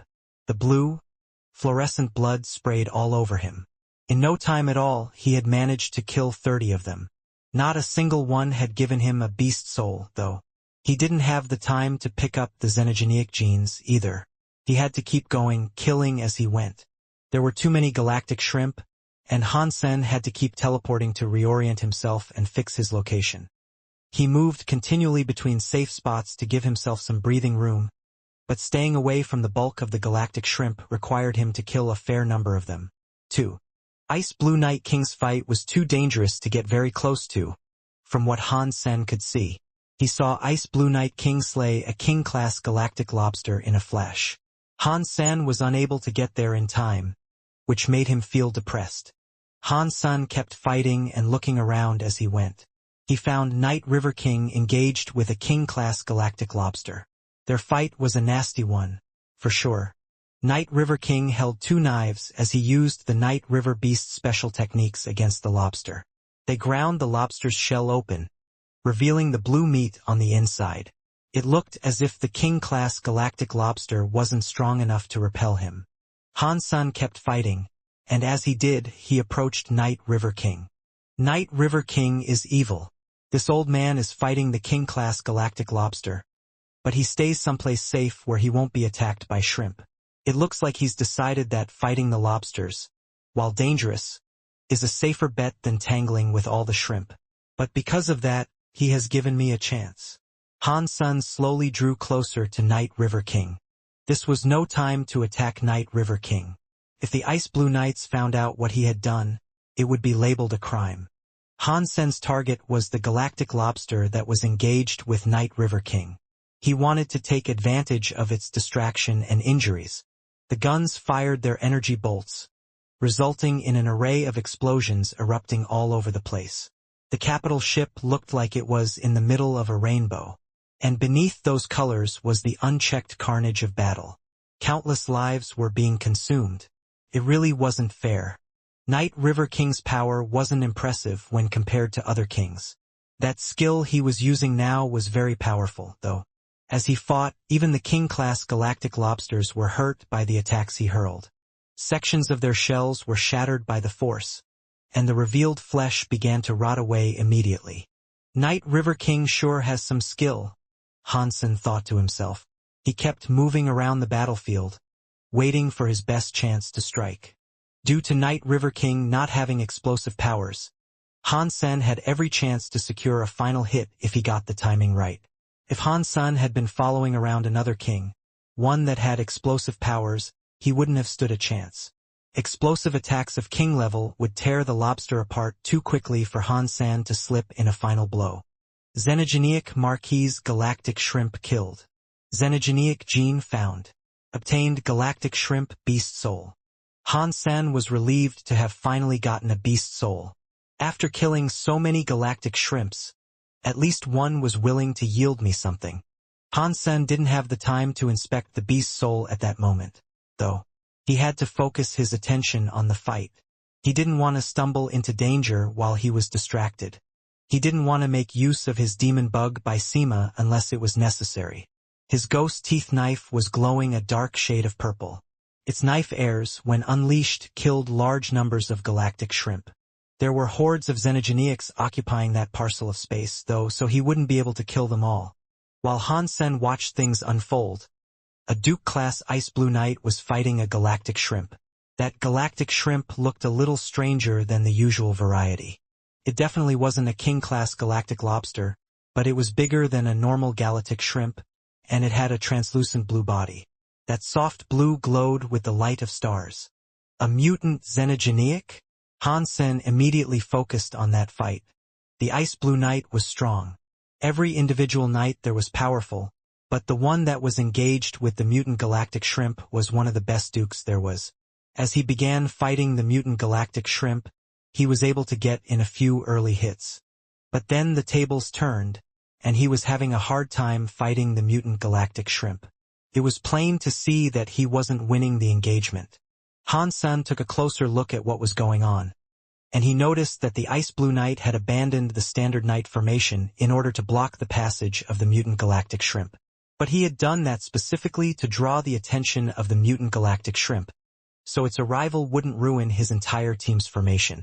The mutant galactic shrimp was strong, and its body carried a galactic light. It was incredibly fast, and each of its strikes was like a hammer blow. The Ice Blue Knight couldn't evade its strikes. He tried to use his shield to block the mutant galactic shrimp's attacks, but the shield was sundered by a single hit. The shrimp spikes did not relent there, either, for after the cloven shield was bypassed, it pierced through the Duke's armor. Blood oozed out of the point of entry. The Ice Blue Knight let out a roar. He ignored his wounds as his fists lit up with fires like a sun. They slammed down into the head of the mutant galactic shrimp. Catcha! The galactic shrimp's eye was punched inwards. The shell of the creature was dented all over, which sent more of that glowing blue blood squirting out of the punctures. But it wasn't dead just yet. It gathered itself and summoned a green light, then flew at the Ice Blue Duke in a blur. Blurg! Ice Blue Duke coughed out blood. The armor on his chest was shattered. The shrimp spike had rammed straight through his chest, leaving him impaled. Suddenly, a dark purple knife air appeared near the mutant galactic shrimp.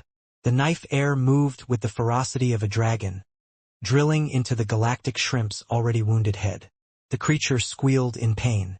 Hansen pushed the ice blue knight off of the wretched spike and used his ghost teeth knife to produce knife silks. He guided the silks to begin killing all the Marquis galactic shrimp that were closing in on them. "I'm fine." The ice blue knight struggled to straighten himself back up. His chest and back were bleeding, and more blood began to drip from the corner of his mouth. But even so, he was already back up and wading into the fight. His body was on fire, and his fists were like suns. He threw more punches at the mutant galactic shrimp. "Crap, you're badly injured, and you still want to fight it." Hansen didn't dare slow down as he mused, though. He kept swinging his ghost teeth knife, determined to get the last hit no matter what. That ice blue knight looked like a red bear. He was 3 meters tall, and he possessed a disturbing amount of strength. The power he summoned looked like a raging fire, and each punch was like an entire sun exploding. His attacks really did leave Hansen speechless. If he hadn't punched open the mutant galactic shrimp's shell already, Hansen wouldn't have been able to pierce through it like he had. The fiery ice blue knight was back to fighting the mutant galactic shrimp, though. Hansen was fast, and he kept circling and attacking at the same time. He could slow their foe down and make the ice blue knight's fight a bit easier for him. Pang! Pang! Hansen hovered in the air, casting his petrification shockwave. It petrified all the lesser galactic shrimp in the area, but it didn't do very much to the mutant one. The attempted petrification only slowed it down a bit. Hansen was clutching his ghost teeth knife, and he summoned his spell rocket launcher. He fired a rocket that hit the mutant galactic shrimp, resulting in a mushroom cloud explosion. The galactic shrimp was marked with the symbol of a turtle, too. That definitely slowed the beast down. But in that universe, turtle didn't do much to a creature that was flying. Even so, Hansen's petrification and turtle rocket attacks made the fight a lot easier for the Duke. The ice blue knight was no longer struggling beneath the pressure as he had been earlier, and that was because the mutant galactic shrimp had become discernibly slower. The fiery ice blue knight roared and threw another punch, which hit the creature's largest wound like an atom bomb. It blew half of the mutant galactic shrimp's head clean off. The blue flesh below was scorched and smoldering with a red, ravaging flame. "Please don't die. Save your last breath for me," Hansen prayed. He was afraid that the ice blue knight would finish the shrimp off. He flew forward, intentionally crossing the ice blue knight's path to block him. Then he fired a rocket at the mutant galactic shrimp. It carried the Break 6 guy's powers, delivering them directly to the exposed brain of the severely wounded head. The rocket exploded and dealt heavy damage to the foe. But the next second, the mutant galactic shrimp glowed green. His body began to swell, expanding like a supernova. Its green light covered everything within a radius of 1 mile and destroyed everything within that distance. Fortunately, Hansen and the ice blue knight were far away from that self-exploding mutant galactic shrimp. They had fled as quickly as they could, and thereby avoided the harm dealt by that explosion. Mutant xenogenic Duke galactic shrimp killed. An announcement played inside Hansen's head, but he earned no beast soul. And after the mutant galactic shrimp exploded, no gene remained for the taking. That made Hansen quite depressed. "Thank you, brother," the flaming Duke shouted at Senator. He then raced back towards the other knights to continue their battle against the hordes of galactic shrimp. As Hansen hovered in surprise, he realized what had happened. Hansen had wanted to steal the kill, which was why he had swooped down in front of the Duke. The ice blue knight misunderstood, however, and he thought Hansen knew the galactic shrimp would explode. That was why the knight had thanked him for his courageous action, when Hansen was really just attempting to kill-steal. That was just a misunderstanding. Hansen bore a wry smile, but no one there knew of the existence of beast souls, and as a result, no one could have guessed his motivation. Hansen didn't plan on explaining it, though. He didn't have the time to do so, even if he had wanted to.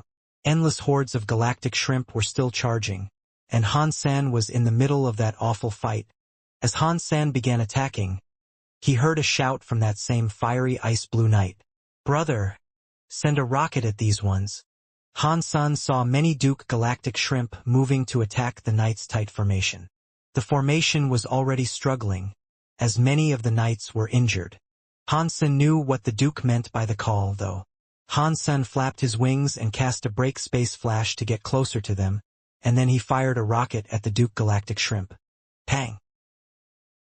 A mushroom cloud exploded in the midst of the seafood swarm. It wasn't powerful enough to break the hard shells of the shrimp, but the turtle spell did an excellent job of slowing them down to a crawl. The ice blue Knights felt a major sense of relief. The shells of the shrimp were frustratingly hard, though. Han-sen had a difficult time dealing with the Duke galactic shrimp. Still, being able to cooperate with the ice blue Knights was a fine thing. Han-sen continued firing rockets into the assaulting forces. The rockets soared into the most dangerous droves of shrimp, and they took a great deal of pressure off the Knights in battle. Crime was surprised by what he was witnessing as well. Han-sen was just a marquise, but he was proving very beneficial to their forces. It not only surprised Crime, but it made a lasting impression on him as well. I didn't expect him to prove so useful, Crime said. Mr. White smiled. He and Lone Bamboo in Sky Palace are knife and sword masters. Although he is a marquise, his abilities put him on the same pedestal as a duke. Crime didn't know Han-sen, but he had heard about Lone Bamboo. The fight between Lone Bamboo, and Evil Eye was quite famous, and many of the Extreme Kings had watched it. Crime was one of them. Crime was surprised. He is on the same level as Lone Bamboo? Mr. White laughed. You've seen his performance. You tell me, don't you think he could rival the likes of Lone Bamboo? He is very strong. Crime nodded in agreement. He wasn't very fond of Han-sen's personality, though, and he would still give the edge to Lone Bamboo in a fight between the two. Crime preferred someone who could engage their enemies in face-to-face combat. He couldn't appreciate someone like Han-sen, who kept changing positions to unleash sneaky attacks. Han-sen didn't care how people viewed him, though. He moved as he saw fit, and as he went, he kept firing those rockets that were imbued with the turtle spell.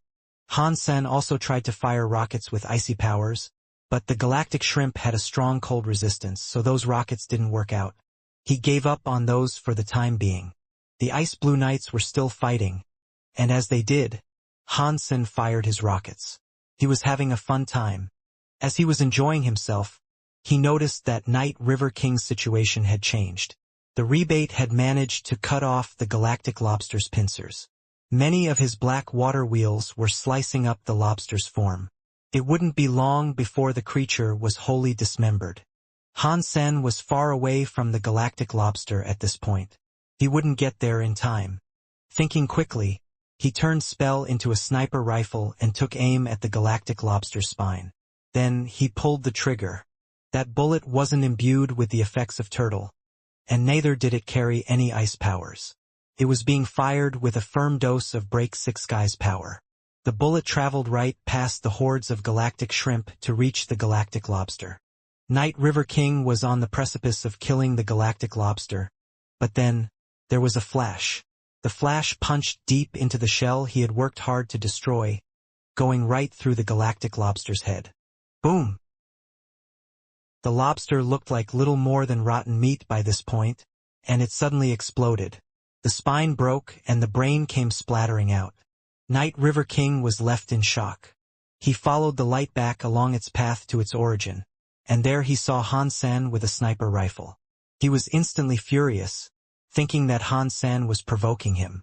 But in the middle of a battle like that, Night River King couldn't do anything to exact revenge on Han's senator. He went towards the galactic lobster's body, cut it open, and dug out the king xenogeneic gene. Xenogeneic king galactic lobster killed. Xenogeneic gene found. Obtained galactic lobster beast soul. The announcement, when it echoed inside Han Sen's head, almost left him groaning in pleasure. He had managed to snag a king-class beast soul. Han Sen couldn't kill king-class xenogeneics himself, especially in the midst of a dangerous battle like the one he was currently engaged in. I am the sniper elite that can take aim and fire a bullet into the soul. Han Sen was feeling rather cocky about this. The fight went on and many more galactic shrimp were killed. Many knights were killed, too. Under the siege of the Galactic Shrimp, Ice Blue Knight King and the remaining Ice Blue Knights were eventually able to clear a path for the ships to get past and escape. Han Sen had killed countless Galactic Shrimp, and the exhausting performance had cost him a lot of energy. By the time he was done, he was feeling very numb and very tired.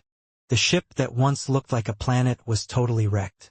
There were fires everywhere, and smoke trailed off in its wake. Suddenly, the blue lights all around went dim. The Galactic Shrimp began to withdraw, and the Ice Blue Knights could once more see the black, empty canvas of space. Strangely, it looked as if the Galactic Shrimp had been stopped by something. They didn't follow. They all gathered up where Han Sen had been, like a mountain. Only a few went by, but they soon flew back to that mass. "We are out of their territory now," someone shouted, and all the knights cheered. Pretty much all the Ice Blue Knights were injured, and the ship was practically destroyed. This situation wasn't good. They were in sad shape, and they had only just entered the systems of chaos. They had a while still to go before they reached the base of the Ice Blue Knights. "These are the systems of chaos, and anything can happen here. Ready yourselves for death," Mr. White said when Han Sen returned to the ship. No one had expected to encounter the Galactic Shrimp just as they were leaving that system, and the Ice Blue Knights had taken a lot of casualties. The majority of them had made it through, though. All in all, the battle had gone well. The knights were also just happy that they had not woken up the black hole spider. If they had, their entire army would have surely perished, not just the few they had lost to the shrimp. The bodies of the dead knights couldn't be retrieved, since no one could return to the territory of the Galactic Shrimp and recover the deceased. Even if they could have gone back, the perished would have been eaten by the creatures by now. They had lost much in that fight. They couldn't bring back the xenogeneic genes or the bodies of those they had slain. There hadn't been time to collect anything, and after leaving, they couldn't quite think about returning. The ships had been extensively damaged. Fortunately, the ships were designed to repel the assault of xenogeneics. The armor of the hull was like the crust of the earth. Although the ships were badly battered, their cores weren't harmed. As a result, they could still fly. As he rested, Han Sen looked over the Galactic Shrimp and Galactic Lobster beast souls he had retrieved. Han Sen had earned many Galactic Shrimp beast souls, including 16 of Marquis rank and one that was Duke. That was far more than he had expected. He had forgotten how many shrimp he had actually killed over the course of the battle. Galactic Shrimp Beast Soul. Sword. Han Sen summoned the Galactic Shrimp Sword Beast Soul.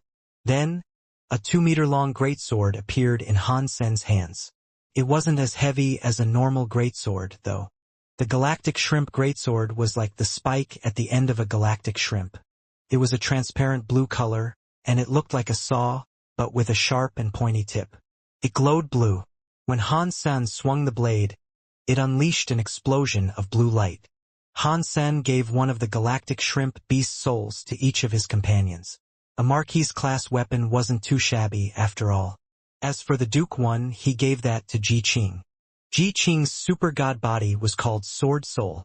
She was reasonably skilled with a sword, and so Han Sen gave it to her for Ji Yanran's sake.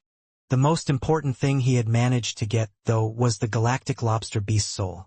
Han Sen turned his focus to that. King-class Galactic Lobster Beast Soul. Armor. King-class armor? Han Sen gave a little whoop. He needed an armor of such strength. The Demon Bug King by Sima had a high level of defense, but Han Sen couldn't attack while the shield was up. A Beast Soul armor was different. It was a basic item that everyone needed. It is a shame I only have one. If I had managed to kill a few more, everyone would have this lobster armor. We'd be much safer in the systems of chaos, that's for sure. Han Sen thought to himself. Han Sen summoned the Galactic Lobster armor, and a translucent blue crystal wrapped around him. Inside that blue crystal glowed a shiny green light. Han Sen moved, and when he did, it looked like the stars of an entire galaxy were moving with him. What a beautiful armor. Is that the Galactic Lobster's Beast Soul? Ji Qing looked at Han Sen's armor enviously. That armor really was beautiful. It shone like a blue diamond, and so it would definitely attract the gaze of any woman who walked by. Hansen wasn't a fan of wearing something so flamboyant, however. If he could choose its look, he would have preferred something dull and gray. He did like to keep a low profile after all. Wearing armor like that made Hansen look like a firefly in the dark. It was so very shiny, and all kinds of enemies would be attracted to him. Even so, it was better than nothing. Hansen then gave Han Yen his gold demon bug king beast soul. Han Yen could now explore alone, without needing to keep little Angel next to her. Hansen had a set of lobster armor now, so the demon bug by Sima wasn't as important to him anymore. If he did require it, he could just find little Angel and the others. After seeing the galactic shrimp in action, Hansen had a much better understanding of the breadth and danger of the systems of chaos, a whole lot more. Even with his 3 demon bug king by Samace, his safety wasn't certain. Now I understand how a woman like Isha died out here. Thinking of Isha, Hansen had to end his thought with an audible sigh. Ice Blue Night King had someone deliver some galactic shrimp xenogeneic genes and meat as a reward for Hansen's participation and performance. The person who delivered the items was that same fiery Ice Blue Knight from before. Brother, my name is Exploding Bear. I am known for my appearance as a raging bear. I will look after you from now on. If you need anything from the Ice Blue Knights, all you must do is call my name. Exploding Bear pounded his chest before Hansen. Yes, I will be sure to do that, and I will make hearty use of your name, Hansen said with a smile. It was relieving to have an ally in the Ice Blue Knights. Cool. If you have time, come and visit me on the 6th team. Exploding Bear laughed, and then patted Hansen on the shoulder. He left with the other knights that had carried in Hansen's reward. Hansen used the galactic shrimp's meat for a shrimp hot pot. He sliced up the translucent shrimp meat and dipped it in some sauce. When he put one in his mouth, the sweetness of the juices was exquisite. He felt as if he was going to melt with the shrimp itself. The journey that followed wasn't as dangerous or as eventful as Hansen thought it might be. They traveled for a whole week, and they didn't have to fight off a single xenogeneic in that time. There were groups of xenogeneics that saw the ships, but they all fled without causing trouble. There was nothing to do, and at one point, Hansen joined Exploding Bear for a drink. Exploding Bear was captain of the 6th team. His subordinate knights were nice to Hansen, even though he was just a marquis. The kindness was largely earned by Hansen's performance on the day before.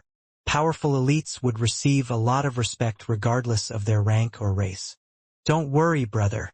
The systems of chaos are not as scary as you might fear. We have traveled this route many times, and it has always remained clear. The black hole spider and the galactic shrimp were wild flukes. Big Bro Bear knows this way well, and I can tell you, nothing will happen. Relax and enjoy the drink. Exploding Bear then proceeded to drain 3 entire kegs.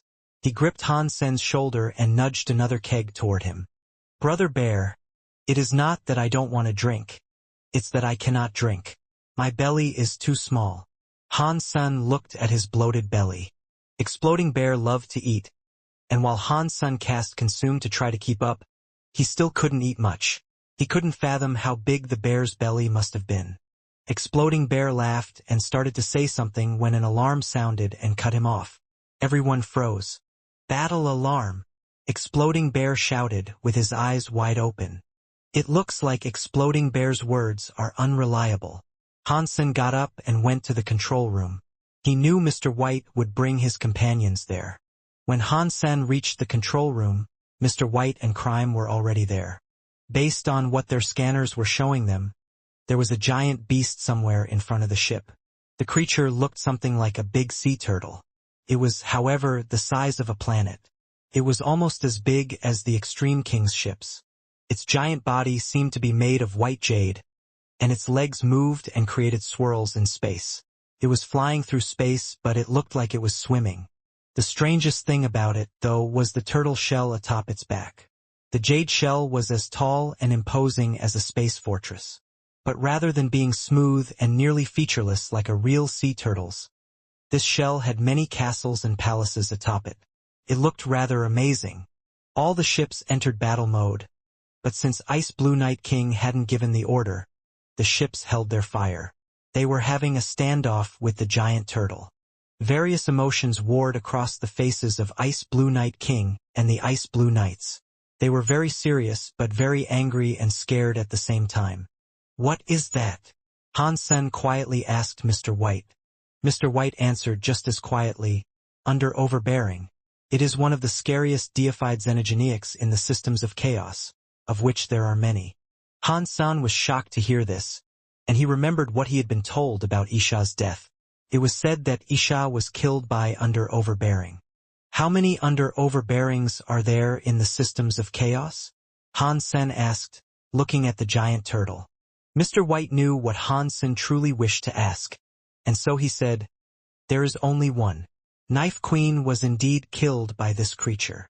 After hearing that, a complicated expression fell over Hansen's face. He watched the thing swim through space, and he could tell how scary it was even through a computer screen. He knew he wasn't strong enough to fight it.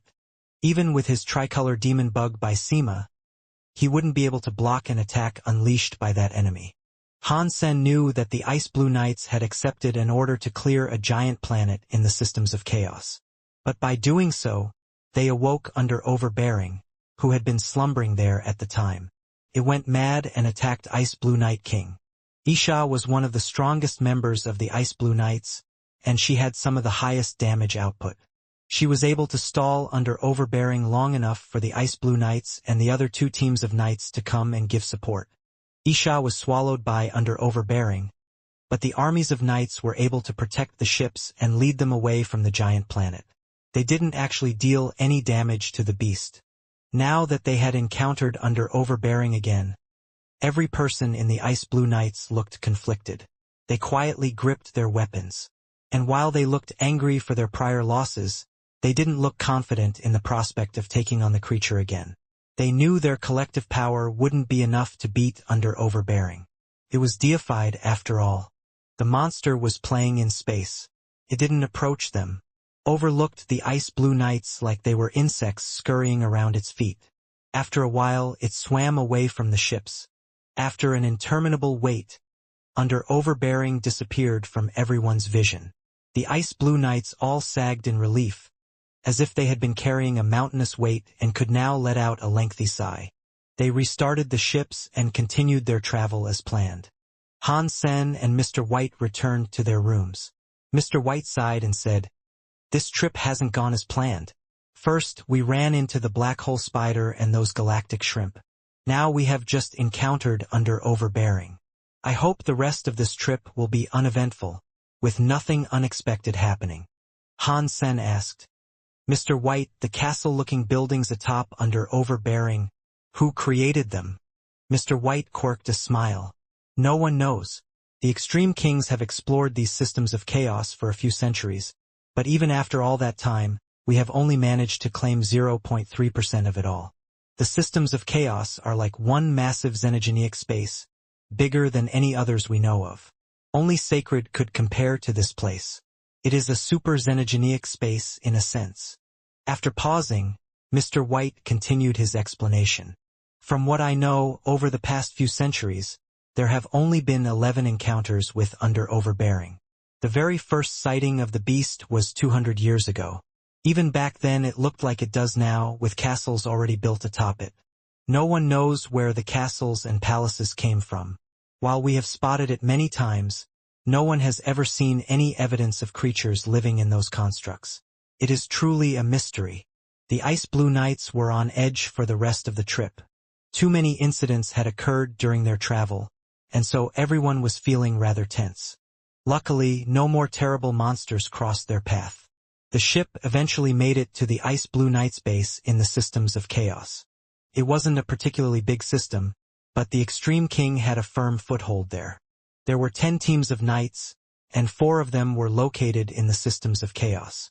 One team of knights had claimed 2 other systems, and the other 3 had taken 1 each. The Ice Blue Knights owned this system in particular. They used the team's name when naming the locale, and so it had come to be known as Ice Blue System. The Ice Blue System had 6 planets. The largest of the planets was massive. A giant ship like the Ice Blue ship was just a mountain before it. The base of the Ice Blue Knights was on that planet. While the Knights had claimed the place, only 30% of it had actually been developed. There was still much of its surface that had yet to be explored. They named it Planet Ice Blue. When they landed, Hansen immediately noticed that the base had been constructed out of ocean stone. He was impressed by how much money the Extreme Kings must have spent on it. Hansen was Mr. White's guard, but he was also under the command of the Ice Blue Knight King. When they reached the base of the Ice Blue Knights, Hansen and his companions were tasked with a few missions. The same applied to the other knights, and their missions were to clean up and begin exploring. Inside the area that the Ice Blue Knights had claimed, Hansen was given the task of locating xenogeneics and then drawing maps so they could be found again. Hansen was different from the ordinary knights. He wasn't in a backup team, and he had his own team comprised of his own people. That was the deal he had struck before he joined. If he had joined the Ice Blue Knights the usual way, Hanmenger and the others would likely have been scattered across the different teams, and Hansen wouldn't have had any way to keep them close. Now that Hansen worked for Mr. White, Ice Blue Knight King couldn't split them up. If this hadn't been the case, Hansen wouldn't have brought his companions there in the first place. Right after Hansen's team arrived with the Ice Blue Knights, they were given a priority task to exterminate the xenogeneics that could be found around the base. The base had been established there for some time, but xenogeneics emerged constantly from the mountains. Those xenogeneic hordes frequently caused trouble for the base. Hansen's mission was to venture into those mountains and clear the creatures out. There were many bird xenogeneics there, and they bred quickly. Hansen had to wipe out their homes and destroy whatever eggs he could find. If he didn't, it'd only be a matter of time before they returned. In the midst of those mountains, Hansen was shelling a few boiled bird eggs. He ate them and frowned. His group had been in those mountains for half a month, and they killed birds and destroyed or ate bird eggs each and every day. In the beginning, they thought the eggs were delicious, but after half a month with the eggs as their only food, they were growing tired of the taste. The Ice Blue Knights had already killed the most powerful xenogeneics, so there were no kings around. There weren't even any dukes. They were mostly finding low-level xenogeneics whose only skill was reproducing quickly, so none of the kills helped Hansen. But the cleaning job did have some benefits. It would earn them points, and those points could be used to redeem items from the vendors in the base. There were Geno arts and xenogeneic genes available for redemption. Of course, to Hansen, the potential rewards weren't worth the trouble. The things that he wanted would require a hefty load of points, and it would take a long time doing menial cleaning tasks to amass the necessary amount. Still, it wasn't entirely pointless. There were many bird xenogeneics of a variety of different elements on that mountain, and that factoid gave Hansen an idea. Hansen couldn't use his Sun Raven Gem Beast Soul, and he needed a fire element bird beast soul as a base. There were many birds there, so if he was able to find a high-class firebird beast soul, he could combine it with the gold bird beast soul. That might allow him to earn a deified beast soul. King-class beast souls could survive the merging process with a high success rate, but it would be difficult for Hansen to kill a king-class xenogeneic at his current level of strength. And since it would be hard to find one, too, he'd settle for locating a duke. After days of constant research, Hansen found a firebird xenogeneic that he deemed to be a suitable catch. The Ice Blue Knights had a map that marked territories that were known to be particularly dangerous. Lava Valley was one of those locations. The valley was 100,000 miles long. There was a lava river that flowed through its length, and the walls of the valley held many caves. Fire xenogeneics frequently inhabited such spots. The most popular xenogeneics there were the fire crows. Fire crows were pure fire element creatures. They could spit streams of fire at their enemies, and they dined on the fire bugs that lived within the lava river. They were small, though. Their bodies were only the length of a man's finger, and no bigger than a bee. But there were many of them. A small murder of fire crows could contain 10,000 of the fiends. Murders of fire crows like that were everywhere across the lava river. A large murder of fire crows could contain a whole million of them. Normal fire crows were barons and viscounts. They would rarely become earls, but a few fire crow kings could even become marquises. Because there were so many of them, only the kings of large murders could become dukes. The stories said that when the Ice Blue Knights first came, they cleared a large fire crow murder that contained over 1 billion of the feathery creatures. The fire crow king of that murder was a genuine king-class xenogeniac. Han Sen believed that combining a fire crow beast soul with his sun raven beast soul would be successful, but he had no idea what sort of beast soul a fire crow would generate. It would be perfect if it was a weapon beast soul. He already had a half-deified demon bug by Sema and a king galactic lobster set of armor, so when it came to defense, he was well equipped. What he needed now was an equal amount of destructive power, which would allow him to slay powerful xenogeniacs easily. If he had a deified beast soul weapon, that would be absolutely perfect. But Lava Valley wasn't a location that was designated for Han Sen to clear. He didn't want to go to Lava Valley without clearance and risk crossing a line with the Ice Blue Knights. Disobeying orders and venturing into an area he wasn't supposed to would be very bad. How do I go to Lava Valley legitimately? Han Sen wondered, annoyed by the wait. The Shadow Queen Bee was drinking the yolk out of an egg. She had grown a lot thus far, and she was able to eat many xenogeniacs. It wouldn't take long for her to reach battle mode. Bauer patted Han Sen on the side and lifted a small device. Dad, smile. Han Sen assumed a victory pose. The device was used for recording. They were tasked with keeping records of every place they visited. They also made sure to record the scene that showed them clearing out the xenogeniacs. It was the proof they needed to submit to receive their reward points. Every team had one member recording a video of their achievements. In Han Sen's team, Bauer had gotten the job. She often loved recording things, and she had a lot of fun doing it. High-class xenogeniacs are too rare here. We need to find another location. Huang Fu Jing told Han Senator she also wasn't happy being cooped up, and she craved a good challenge. I'm trying to think of a way, Han Sen said, slumping his shoulders. Han Yen didn't like it either. She thought for a moment, then said, there aren't even marquis xenogeniacs here. Quite frankly, this is pointless. Han Sen started to say something, but all of a sudden, he closed his mouth and looked down into the valley. The deepest wall in the deepest recess of the valley was covered in a web of rugged cracks. A purple substance had begun leaking out of those crevices. There was only a small amount at first, but more and more of it seeped out as the seconds ticked by. When Han Sen's group saw it, they knew immediately that it wasn't spring water.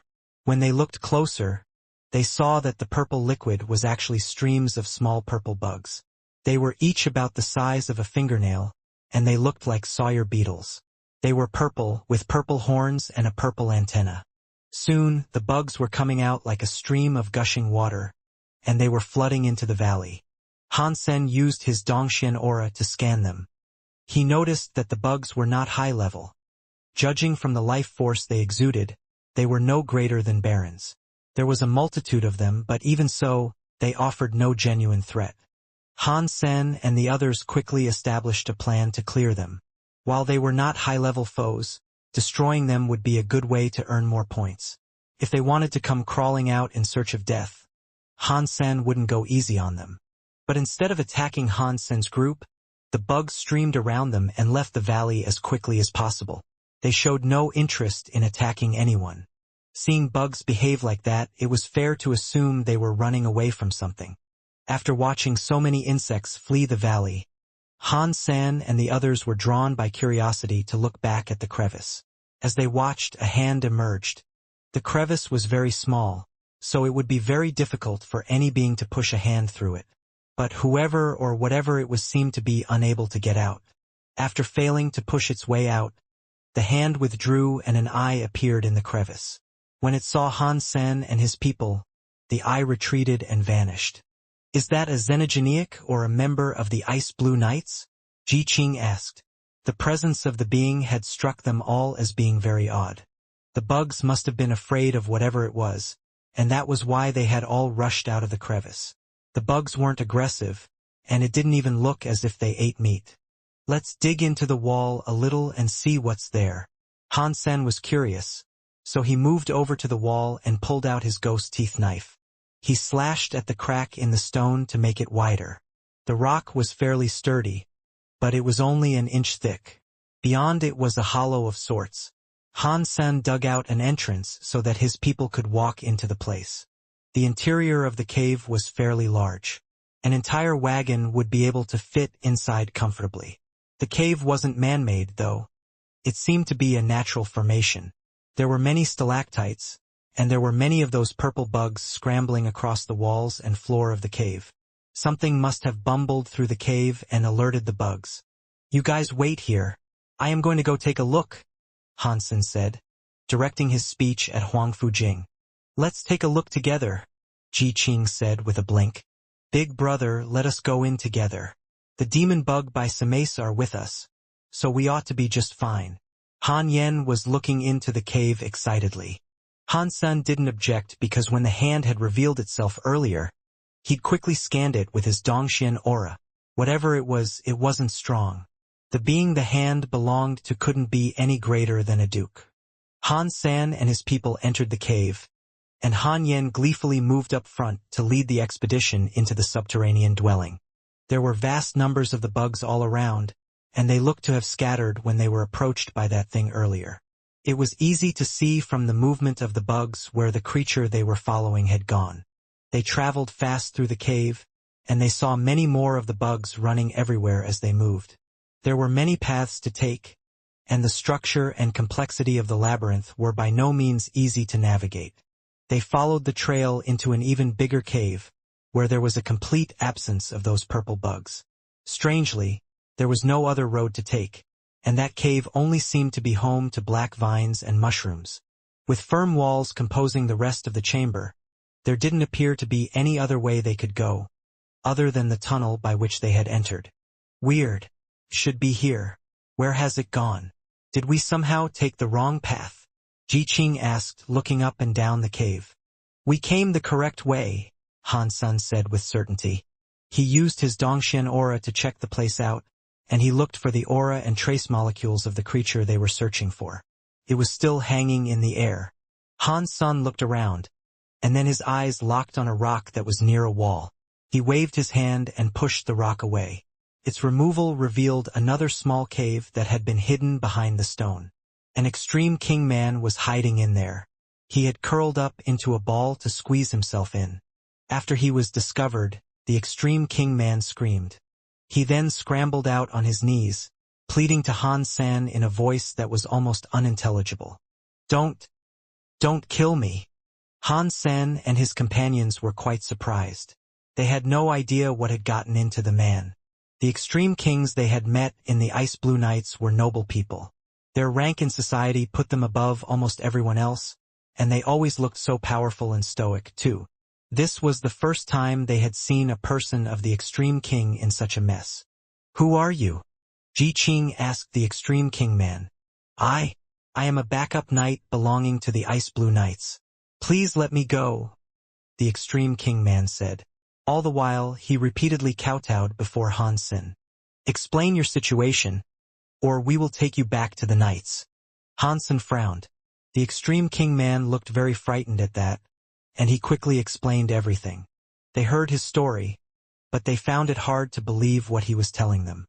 He was just like Han Senator. He had been brought on as a backup knight to the Ice Blue Knights. He was an extreme king, however, and on top of that he was a captain. His task was very similar to Han Sen's, in that he was supposed to clear out the xenogeneics that resided around the base. His area wasn't where they were now, though. He was supposed to clear out a desert elsewhere. Their team came across a ruin in the heart of that desert. After calling their supervisor, they were told to wait for the arrival of higher-level Ice Blue Knights, who would then explore the ruin with them. But much to their surprise, when the higher-level Ice Blue Knights arrived at the ruins, they didn't go in and explore. Instead, they slaughtered the entire team that had discovered it.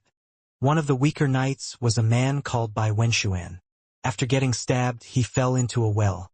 The Ice Blue Knights believed him to be dead, but his body wasn't entirely done for, despite the injury he had sustained, and so he remained in the water. The well was connected with an underwater system, and Bai Wenshuan stayed there for a long time. He didn't dare exit, for he was afraid of being killed. But since the caves weren't entirely safe, he frequently moved from place to place. He had been chased by a xenogeniac for the past 2 days, and that was why he had come to this part of the caverns. He saw a light and wanted to get out of the cave to avoid being killed by the xenogeniac, but Hansen was there, and Hansen had been able to break his way inside. After Hansen heard the story, he asked Bai Wenxuan, "What kind of civilization might that ruin have belonged to?" Bai Wenxuan quickly said, "I don't know. I've never seen architecture like that, and I was unable to read the text that we saw." Hansen's face darkened, and he coldly said, "In that case, we cannot help you. You know that what our team's record is impossible to delete. You have been filmed, and so if I do not take you back, I will be punished." "No, you cannot take me back. If they know you saw me, and they see that I've been telling you about the ruin, they will kill you too," Bai Wenxuan screamed. "I will be interested to see if they do." Hansen signaled for his companions to draw their weapons. It looked as if they were going to kill Bai Wenxuan. "Sacred!" Bai Wenxuan shouted. The ruin was a sacred ruin. Sacred had been the strongest faction in the entire universe at one point in time. It had maintained that lofty position for a while, too. Now there were the very high, the ancient god, and the extreme king. That trio composed the best of the best. But back then, only Sacred had enough power to govern the entire universe. The Sacred leader was the strongest of all, and his 10 generals were the strongest elites in existence. The ruins that Bai Wenxuan and his teammates found had text that read Ghost Bone Town, and there was a statue there of the general himself. They assumed, reasonably enough, that the town had belonged to General Ghost Bone. Did General Ghost Bone leave this ruin behind? Even if he did, there was no reason for the Ice Blue Knights to kill you. Who led the Ice Blue Knights back then? Hansen asked, while Bauer stopped filming Bai Wenxuan. Hansen had spent some time investigating Sacred after the incident with the purple-eye butterfly, but the events had taken place too long ago, and much of what happened was erased or lost to the annals of time. There wasn't much about them left to learn. The pieces of information Hansen had discovered were either unhelpful generalizations or seemingly unbelievable legends, the credibility of which he couldn't entirely rely on. General Ghostbone was one of the 10 generals of Sacred. Hansen knew that he had been very fond of killing. He was the captain of Sacred's Sacred Blood Army. He led his Sacred Blood Army to kill everything and everyone, and over the course of time, he racked up a kill count of many billions. Merely mentioning his name was enough to strike fear into the hearts of the residents of the Geno universe back then. Just like the other generals, though, General Ghostbone disappeared after the fall of Sacred. It was unknown whether he died or became something similar to Purple-Eye Butterfly. But Hansen didn't believe the Ice Blue Knights would kill the backup knights just because they had stumbled across an old relic that was associated with General Ghostbone. If they had already explored the ruins and perhaps found something, it might make sense to kill them then. But they had just arrived before the complex of ruins. They hadn't explored the place yet, so killing them made little sense. Hansen settled on 2 possible explanations for this. The first possibility was that Bai Wenxuan was lying. The other possibility was that the man's team didn't need to explore any further, as they had actually already found something they shouldn't have. "I hadn't been with the Ice Blue Knights for long. I only know Inspector Edward. I didn't know anyone else. But I think they all listened to him," Bai Wenxuan said. Hansen frowned. Inspectors were men who watched the knights. They couldn't control the knights, but they could observe them and make reports directly to the Extreme King higher-ups. The inspectors were like eyes for the leaders of the Extreme King. Ordinarily, inspectors didn't need to fight. And if they were participating in a mission, they were not designated leaders. They wouldn't give orders. They could only observe and inspect. They had no authority. Judging from what Bai Wenxuan said, this inspector didn't behave like one should have. If Bai Wenxuan wasn't lying, then something must have happened that he had missed. "Take me to the ruins," Hansen said to Bai Wenxuan. But Bai Wenxuan hesitated. "Either you take us to the ruins, or we take you to the Ice Blue Knights. Prove to me that you're telling the truth. The choice, however, is entirely up to you," Hansen said calmly. According to Bai Wenxuan, when his team discovered the ruins, the Ice Blue Night Kings had been outside of the systems of chaos. If what he was saying was the truth, perhaps Inspector Edward was looking to take something from the ruins for himself. Han Sen was curious about what might have been there, if Inspector Edward wanted it badly enough to kill everyone for it. Han Sen was very interested in any matters pertaining to sacred. Bai Wenxuan was just a marquise. He was an extreme king, but he was no greater than the average citizen. If he had been someone special, he wouldn't have been a backup knight. For a marquise of a higher race, his power was rather good. But compared to Han Sen, he was far inferior. So Han Sen demonstrated his power to the man. And then the man obeyed. He agreed to take Han Sen's group to the ruins. But Bai Wenxuan had gotten lost while he was escaping through the subterranean labyrinth. In that tangled knot of underground tunnels, it took him a long time to find his way. Han Sen couldn't travel across the surface, because his team wasn't in charge of clearing other regions. If the knights found out they were going to the desert, it'd be considered a failure of their duty. And there was every chance that the knights would believe that they were spies belonging to another race. Although their path wandered a little, their direction was ultimately correct, and after a day of travel, Han Sen and his crew came to an underground water system. Before they went into the river, there was a splash. A giant snake that was as thick as a barrel came slithering out. It huffed a haze of green smoke right at them. "Duke class in river snake," Bai Wenxuan shouted. He turned around with the intent to flee. Huang Fujing grabbed him by his shirt and pulled him back. Though, as she did, Han Menger fired her arrow. A black light appeared, and it tore through the green smoke and took the creature's entire head off. The Yin River snake's giant body collapsed on the bank of the underground river. Bai Wenxuan stared. He turned to Han Menger with a blank expression. Who are you people?" A Marquis backup had just killed a Duke Yin River snake in one blow. People like that were supposed to be fully fledged members of the Knights. Plus, Han Sen was saying he wanted to go to the ruins. Surely they couldn't have been backup knights. "Do you know Mr. White?" Han Sen asked with a squint of his eyes. "You mean Advisor White? You are acquainted with Advisor White." Bai Wenxuan looked surprisingly happy. "Look, you might have a chance to live here. Taking you back to the Extreme Kings won't be difficult." Han Sen pretended to be mysterious. He patted the man's shoulders, and then stopped talking. Bai Wenxuan knew now that Han Sen and his people belonged to Mr. White, in some capacity, and that helped boost his confidence and desire to help. There were many underwater xenogeneics they encountered, but none of them were king class. They were mostly either marquises or dukes. Han Menger was able to kill everyone before anyone else had a chance to. "I remember this place. Turn at this stone and we will be close to the pool. Swim down that pool, and there will be a path that leads us to the well." Bai Wenxuan pointed at a strange rock as he spoke. Not long after, Han Sen came across the pool that the man had mentioned. Han Sen led the way, and then everyone dove in to reach the underwater passage. Shortly after, Han Sen's head broke the water surface inside a well. He hid there but sneakily had a look around. He looked quite surprised by what he saw. A 9-life cat? Han Sen was very surprised. He hadn't expected to find a statue of the 9-life cat there, as well. The small city was shaped into a simple square. The well was at the center of the city's plaza, and at the end of every long street radiating out from the city center, the city's walls were visible at the far ends. Behind the plaza was a stone palace, and on both sides of the gates stood stone statues. On the left side was a 9-life cat statue.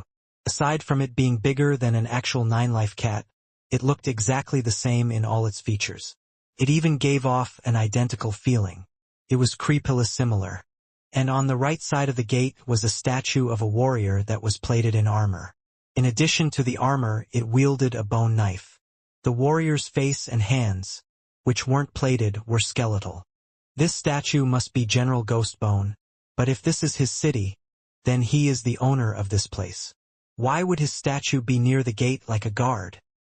Then, Han Sen then had an idea, and his breath caught in his chest. The statues for the 9-life cat and General Ghostbone are before the gates like guards. Does that mean the owner of the palace was actually the sacred leader? Han Sen tried to think of other options, but he couldn't come up with any other figure in Sacred who might have used those two as guards. Han Sen didn't know the exact nature of the Nine Life Cats' association with Sacred, but General Ghostbone was one of the 10 generals. Surely only Sacred's leader could command a man like that to guard the gates. Han Sen used his Dongxian aura to scan their surroundings. He couldn't detect any other creatures in the vicinity. Perhaps Inspector Edward had already managed to find what he had come for and then left. Han Sen didn't want to take the risk of leaving the well just yet, however. The gate ahead was open. With it being ajar, it was hard not to suspect someone might be there. He had to be careful. "You guys wait here. I will go and take a look." Han Sen looked at Huang Fujing, who was beside him in the water. Then he touched Little Invisible. After that, Han Sen disappeared. He climbed out of the well in secret. Han Sen approached the palace, using his Dongxian aura to hide his presence completely. Han Sen walked in front of the palace with great care. When he looked inside the palace, he was stunned. Because the city wasn't that big, the palace was mostly comprised of one hall. From his vantage point, Han Sen could see everything in the hall. And curiously, there were many holes in the floor of the hall. They were like graves. There were 2 people inside, and they wore badges that identified them as belonging to the Ice Blue Knights. They were resting atop a statue.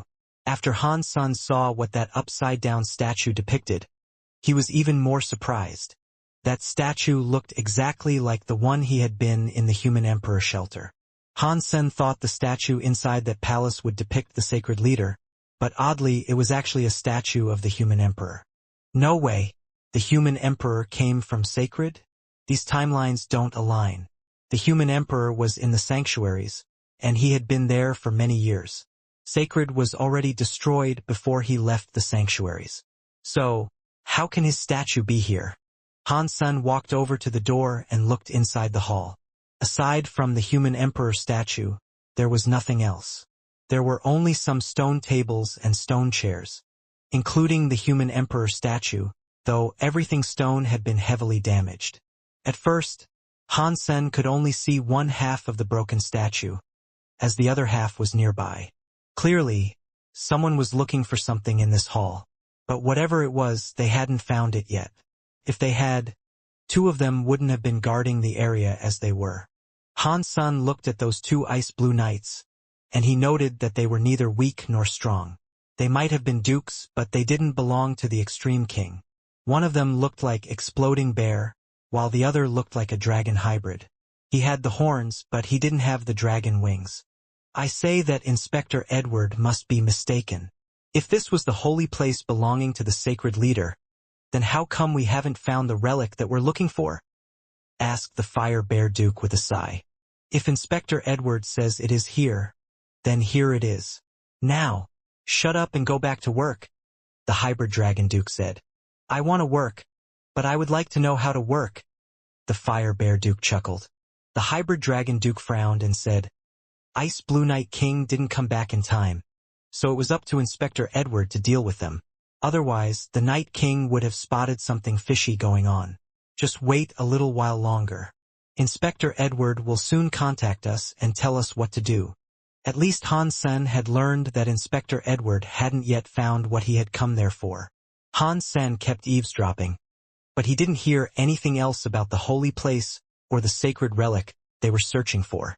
He'd been able to confirm the presence of treasure, though. Han Sen didn't enter the hall. He walked around the city first. Many of the places had been rummaged through, and many of the buildings had been toppled. The inspector's knights must have been searching there for a long time, but they hadn't yet found what they had come for. Han Sen wasn't good at finding things, so he wouldn't be able to find where it was hidden, either. If Inspector Edward couldn't find whatever it was, then Han Sen surely couldn't. Back in the plaza, Han Sen looked again at the stone palace. He noticed there were no signs or plaques adorning it. The building was very roughly constructed, and there were no carvings or paintings upon its surface. But judging from the statues around it, the palace shouldn't have been built too long ago. If Han Sen had to make a guess, he'd wager it was only around 10,000 years old. Han Sen looked at the statues of General Ghostbone and the Nine-Life Cat again. He confirmed that they were nothing special, and that they were indeed just statues. The materials for their construction had most likely come from the nearby mountains. Han Sen was annoyed by his lack of progress, so he summoned his purple-eye butterfly beast soul. His right eye turned purple as his pupil split into 4 sections. He looked at everything around the palace, and he even examined the 2 statues. Nothing. His eye analyzed everything, including the statue of the human emperor. They were all made of ordinary rocks, a material that was everywhere across planet Ice Blue. Han Sen kept looking around until something caught his attention. Near the human emperor statue was a cracked stone tile. It looked like it was supposed to belong to a canopy that had once sat above the head of the human emperor statue. The stone tile was a chunk of that canopy. The human emperor statue had been cut in half, and the canopy had broken as well. It collapsed near the statue, and some of it broke into pieces, whereas other sections remained intact. When Han Sen scanned over the rubble, he saw that most of the stone fragments were ordinary chunks of rock. They were nothing special. But Han Sen's eye couldn't analyze one of the stones. Han Sen's eye was using a deified beast soul. If that deified power couldn't analyze a piece of rock, then that was an anomaly that Han Sen found very, very interesting. That stone tile was lying amidst the rubble, and in order to pull it out, Han Sen would have to remove the cluster of rocks that buried it. Unfortunately, the 2 dukes were still present. It'd be impossible to retrieve the stone without disturbing them. Han Sen tried to think of a way that he could grab the stone tile without drawing their attention. Killing the 2 dukes wouldn't be difficult for Han Sen, but if he wasted them, it'd alert Edward that someone had found the ruins. It would prompt the inspector to investigate at the very least. After all, the only non-xenogeneic residents of that planet were the Ice Blue Knights. Edward's target would be someone from the base. Han Sen's best bet was to steal the stone tile while avoiding drawing the guard's notice. It would save him a lot of trouble. But that fire bear and hybrid dragon maintained their position atop the statue. They were facing the direction of the tile, and so taking it would be impossible for now. After thinking for a while, Han Sen abandoned the stone hall. He looked around the city and realized that he was currently in a desert with no creatures. There were no xenogeneics for Han Sen to lure their way. After a while, Han Sen returned to the well and summoned Little Star. He put Little Invisible on Little Star's back, then asked the hidden Little Star to steal the tile. Little Star could fetch things and move them through solid materials.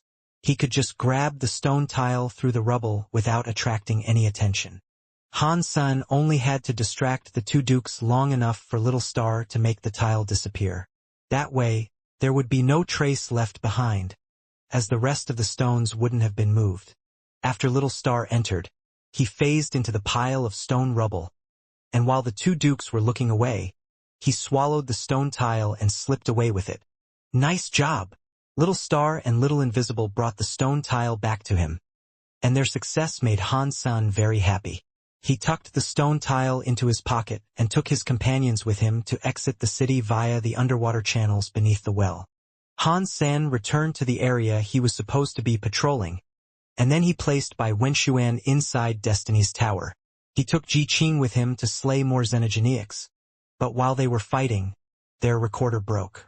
The content inside the recorder couldn't be deleted. They had filmed by Wenshuan, and so the device had to be destroyed. Han Sen returned to the base to pick up another recorder, and things went well. No one was suspicious. The xenogeneics apparently had a habit of breaking recorders.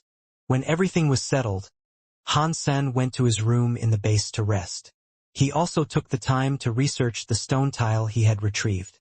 The stone tile looked very ordinary.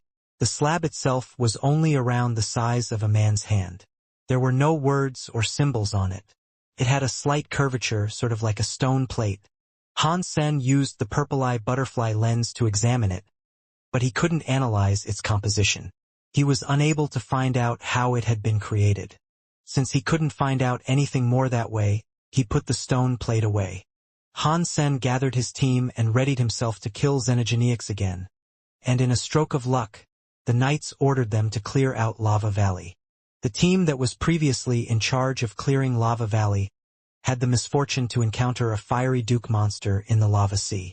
Due to the injuries they had sustained, they were no longer able to work that area, hence the need for another team to be sent in their stead. Few teams wished to go there, due to the inherent dangers of the locale. But the other groups quickly began recommending Han-san and his team. Han-san happily accepted the task, as he wanted to go there anyway. He hadn't expected things to work out this well, though. He didn't even have to think of an excuse for going there. Without saying much, Han-san rallied his comrades and took them to Lava Valley. His enthusiasm made the officer who had given him the task quite confused. The valley was as long and winding as a dragon, and it stretched into the distance beyond what their eyes could see.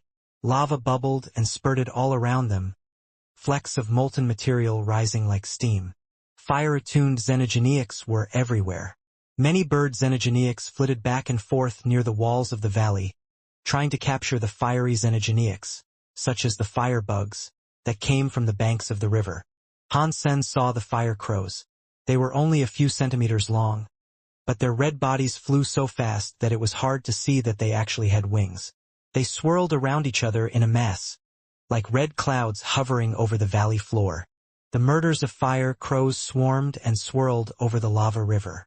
They often swooped down to the surface of the lava stream and ate any firebugs they could catch.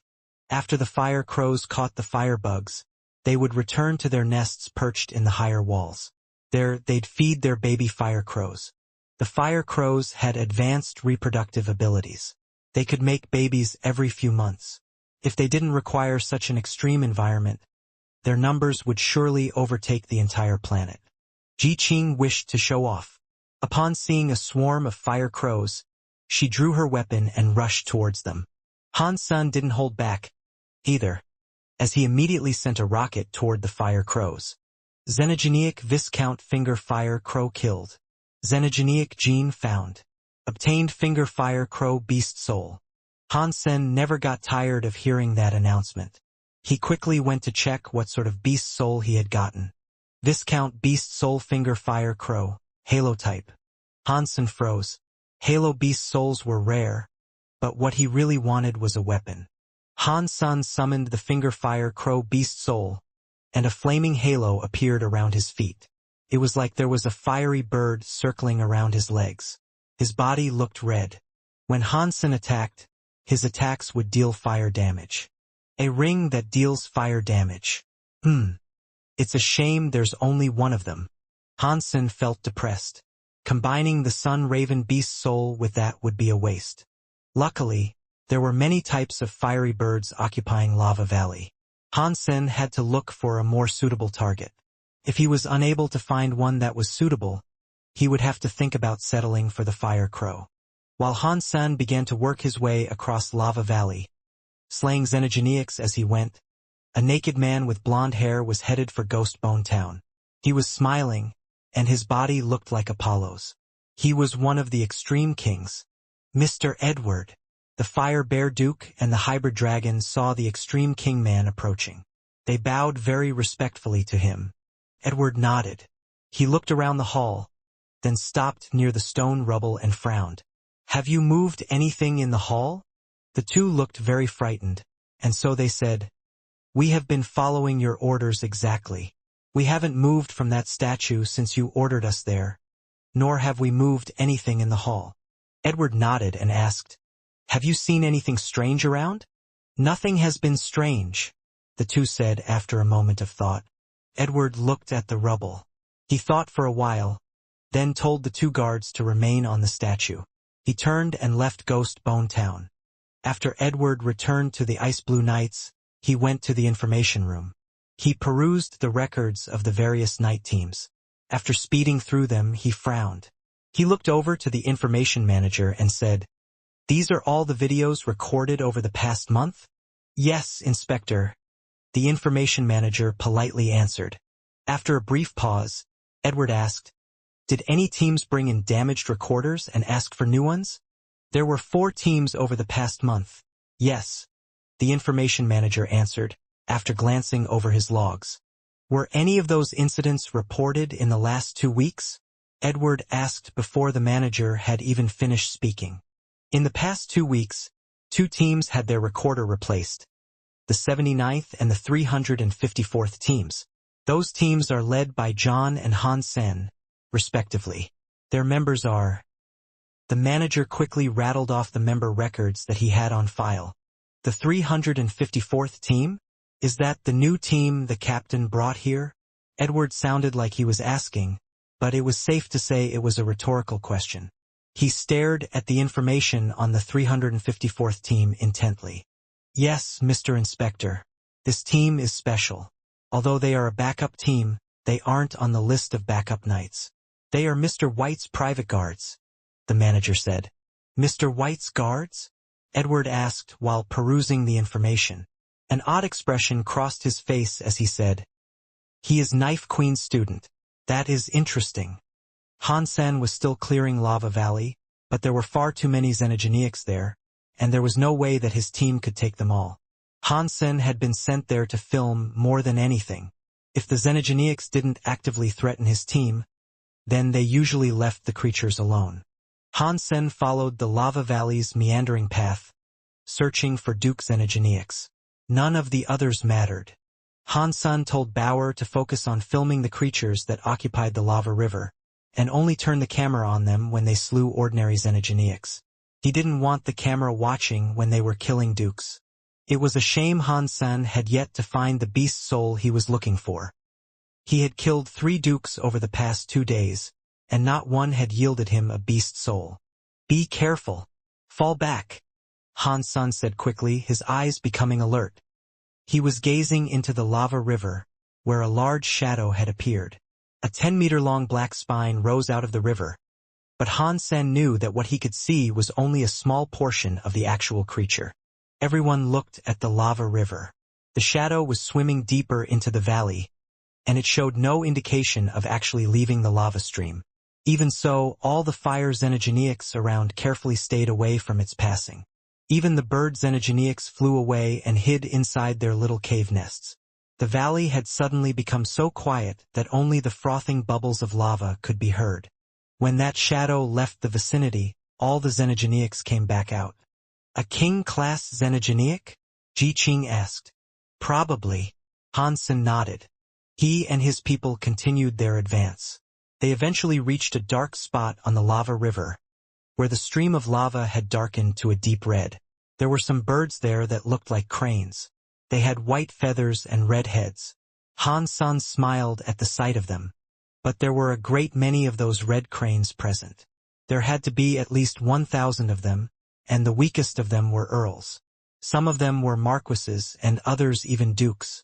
I wonder what beast souls these things give. Han Sen instructed Bauer to film elsewhere. He and the team started killing the red cranes. They were a few thousand meters away from the red cranes when the red cranes finally noticed their approach. Flames burst to life on the birds' heads, then leapt over their entire bodies.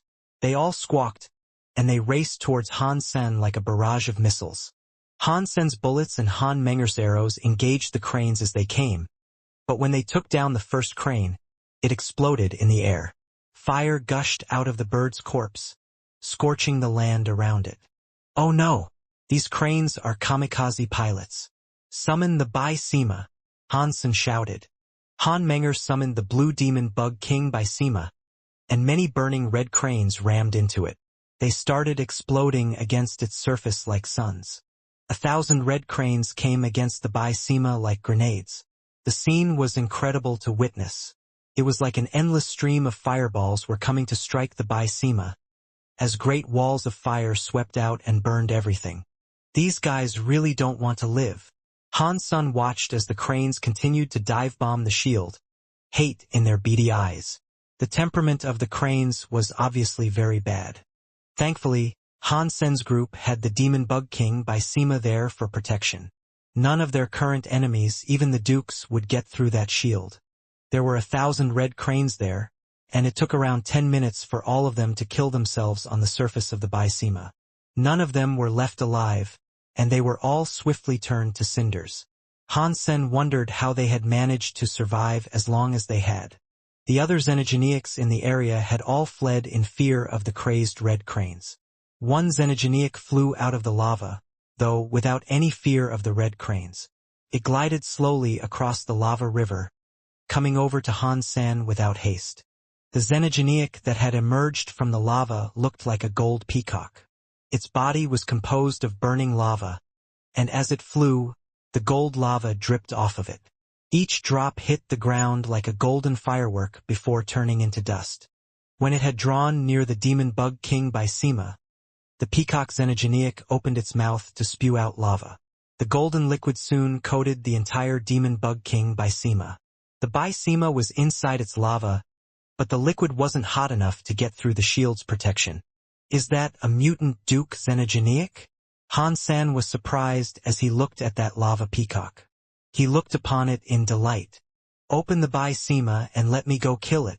Han Sen drew his ghost teeth knife and ran out of the shield's safety. He slashed towards the lava peacock, and the dark purple knife air looked like it would be driven straight through the lava foe. As the demonic knife came toward it, the lava peacock spewed lava even more recklessly, sending fountains of the molten rock up into the air. It did manage to melt Han Sen's knife airs, which surprised him. Han Sen moved like a ghost, slashing with soft knife airs from his ghost teeth knife, but his attacks didn't seem to be working on the peacock. As he was trying to kill the lava peacock, the bird flapped its wings. Then it vanished. It moved too quickly for Han Sen to track and attack it with his knife silks. This thing is unexpectedly fast. Han Sen frowned. Han Sen flapped his dragon wings and flew behind the lava peacock. He slashed as quickly as he could, but the lava peacock was still able to avoid each strike. I do not believe I cannot kill you. Han Sen dodged the lava peacock's squirting of lava and thrust his ghost teeth knife forward, firing a knife silk at the lava peacock. But the peacock managed to dodge the knife silk net easily, and it did not even come into contact with its body. Han Sen put his ghost teeth knife away and drew his spell pistols instead. He fired at the peacock like mad, but the gold peacock was able to dodge each bullet, leaving a trail of gold dust in its wake. No matter how Han Sen tried to attack the peacock, he couldn't hit it. While the lava peacock fought Han Sen, Han Menger pulled the string of her bow and fired an arrow. The peacock dodged Han Sen's pistol attacks, but as it did so, it put itself into a more difficult position. Han Menger's arrow was on a collision course with the peacock as a result, but all of a sudden, the peacock flapped its wings. It made a strange curvature in the fabric of space as if to twist the dimension. By doing so, it managed to evade Han Menger's arrow. So strong! Han Sen was surprised, but Han Menger just frowned. BZZT. Huang Fujing teleported her body behind the lava peacock and readied herself to throw a punch into its back. But the peacock waved its feathers and dodged her attack, too. Ji Qing was clutching her Duke-class galactic shrimp sword. She swung a few sword lights at the peacock, but it was able to dodge them, too. Han Sen and the others were all fighting the lava peacock together, but none of them were able to brush or ruffle a single hair of the creature. The peacock was like a flame that kept changing in the dance of its ripples. It kept flying around in a twisted way through the distortion of space. The lava lashed about all over the place, prompting Han Sen to fall back a touch. Pang! Han Sen and Huang Fujing battered their jade drum, and it sent 2 strong sonic shockwaves out. It hit the lava peacock, but it just made the lava hotter. The shockwave only managed to knock back some of the lava splashes. After all, it was only a Duke-class jade drum. Its sonic powers would not be enough to damage the mutant Duke beast. Let me do it! Han Yen shouted. She was holding a Marquise galactic shrimp sword. Her body gleamed with a white light, and her hair became long. She looked as if there were a god looking directly after her. Han Yen slashed at the lava peacock, unleashing an invisible sword light. At the same time as this, the peacock's body was hit. It made it spill more lava. The falsified Sky Sutra worked to deliver an absolute hit as it ought to have. Han Sen and the others could not follow and keep up with the insane speed of the lava peacock. And while Han Yen couldn't either, she didn't have to. When the sword light was unleashed, it would assuredly strike the peacock. Han Yen kept swinging her sword, making many invisible sword lights come raging at the lava peacock for surefire hits. The lava it carried kept squirting around. But while she was indeed delivering hits, her strikes were not very effective. After all, Han Yen was only an earl. Even though she had a super god body and her falsified Sky Sutra equipped, going up against a duke, it would still never be enough. 0. Han Sen, upon seeing the falsified Sky Sutra prove effective, thought about 0. She was a marquise and she possessed the same power. 0 heard Han Sen's command and used her purple eyes and drew out the bone knife.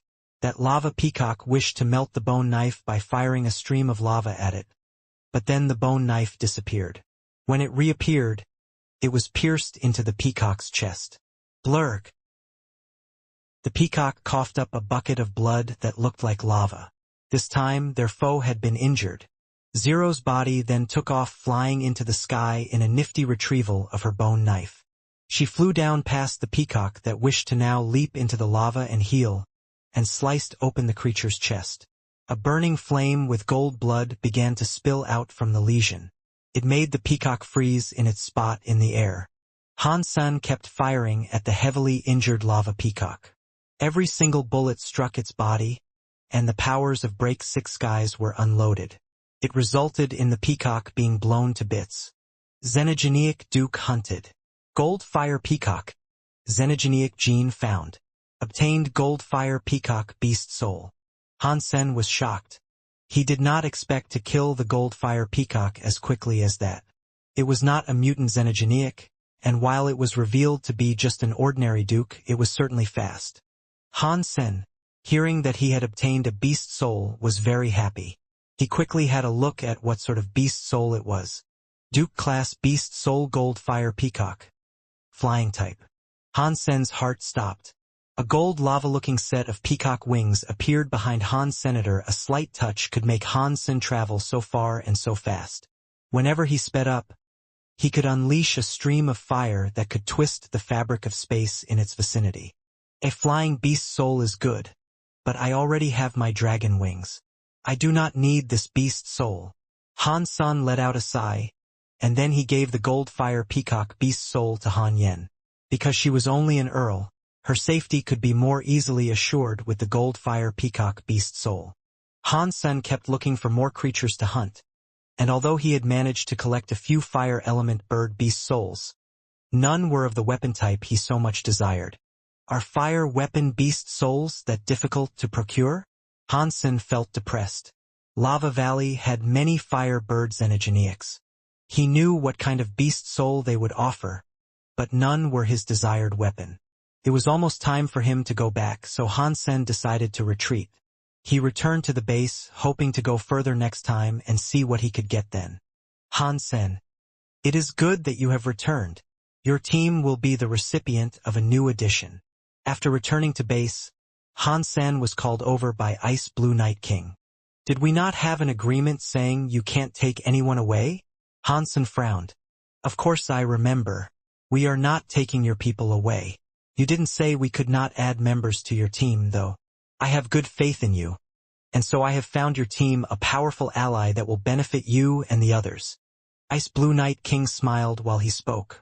Can I reject the addition? Han Sen had a wry smile. No, this is an order. Ice Blue Night King spoke with absolute certainty. While Han Sen wished to say something more, a woman arrived. She walked in front of Ice Blue Night King, bowed and said, Mr. Knight, greetings from Bai Wei. Han Sen, upon seeing the woman, was given a shock. That was the extreme king woman he had encountered in Narrow Moon. Han Sen had stolen the destroyed Bible from her. Night King, the new member you are telling us about is her? Han Sen looked at Bai Wei strangely. Yes, Bai Wei is the latest addition to your team. Please cooperate with her. Ice Blue Night King smiled.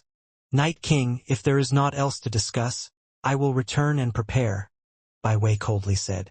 Go! Ice Blue Night King nodded. Bai Wei coldly departed the room. Meanwhile, Han Sen feigned sadness as he spoke again to Ice Blue Night King. Night King, did you see that? She does not even show you respect. How am I supposed to control someone like that? You should give her to another group. Ice Blue Night King touched Han Sen's shoulder before sitting down. He poured out some tea and told Han Sen to take a seat and join him. Han Sen knew Ice Blue Night King had something to tell him, so he obliged and sat down. Ice Blue Night King had a sip of his tea and said, I am not giving her to your team for the purpose of control. She will be with you because I wish for you to protect her. Who is she? Han Sen asked with a frown. She is Queen Bai Wei. You might not have heard of her name before, but you must surely know what it implies. Ice Blue Night King said. A daughter of one of the extreme king's kings? Han Sen immediately understood why she had been so cocky. If she was a daughter of an extreme king, then she had what it took to behave the way she did. She has made mistakes, so a king seeks to punish her by sending her here. But the king also wishes for her to practice more. While that must be done, I cannot afford anything ill to befall her, so you must ensure she remains protected. If something happens to her, you and I will both be killed. Ice Blue Night King smiled. Why don't you find a high-level knight to look after her? Then, I doubt there is much I can do to protect her. Han Sen had a wry smile, and he thought the task was a bad one to receive. If there was a king-class fellow protecting her, she would not have the opportunity to practice. Plus, she is full of pride. She would not allow that. Ice Blue Night King let out a sigh. The Ice Blue Knights have many backup teams. Surely you need not rely on outsiders like us. Don't you think it's dangerous to task outsiders with such an important responsibility? Han Sen looked at Ice Blue Night King as he spoke. Ice Blue Night King looked back at Han Sen, and then he spoke in a strange tone of voice. Han Sen, do you know who I trust the most out of the Ice Blue Knights? Of course I do. Your subordinates, Han Sen said. Ice Blue Night King shook his head and resumed his gaze on Han Senator. He told him, It is you. I trust you the most. You have got to be kidding me. I have only just met you. Before Han Sen could finish speaking, Ice Blue Night King stopped him. Please don't think I'm actually joking about this. You have never been in my position. You would not understand the reasons for me only being able to trust you. And so, I am letting you look after Queen Bai Wei. If she lives, you live. If she dies, you die. You are a smart boy, so I believe you know what to do. Ice Blue Night King patted Han Sen on the shoulder and then left the office. Han Sen did not want to be burdened with the troubles of other people like that, but Ice Blue Night King had made it quite clear that his problems did not solely rely on renegade Xenogeniacs. There were troubles stemming from the internal affairs of the Ice Blue Knights. But Ice Blue Night King, after stressing the need for Han Sen to do that which was bidden of him, had Han Sen forfeit reluctance and accept the task. Han Sen kept thinking all the while he walked back to his room. His heart jumped, and his pupils shrunk when he neared there. All the hairs on his body stood on end. No scary power attacked him, and neither did a foreign presence. But Han Sen felt as if he was being watched by a snake. He felt as if he were in danger all of a sudden. Han Sen looked forward, and there he saw a slender body approaching from up ahead. That should have been a pure extreme king man, but his presence was hidden. Being unable to determine his level, the man looked like the average person. The delicate face of the man was like a jade sculpture that had been meticulously crafted by the hands of a genuine master. His blonde hair was smart, and the face carried eyes as deep as lakes that could reflect the world and people they looked upon. It looked nice. He was a shockingly perfect-looking man. While he seemed very pleasant, Han Sen couldn't help but internally scream at the potential for danger in his proximity. Han Sen walked close to the man, and the man stared at Han Senator just as they were about to pass each other. The man stopped and said coldly, Have you seen the secret held by the stone plate? What did you say? Han Sen was shocked. He stopped and looked at him.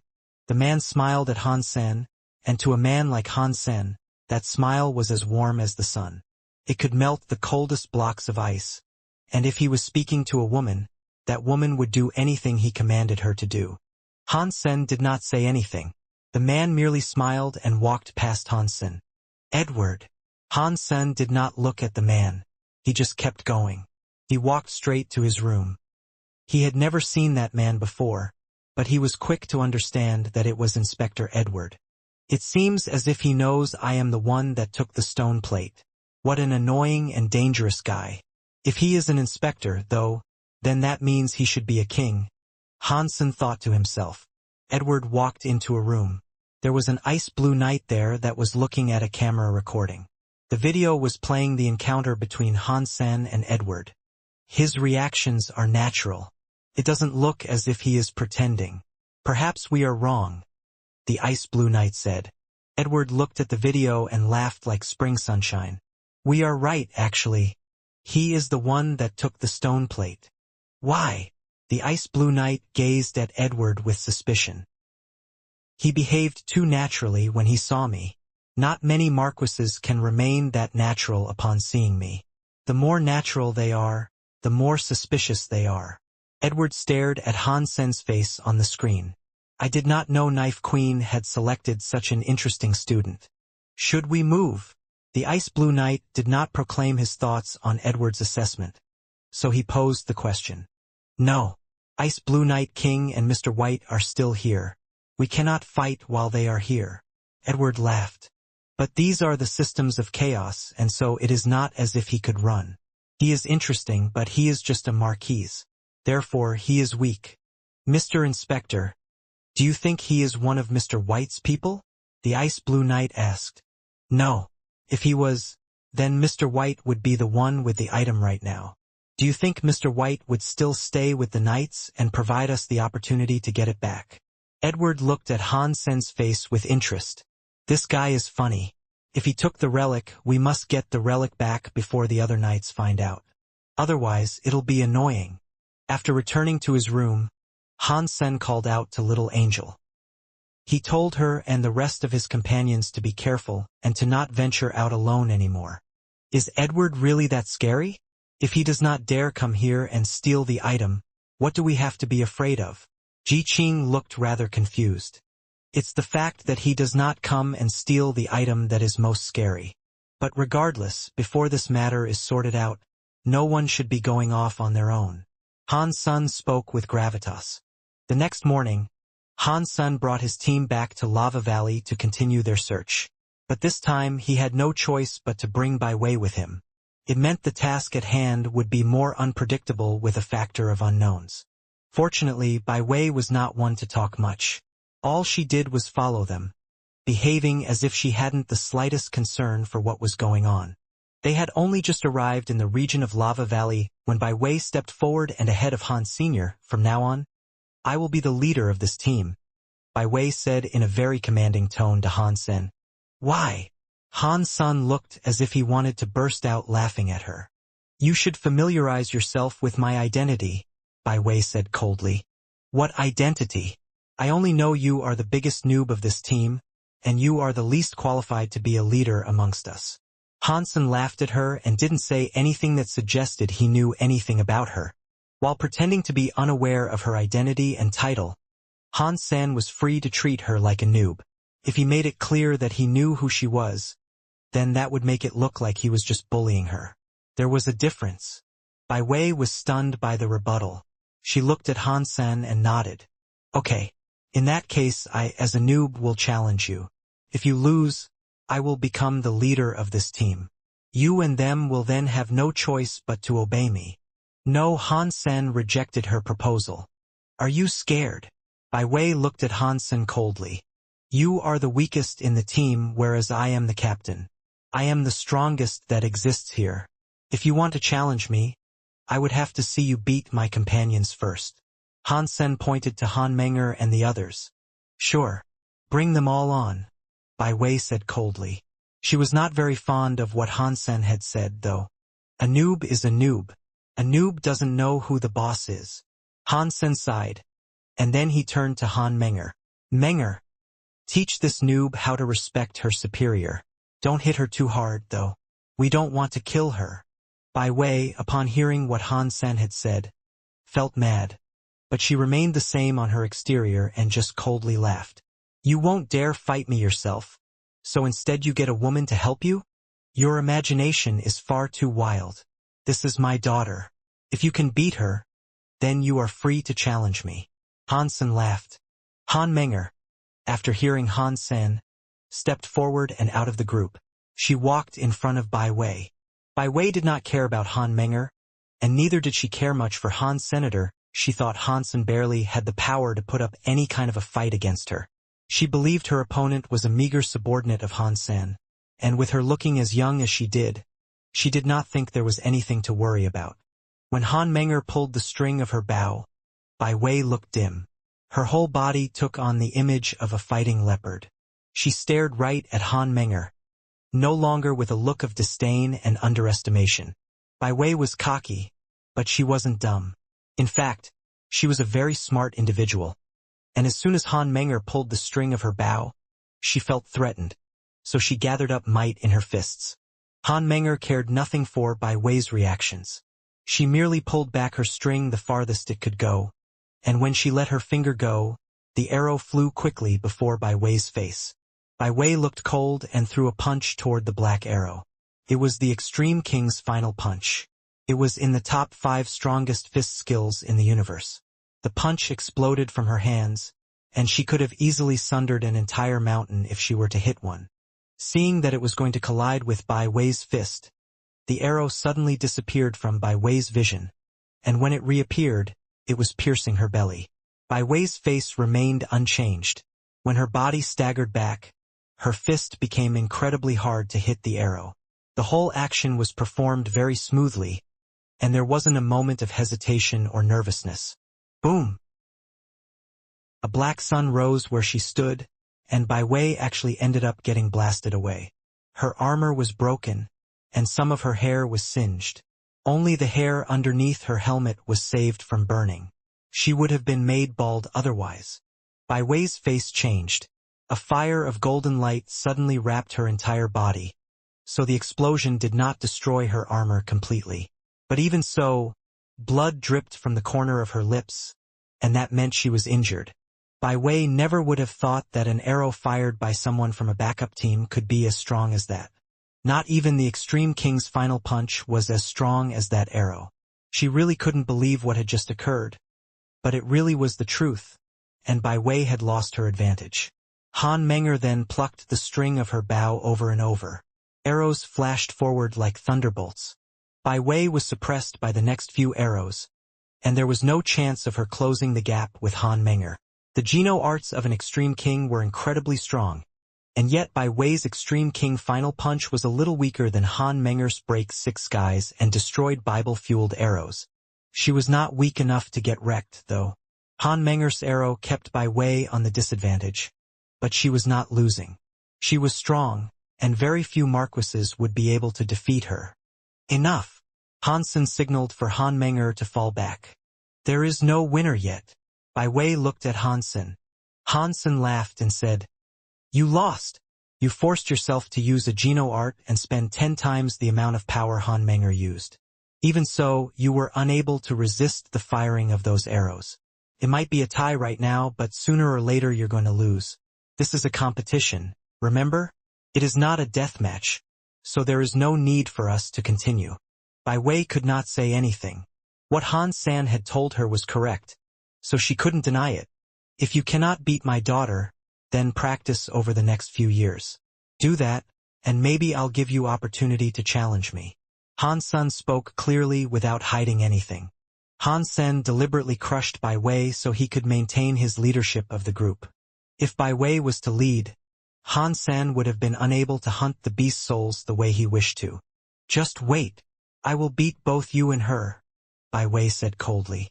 She did not continue her insistence on being leader. Bai Wei was obviously not as calm as she looked, though. She looked at Han Menger with a complicated look. Then she looked at Han Senator. She could not believe that cold-looking lady that was equipped with a bow was Han Sen's daughter. Outside of the Ice Blue system, Night River King was in the middle of slaying a bunch of Xenogeneics that were planning to invade. His face turned pale before long, and he was left gasping. After he was forced into the Ice Blue Knights, Night River King had been forced into the frontline ranks to be the first vanguard against any Xenogeneic enclaves that wished to invade the system. This engagement, however, had a few too many Xenogeneics to deal with. Even kings like him were left exhausted after the fight, and with how it had been each and every day, he couldn't stand how things were working out for him. Han Sun is an asshole. If I ever get the opportunity to, I'm going to kill him, Night River King quietly cursed his nemesis.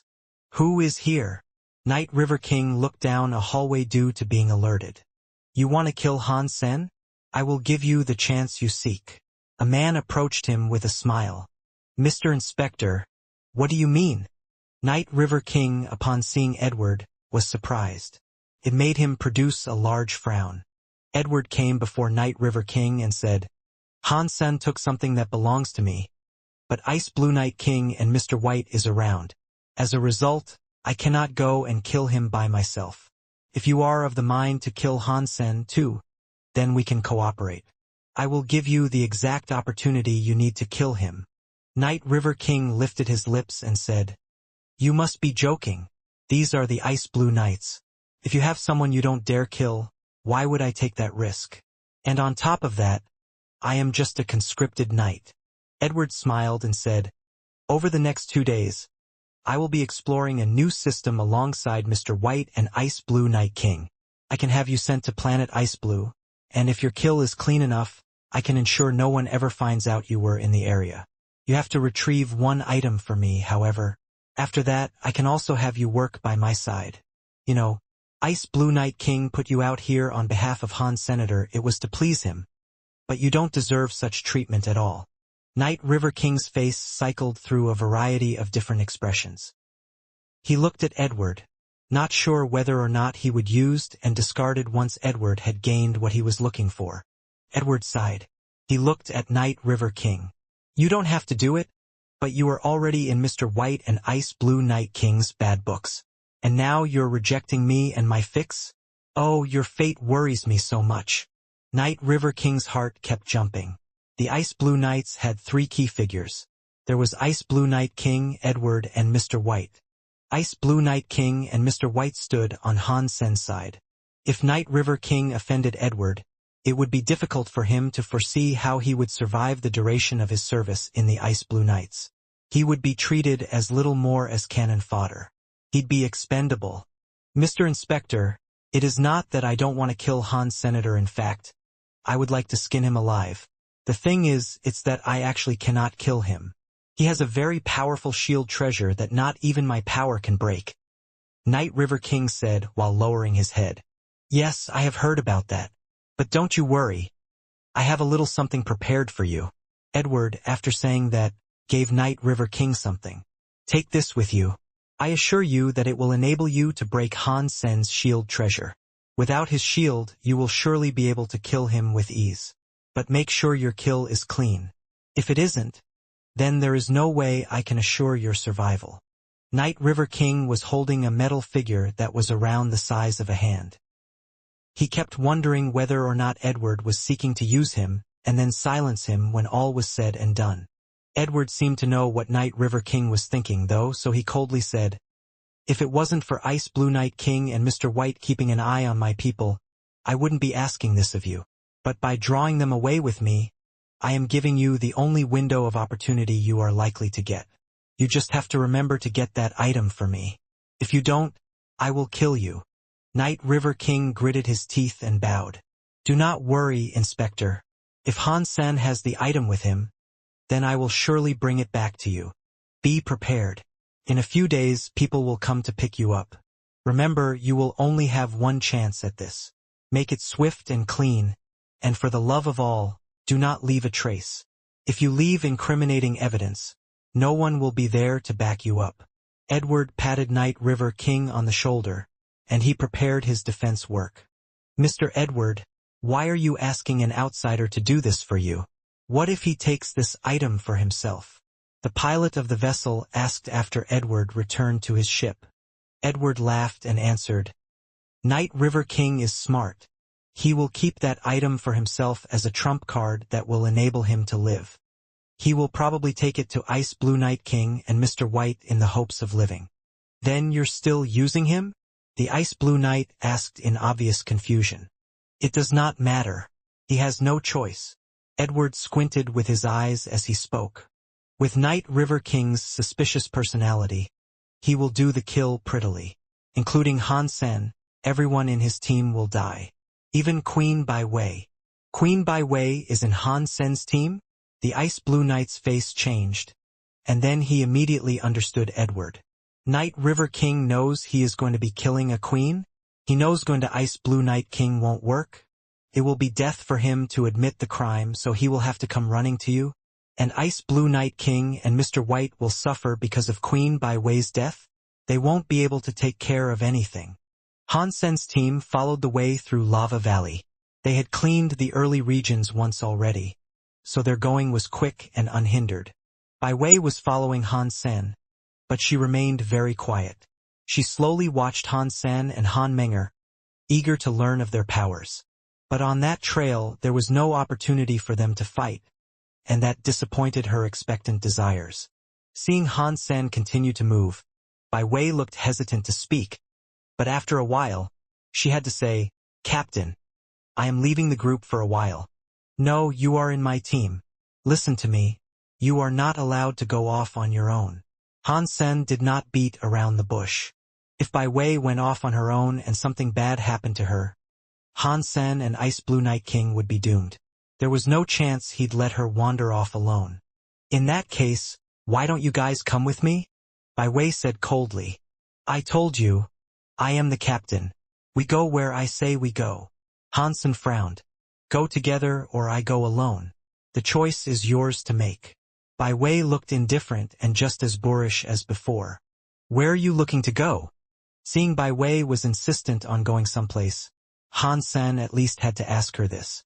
"The nest of an undying bird," Bai Wei said coldly. "What is the level of this undying bird?" Han Sen asked with a frown. The name of the beast didn't sound like one that would bode well. "Deified." Bai Wei did not hesitate to give him an answer. Han Sen licked his lips, looked at her and said, "Do you have any idea what you're talking about? You're on the hunt for a deified xenogeneic? Doing something like that will get you killed. Even a guy like me will get killed going up against a foe like that.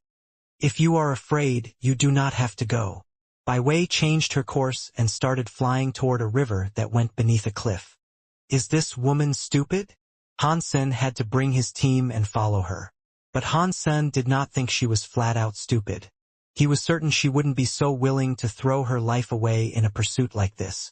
It was Bai Wei's first time in Lava Valley, but she knew about the undying bird.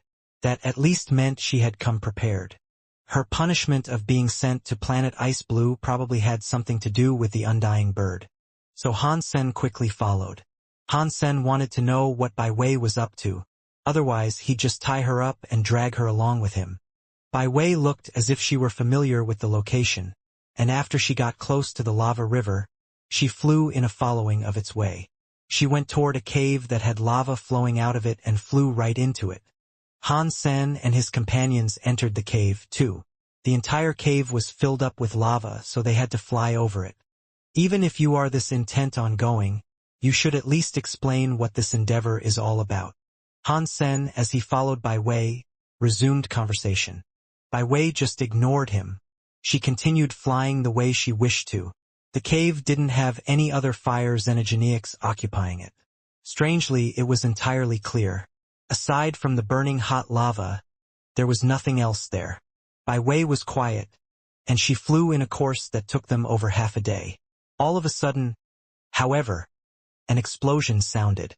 Han Sen looked in the direction of the chaotic acoustics, and he saw a cave open up.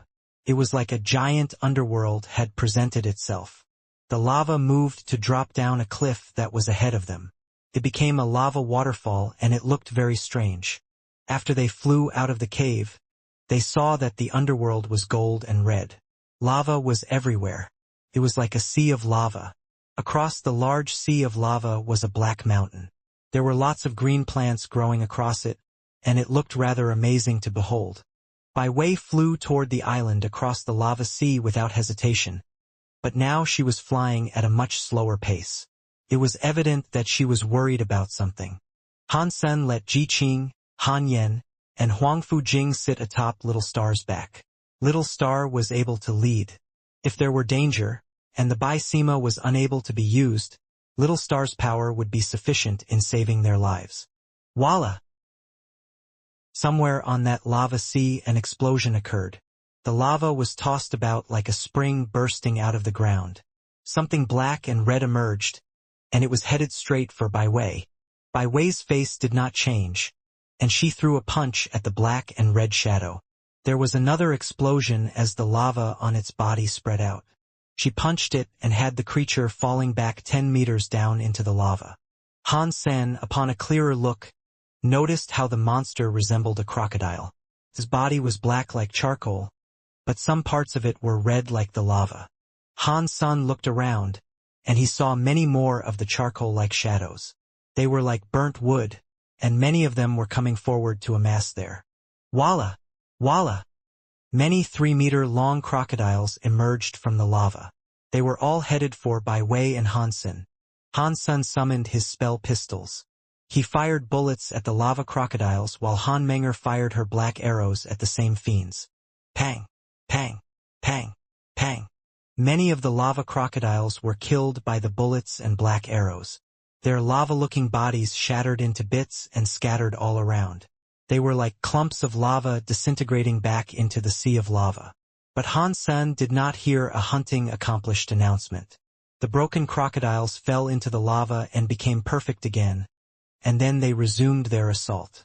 Bai Wei kept killing the lava crocodiles as she made her way to the island. She did not plan on stopping, and it was clear that she knew the crocodiles were unable to be killed. Han Sen saw what she was doing, so he stopped killing the lava crocodiles. He allowed Han Menger to summon her blue demon bug king by Sima. It was able to protect everyone, so they all headed for the island in haste. Bai Wei was sprinting forward when she suddenly saw the shield of Han Sen's people appear right next to her. The lava crocodiles were launching themselves against the shield, and as that happened, they simply hit the surface and fell away. Han Sen was not planning on protecting her with the shield, though. He followed Bai Wei and watched her kill lava crocodiles alone. Bai Wei was a little bit mad about this, but she did not say anything. She kept moving toward the island and punched the lava crocodiles that got in her way. The lava crocodiles were difficult to kill, but they were not strong. They were just ordinary marquises, and so they couldn't prohibit Bai Wei from advancing. Not long later, Bai Wei found herself on the shore of the island. When she arrived, she started sinking. Han Sen felt the same thing happening to him, too. He felt so heavy, and it was like he was back on Earth after a flight through space and the reintroduction of gravity. They all started falling down onto the stone of the island. This island forbids air powers? Ji Qing looked at the island in surprise as she spoke. Bai Wei said coldly, "It does not only stop the air. It is easy to come, but getting out is far harder." "What does that mean?" Han Sen looked at Bai Wei and asked. Bai Wei did not answer. She pointed to the lava sea that was offshore of the island. Han Sen turned around. Across the sea in the burning lava were some gold bugs. They looked like high-temperature lava, but they were in fact bugs. God only knew how many of them there were. These are lava bugs, and they cannot leave the lava. They are extremely aggressive, and not even dukes can withstand their temperatures. They can fly here, but because you cannot do the same, you have to run across the lava if you ever seek to leave. You need to be a mile away from the place to fly, and going out there can kill you. I hope your shield is enough to break the lava bug's attacks. Otherwise you are all going to die," Bai Wei said coldly. She was not happy that Han Sen hadn't protected her in the shield. Han Sen smiled. He did not mind the threat. The demon bug king by Sima wouldn't even buckle to the attacks of a king-class creature. Therefore, he did not think he had to worry about the tiny little lava bugs. "Undying Bird really resides on this island?" Ji Qing asked curiously. Bauer was lying down on Han Sen's shoulder. Her eyes curiously observed the small island they had landed on. The island was not big, and with Han Sen's speed, it would not take long to walk across it. The island did have a spectacular amount of flora, though. It was practically a rainforest. Insects and beasts roamed all about it. Standing on the island, you would not feel the heat of the lava that was nearby. It felt like a summertime place where you would want to sleep away the hours. Bai Wei did not answer, and she kept marching toward the jungle. Han Sen expected to encounter danger, but he soon realized that the creatures around were just ordinary animals. They weren't even xenogeneics, and they most certainly weren't threatening. In the center of the island was a white mountain. It was only a few hundred meters tall, but it looked like a big steamed bun. The peak of the mountain cradled a broken tower of sorts. It looked very old, and it had decayed over the years. It was no longer straight, and it looked ready to fall apart. They walked before the foot of the mountain. Then Bai Wei looked toward the broken tower atop the peak and shouted, "King Bai's heir has come. Is the undying bird at home?" Her voice echoed across the expanse of the island, but no response came from the tower, so she shouted again. After she shouted 3 times, a door in the broken tower atop the peak opened. It did so with a long, drawn-out squeak. Han Sen and Baoer's eyes opened wide as they looked at the tower's door. They were curious about what the appearance of the deified undying bird would be. The tower was not very large, so if the undying bird did indeed live there, it couldn't be too big itself. Everyone looked at the tower curiously. Then they heard some footsteps emerge. Not long later, they saw a shadow open the door and walk out of the tower. She is the undying bird? Han Sen's eyes opened wide as he watched the person walk out of the door. He thought it was strange. It was not an actual bird that was emerging. It was an old woman with a cane. Her back was crooked. Her appearance was haggard, and her skin was all wrinkled like the bark of an old tree. Due to the fact she was crooked and old, her size only put her up to Han Sen's waist. She was wearing a pair of circular glasses and a red robe. She certainly looked rather weird. Who is making a racket down there? The old woman did not look tall. She stood in front of the tower and looked down the mountain. She couldn't see very well, so she had to raise her glasses. Her tired-looking eyes eventually settled on Bai Wei and the others. Bai Wei never expected someone like that would be the one to emerge. She was a queen, and though she was surprised, she still said, "I am Bai Wei, and I am King Bai's daughter. I am here at the request of my father. Are you the undying bird?" The old woman pushed up her glasses. She stared at Bai Wei and said slowly, "You are King Bai's heir? I am not the undying bird. I am merely an old woman that is tasked with cleaning the tower." "Then can you inform the dying bird that King Bai's heir is here?" Bai Wei said. "You are too late, I am afraid. The undying bird is deceased," the old woman said slowly. "Undying bird died?" Han Sen's eyes opened wide, and his eyeballs almost popped out of their sockets. Bai Wei was frozen, as she had not expected this to happen. If the deified undying bird was dead, then there was no point in her being there. The old woman sighed and went on to say, "But Mr. Undying Bird told me that if King Bai's heir does come, that person can take whatever they please. That is, assuming they can triumph over the test." Bai Wei's face looked a little bit better, and so she went on to ask, "I would like to try it. What is this test you are referring to?" The old woman did not answer. Her old eyes, which peered through a pair of glasses, lingered on Han Sr. Who are these people? They do not look as if they belong to the Extreme King. If they do not belong to the Extreme King, then just kill them. This is the Undying Bird's house, and not just anyone can make themselves present. Hansen felt a chill. That old woman looked very, very old, but when she looked at them, Han-san felt a great chill. He knew she was actually a very dangerous being. Bai Wei looked at Han-san and answered the old woman. "They are indeed knights of the Extreme King. They have helped escort me here." "I see."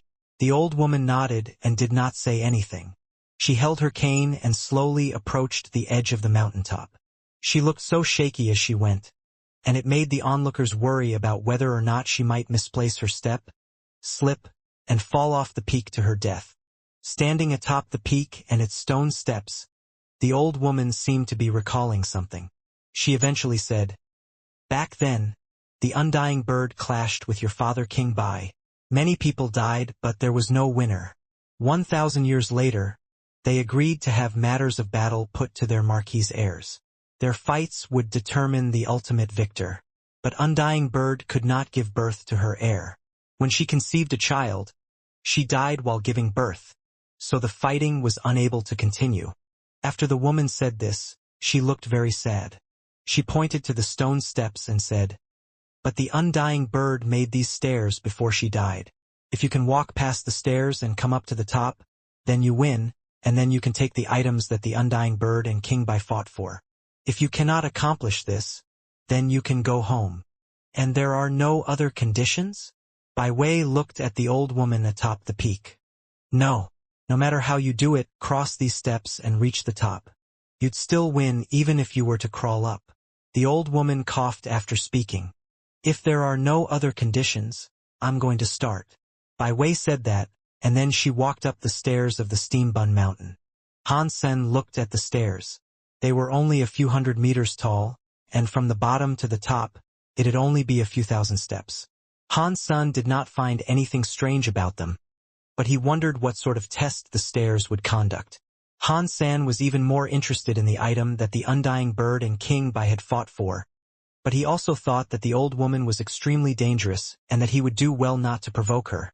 So he watched Bai Wei accept the test. Bai Wei took her first step along the stone stairs, and she did so with ease. There was no special power working against her on those stairs, and she proceeded easily, so it seemed. Bai Wei frowned. She did not feel anything from the stairs. The stone staircase really did seem to be exactly what it looked like. If Bai Wei went quickly, she could do a few laps of the simple stone staircase in the space of an hour. This is a test established by the undying bird. Surely it cannot be as easy as this. Bai Wei still did not dare underestimate the supposed trial, and she watched every single step as she walked forward. But the steps really did seem like nothing special. After Bai Wei walked a few steps of the stone slabs, nothing transpired. Nothing seemed to inhibit or work against her ascension of the stairs. Bai Wei, your body, Ji Qing, from way down below, suddenly bellowed. Bai Wei, upon hearing the shout, looked back at them. She noticed they were all looking at her in absolute shock. It seemed as if something terribly surprising had been happening to her body. Bai Wei quickly looked down on herself, and after she did so, her own facial expressions morphed, too. Over the past couple dozen of steps, Bai Wei had not noticed anything. Her body, however, had significantly aged. Bai Wei had previously been a girl that had looked like an average 18-year-old. But now she looked like a woman that was well into her mid-20s. Her height and her body shape had changed, and on top of that, the size of her breasts had increased. They had grown from a measly B cup to a D cup. Bai Wei frowned. She walked a few more of the steps. Again, her body underwent a change, and she looked even older. Bai Wei, after thinking on the circumstances, decided to retreat a few steps. Quite shockingly, her body's age began to reduce again. You finally noticed. The old woman up top laughed. With a coarse and raspy voice, she told her, Undying bird is the one that created this way of life and death, and not everyone is able to scale it. It is a process stemming from your life and death, and it is a path that reveals the course of your life. By the time you reach the end of this staircase, you will have arrived at the end of your life. If you die upon finishing it, what is the whole point of climbing these steps? Undying bird is evil if he won't allow people to win. Ji Qing looked disdainful. The old woman did not sound mad about what she had said but coldly replied, Undying bird used a Geno art to set up this way of life and death. If you have what it takes, and you are indeed able to break it, then who can say it is inherently evil? Meanwhile, Bai Wei hadn't said anything more. She focused on her ascension in a bid to reach the peak. As she walked further and further, the older she began to look. From a girl to a woman, from a woman to a middle-aged woman. By the time she had almost reached the peak, she looked like an old woman that was ready to keel over and take to a deathbed. When she was only a few more steps away from the peak, it looked as if she were unable to breathe. It looked as if she were ready to die. Bai Wei believed it was all some sort of illusion, but despite that, it all felt so very real. Her body was so old now, she was afraid that if she were to take the next few steps, she would indeed die just as the old woman had explained. While Bai Wei walked up the steps, she had done her best to prevent the aging process, but nothing she tried seemed to work. Those steps really were like a timeline of one's life and death, and nothing could inhibit the magic that worked it. Bai Wei came to a standstill before the final few steps, and she peered at them. She did not know whether or not she should proceed. Han-san and the others were all in shock that a staircase possessed a power such as that. It was difficult to imagine just how strong Undying Bird was when she was alive. If you can walk back down the steps, perhaps it is just a test. You might not die after walking, so just come back when you are done, Ji Qing said. Bai Wei wanted to think this way as well, but there was no guarantee she wouldn't die once she had completed the entire passage. If she did die after scaling the staircase, then it all would have been for naught. The old woman, upon hearing Ji Qing speak, laughed. Maybe. The chance of life and the chance of death is 50-50. If you have the courage, you can give it a try. Bai Wei looked at the old woman waiting at the end of the staircase. She looked hesitant to proceed. This was not a game, and if she was incorrect, then only death would await her. If I walk back down the stairs, can I come back up? Bai Wei asked as she gazed at the old woman. Her voice croaked like an extremely old person. She sounded so weak and unsettlingly close to death. You wish to grab a creature to attempt this? If that is so, then what is the purpose of this being dubbed a test? The old woman looked at her with disdain. You are an heir of King Bai. Bring out the power of King Bai. Use your life and your judgment to win this. If you leave, then the gambit will have lost. Little Silver, go and find a little creature. Han-san spoke to Little Silver, who was next to him. When Little Silver heard the command, it took off running into a nearby thicket of bushes. Came back out dragging a rabbit along with it. Han-san then told Little Silver to throw it onto the staircase and then kick it on its butt. It complied and did just that, and following the shock and scare, the rabbit took off racing up the stairs. When the old woman said they should have been killed earlier, Bai Wei hadn't agreed with the notion. This was now Han-sen returning the favor. The creature transformed like Bai Wei. It got older the higher it went. At the final few steps, it made a great struggle to move. Every step required all its strength to proceed. Bai Wei looked at Han-san with surprise, as she had been unsure whether or not he would be willing to help her. The little creature reached the final step. It looked as if it were spending the last ounce of its life force to move forward as its trembling body reached the top. But as soon as it reached it, it died. Everyone gasped at the sight. It seemed as if the way of life and death really did end with death. This is very obscene. You lose no matter what you do. Ji Qing couldn't help but say. If you have what it takes to break how the way of life and death operates, then death is not what awaits you at the end. The old woman looked as if she did not care at all. Bai Wei looked confused, and she wanted to return. Undying Bird had established a test that would claim the lives of many.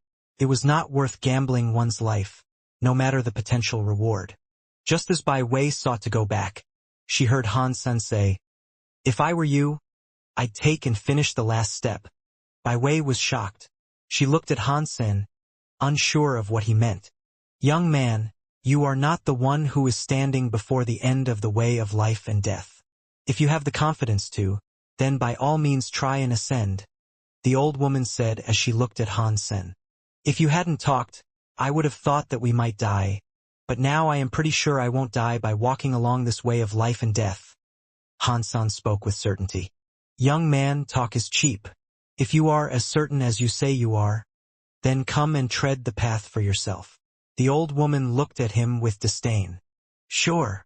Han-sen, after saying it, immediately took his first steps along the way of life and death. Han-sen was not there to prove the old woman wrong, and neither was he there to provide comfort and aid to Bai Wei. All he wanted to do was feel the powers that permeated the way of life and death. A power like that was rare to witness even for those that were deified. So, there would not be many opportunities for him to experience the feelings of such a power. Han-san wanted to feel what it was like to feel that which plagued the way of life and death. If the spell that had been put upon the way of life and death was genuine, then it would not be something so simple as manipulated time. If it was just the power of time, then the speed would be one way and fixed. Every creature had a different lifespan, so there was no way each step added a certain amount of time that would only bring them to their death upon reaching the end. Only the cause of life and death could have that effect. Going forward took you to your demise, whereas going backwards assured life. If Han Sen could have the taste of that power, it would be a remarkable thing for him to have. Brother, this is way too risky. Han Yen tugged at Han Sen's arm and made her concern known. Although Han Yen knew Han Sen's judgment was likely correct, this was a matter that concerned her family. It was only natural for her to be as afraid as she was. It's okay. I'm only going to take a look. Han Sen touched Han Yen on her head, blinked, and then he approached the staircase.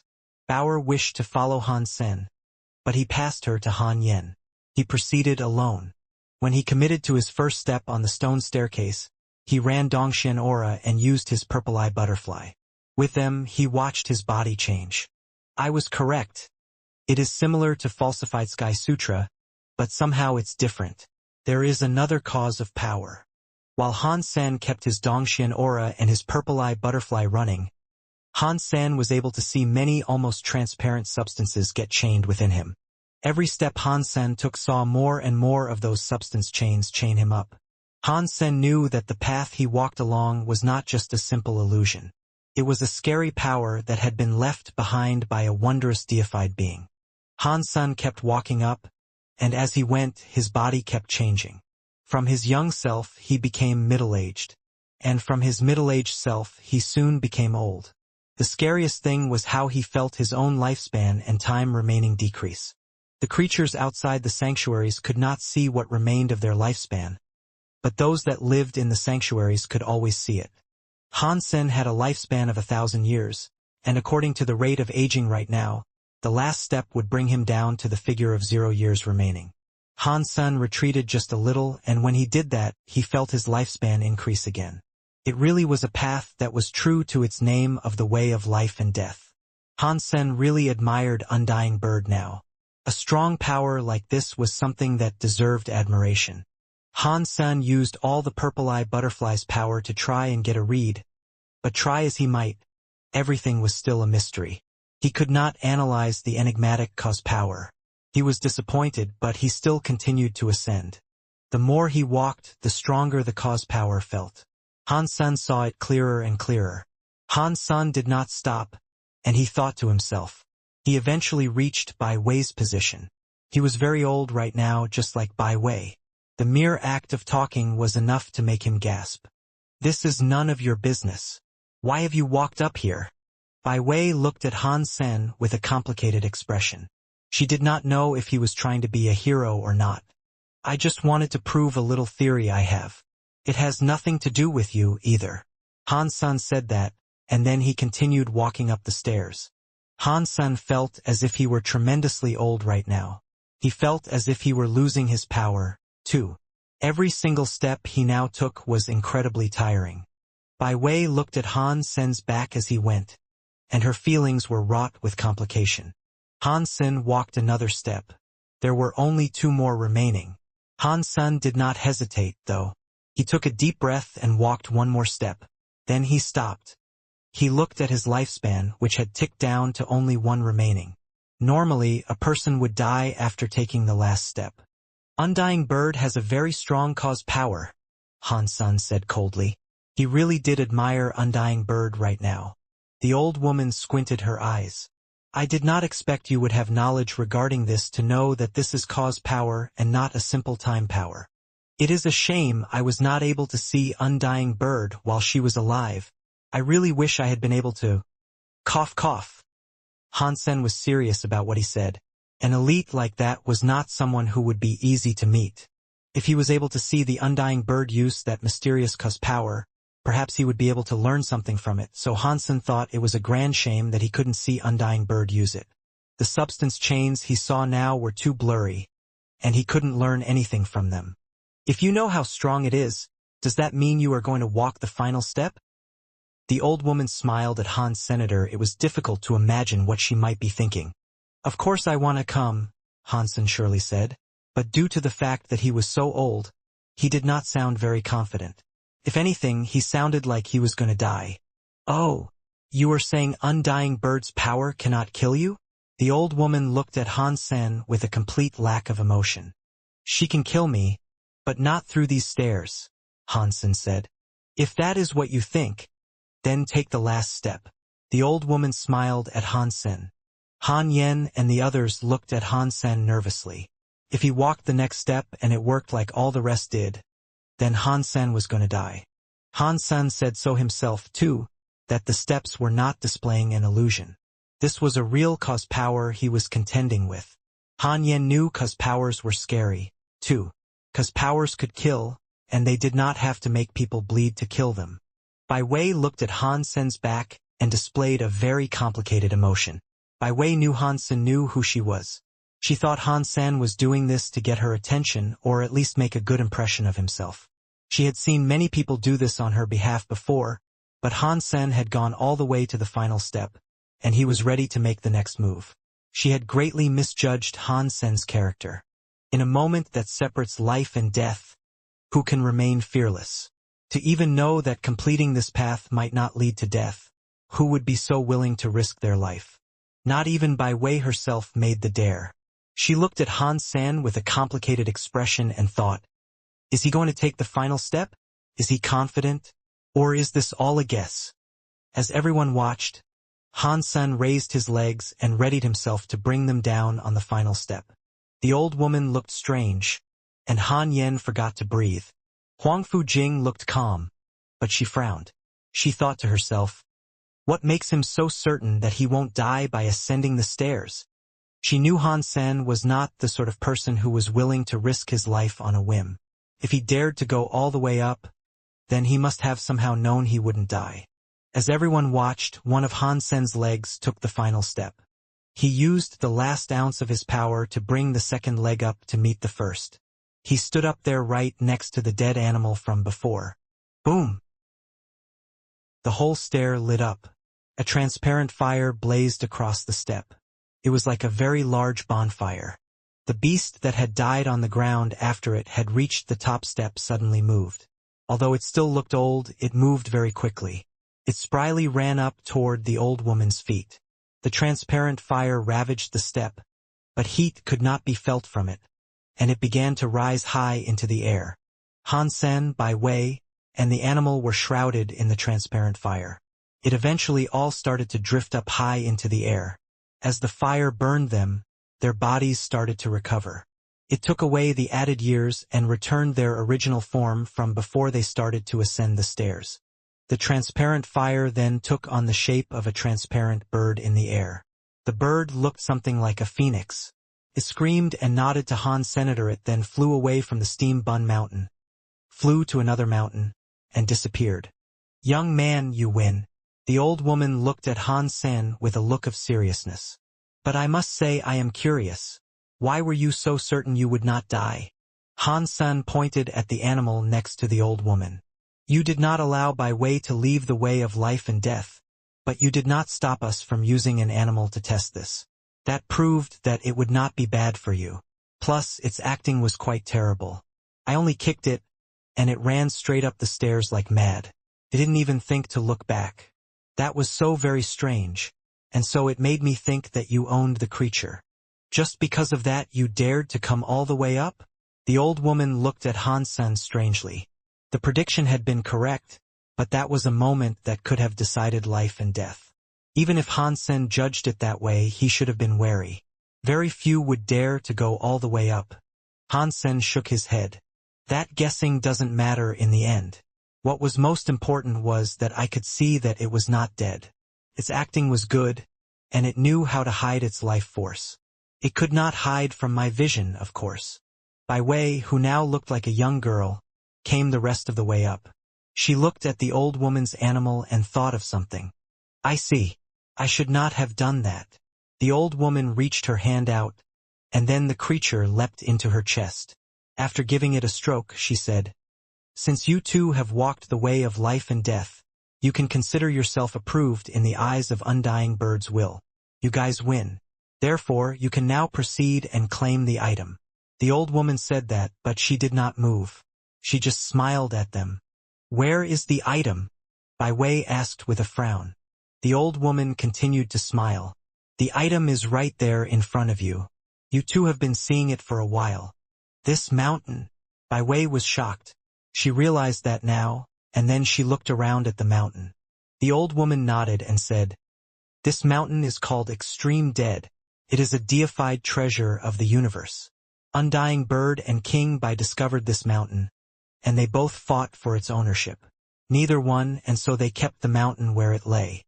Undying Bird was the one who managed it, but she eventually died, and she was buried here on the mountain. The mountain is useless to creatures. Perhaps King Bai knew this, and so he didn't come here himself. On his behalf, perhaps he sent you. If things were like that, why would father want me to come here? Bai Wei asked. The old woman said coldly, Undying Bird died early. She took over Extreme Dead Mountain, but she would not claim everything. She still has a few items left over for you, but it is down to you whether or not you can take them away. After that, the old woman pointed at the old tower behind her with her cane. A fireball came out of her cane and landed against it. The tower was set on fire, and it was quickly incinerated. After a short while, the construction was reduced to dust. The wind scattered it all around, but where it had once been now remained an item. They all looked at the item and they felt weird when seeing it. The item was built from dry grass. In many ways, it looked like a bird nest. It did not look particularly pretty, and it actually looked quite rough. But it was big and a few meters wide. A few people could definitely sleep in there. Undying Bird left this item behind?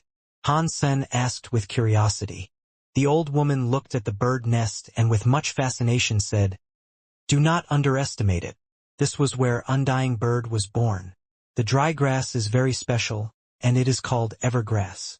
If you can take it away, then you will swiftly learn what boon and benefit it can provide you. Bai Wei did not say anything. She simply walked in front of it. She reached out her hand with a desire to pick up the nest, but the bird nest, which appeared to have been made from dry grass, had the weight of a mountain. Bai Wei tried to lift it a few times, but it would not budge. She could not pull out any of the dry grass either. The old woman smiled. Undying Bird was born there, and that is where it lived for 1,000,000 years.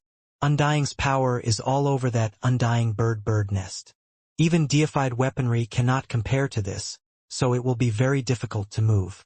Bai Wei frowned. She glowed with the color of gold. A gold shadow overtook her and made her appear far stronger than she usually did. Han Sen was shocked. He did not know she had this in her. Even if Bai Wei did have that big power boost, it mattered not, though. She was still unable to move the Undying Bird nest an inch. Nothing seemed to work. Deified items weren't something a marquise could just come into ownership of. It did not seem possible that Bai Wei would be able to take it away. Undying Bird left behind the most precious thing to you. If you cannot take it away, then you cannot blame anyone else for your inability to do this. The old woman smiled. Bai Wei frowned and did not speak. She looked at the nest, but she still had no clue about how to take the bird nest away with her. Han Sen looked at the old woman and asked, Does the person need to finish the way of life and death to get approved by the Undying Bird? Is it only then that the person can take the Undying Bird nest away with them? Bai Wei, upon hearing that, turned to look at the old woman. Her face changed. She did not need her to answer, though. They knew the answer deep inside already. Han Sen walked in front of the Undying Bird nest and touched its edge. As soon as he touched it, the bird nest started to fly, and then it became smaller. It became something as small as a hand, and it flew to land and sit upon Han Sen's hand. I see. Han Sen handed the bird nest over to Bai Wei. Bai Wei grabbed the bird nest, but as soon as Han Sen let go, the bird nest dropped to the ground like a giant rock. Bai Wei could not stop it from falling, and she fell down with it. The bird nest was on the floor. No matter how hard she tried, she could not pick it up. You guys took the item. Shouldn't you be leaving now? Stop bothering the resting place of Undying Bird.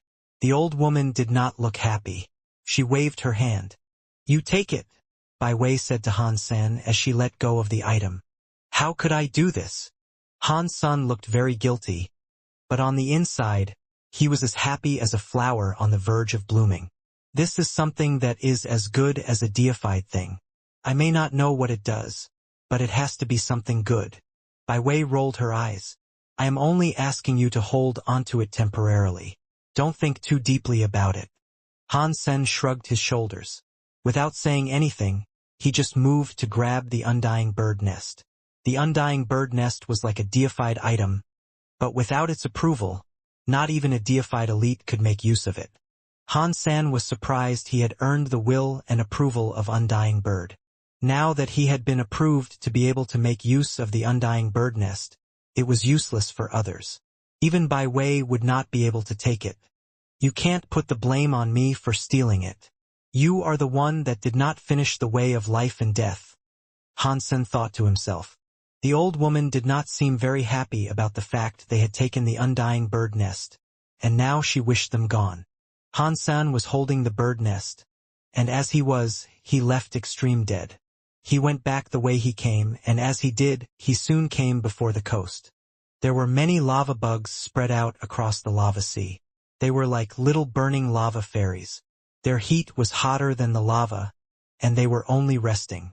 If they unleashed their heat altogether, even a duke's armor would be melted. Han Sen tried to fly, but he realized he was still unable to.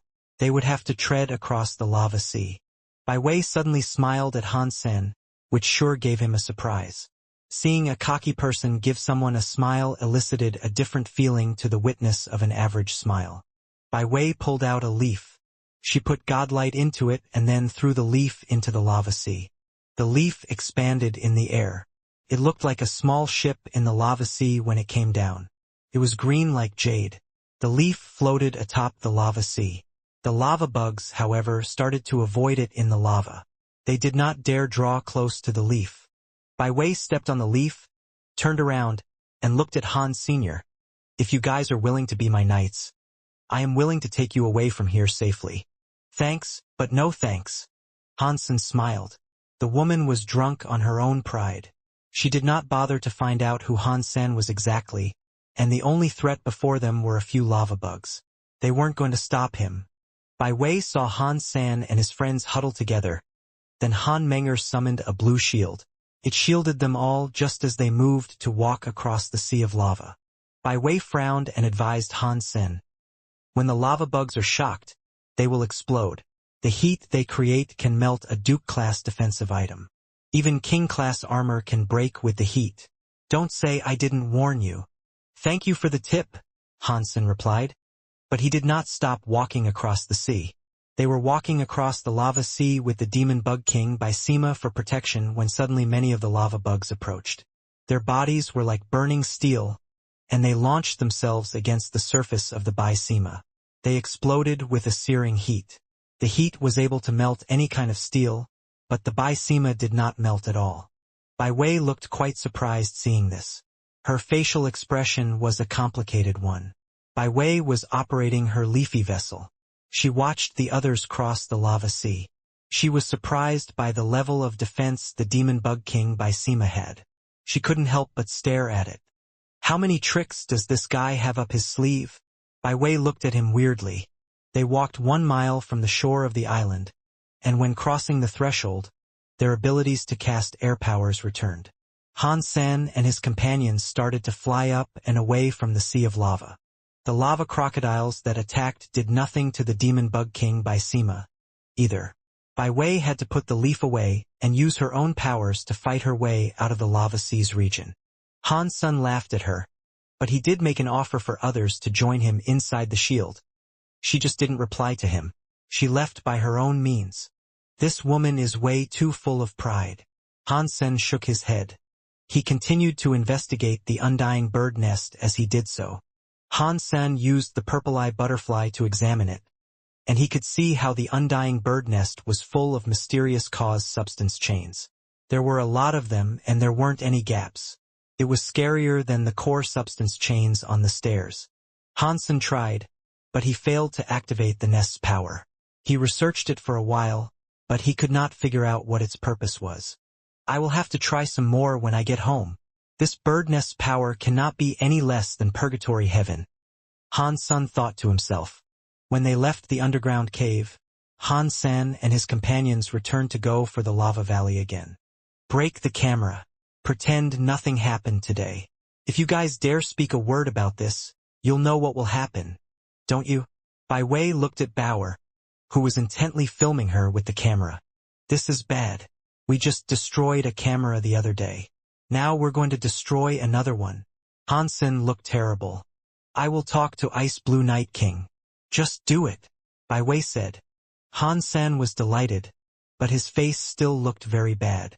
He said, "All right, but there is still a while to go before we head back to base with this mission.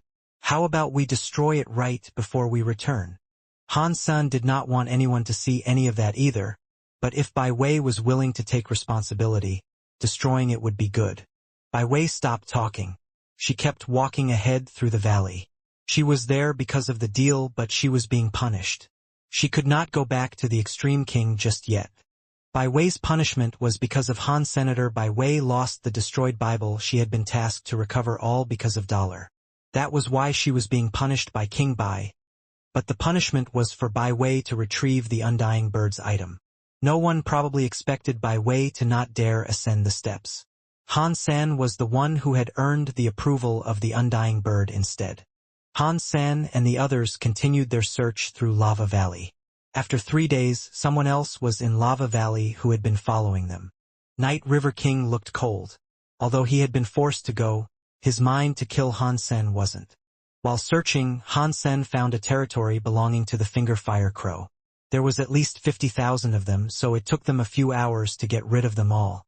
They also found a lot of fire crow eggs in the caves that were located there.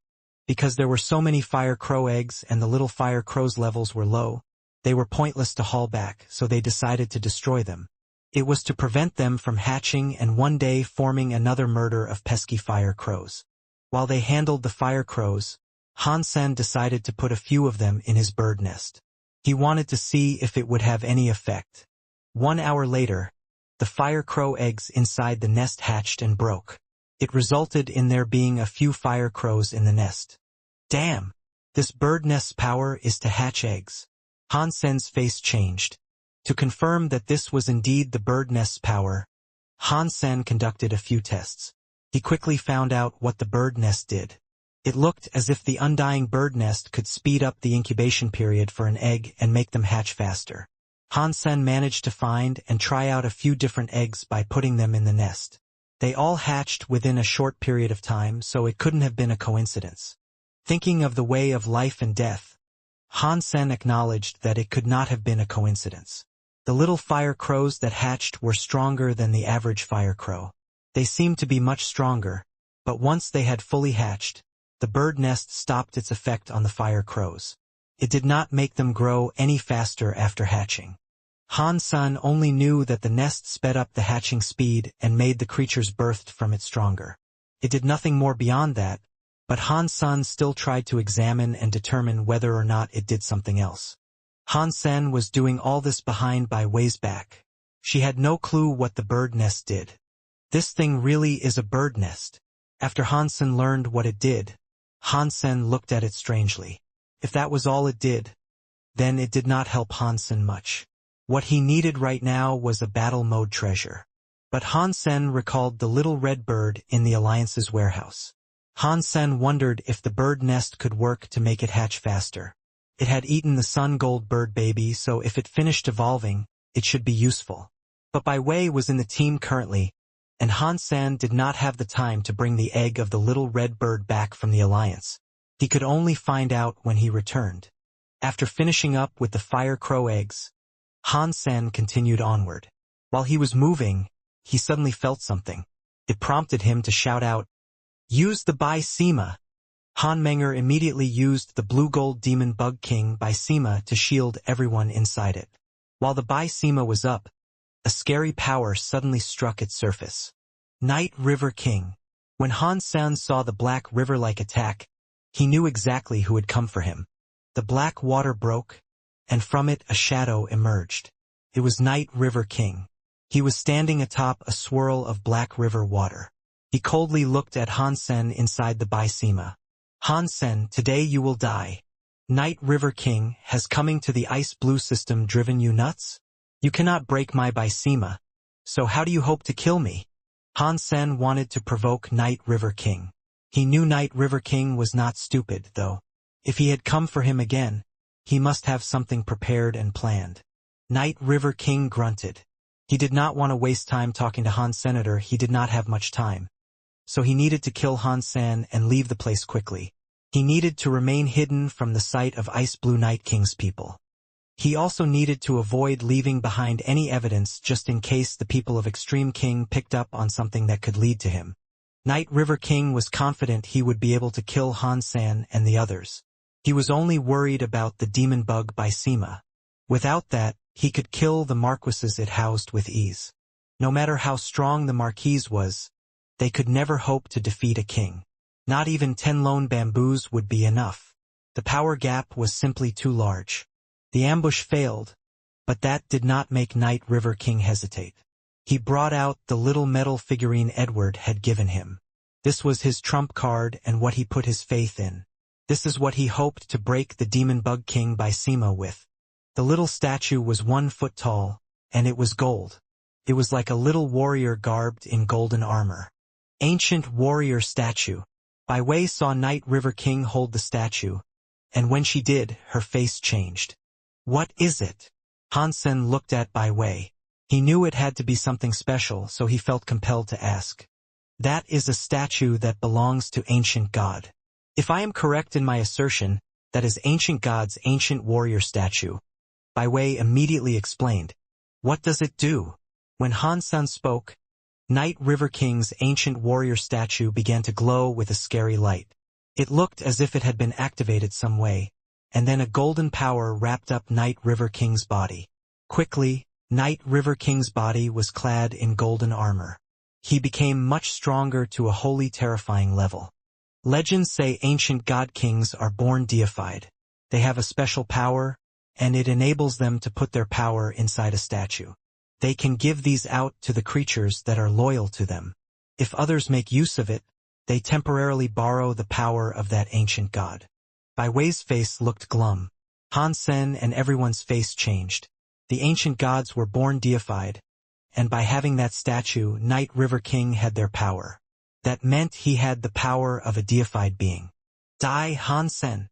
Night River King's body was wrapped up by the ancient warrior statue's own golden armor. He himself looked like a golden warrior. He felt as if he had the power to tear the skies apart. It felt as if a random punch would be enough to collapse the entire universe. Such a power gave Night River King all this confidence. But even so, he did not wish to dawdle and squander time. He gathered up power in his moon will blade and slashed toward the blue-gold demon bug king by Sima. It was a different power to the power wielded by the ordinary Night River King. With the power boost given to him by ancient warrior armor, his black water powers became gold as well. The River Knight Beast God power was like a giant golden wheel. It headed for the blue-gold demon bug king by Sima. That golden wheel spun as if it could break space and annihilate the dimension. Han Sen did not have the opportunity to dodge, though. The power coming was strong, and it greatly exceeded the might of an average king-class citizen. Not even someone half-deified could fight it. Oh no! Bai Wei's face turned gray before the scary power. They could not hope to escape. The golden wheel, which could break space, was about to hit the Bai Sima, and when it hit the blue shield, it indeed broke open the Bai Sima. It was not getting any weaker either, and as it proceeded, it was going to split the entire Bai Sima in half. Die! Night River King looked murderous. His hatred for Han San was burning, and he wanted nothing more than to grind Han San into dust. Ancient god statue's power was not unlimited. The statue Edward had given him only provided the power to fuel one grand attack. After one attack, the ancient god statue would vanish, but one attack would be enough for Night River King. He only needed to use the incredible statue's power to break the Bai Sima. Even if Han San wasn't killed by it, Night River King thought he could lay waste to them all within a short amount of time through his own power when they were no longer protected by the Bai Sima. His power was almost like a fully fledged deified's power. It didn't give Han San the chance to dodge it. He watched the blue-gold demon bug king by Sima get cut through like tofu by the golden wheel. Night River King looked excited as it occurred. He kept slashing with his moon will blade. As this transpired, a yellow and green light manifested. It combined with the blue by Sima to make it a tricolored by Sima, and those colors pushed back against the hurricane of gold. Catcha! The golden wheel power, which was akin in strength to a deified's, went up against the tricolored Bysema. The golden dust and the three colors spilled everywhere like a vibrant firework. The golden wheel cut through the tricolored Bysema, but at a much slower pace. It was like a grinding wheel had gotten stuck inside rocks made of steel. Its cutting speed was much slower. Die! Night River King could sense the tricolored Bysema's might, and its presence had given him a fright. He used his own power to sprint forward, wishing he could cut through the Bysema and kill all of them inside it. The giant golden wheel kept pressing down while Night River King roared. It slowly cut the tricolored Bysema. Some of its exterior was shredded open, as the scary gold wheel did not relent in its pressing cut against the Bysema. Cut the space inside the Bysema. Han-san and the others were in the back of the Bysema, their backs against its wall, but the gold wheel was still able to cut in. It broke the tricolored Bysema and cut through the fabric of space to get at them, continuing forward toward Han-sen. Because the tricolored Bysema's defense was so high, it did make the golden wheel slower. Han-san and Bai Wei also used all sorts of power against the gold wheel, hoping they could do something to help the Bysema repel the attack. But before the deified power, even Han Menger, who had a very destructive personality, could only deal damage that was the equivalent of a tickle to the wheel. In their opposition against the wheel, Han-san and his companions' powers were like ants going up against an elephant. They were very small, but right now Han-sen could not put away the tricolored Bysema to do something else. The tricolored Bysema was stopping the gold wheel. If the tricolored Bysema was gone, the speed and impact of the deified power would not give Han-sen room to escape. He probably wouldn't even have the chance to teleport away. He'd be killed. Seeing the gold wheel grinding them, Han-sen knew they had no way out. The gold wheel cut open the tricolored Bysema, and it continued going forward. Han-sen, let us end this feud right here. Night River King roared madly. The moon will blade press down like crazy. Now, Night River King was like a god that could not be stopped. Cha-cha-cha. The tricolored Bysema made a blender-like noise. It sounded like it was grinding rocks, and the noise grew louder and louder. Han-san and his companions were against the Bysema's wall, and they kept trying to attack the gold wheel. The gold wheel was in front of them, grinding the space before them. There were many space cracks almost reaching Han-sen's body. Bai Wei looked hopeless. She looked to be in utter shock. No matter how arrogant she was, at the end of the day she was just a teenager. Facing death and being powerless to stop it made her be unable to control her emotions. Her head was a mess. Han-sen kept thinking about how he might deal with the situation. The deified power was way too strong, and what he was dealing with now was far outside the realm of his being able to stop it. Cat. As this happened, the gold wheel slowed down. It was now so slow, and the gold color began to dim. It looked as if it were dying. The gold wheel's impact against the tricolored demon bug king Bysema lessened. It was now like a broken cutter. Kept stopping, unable to keep going in a steady motion. How is that possible? Night River King froze. He could not believe what he was seeing. The tricolored Bysema was about to be cut open, and if that happened, Han-san would have no place to hide.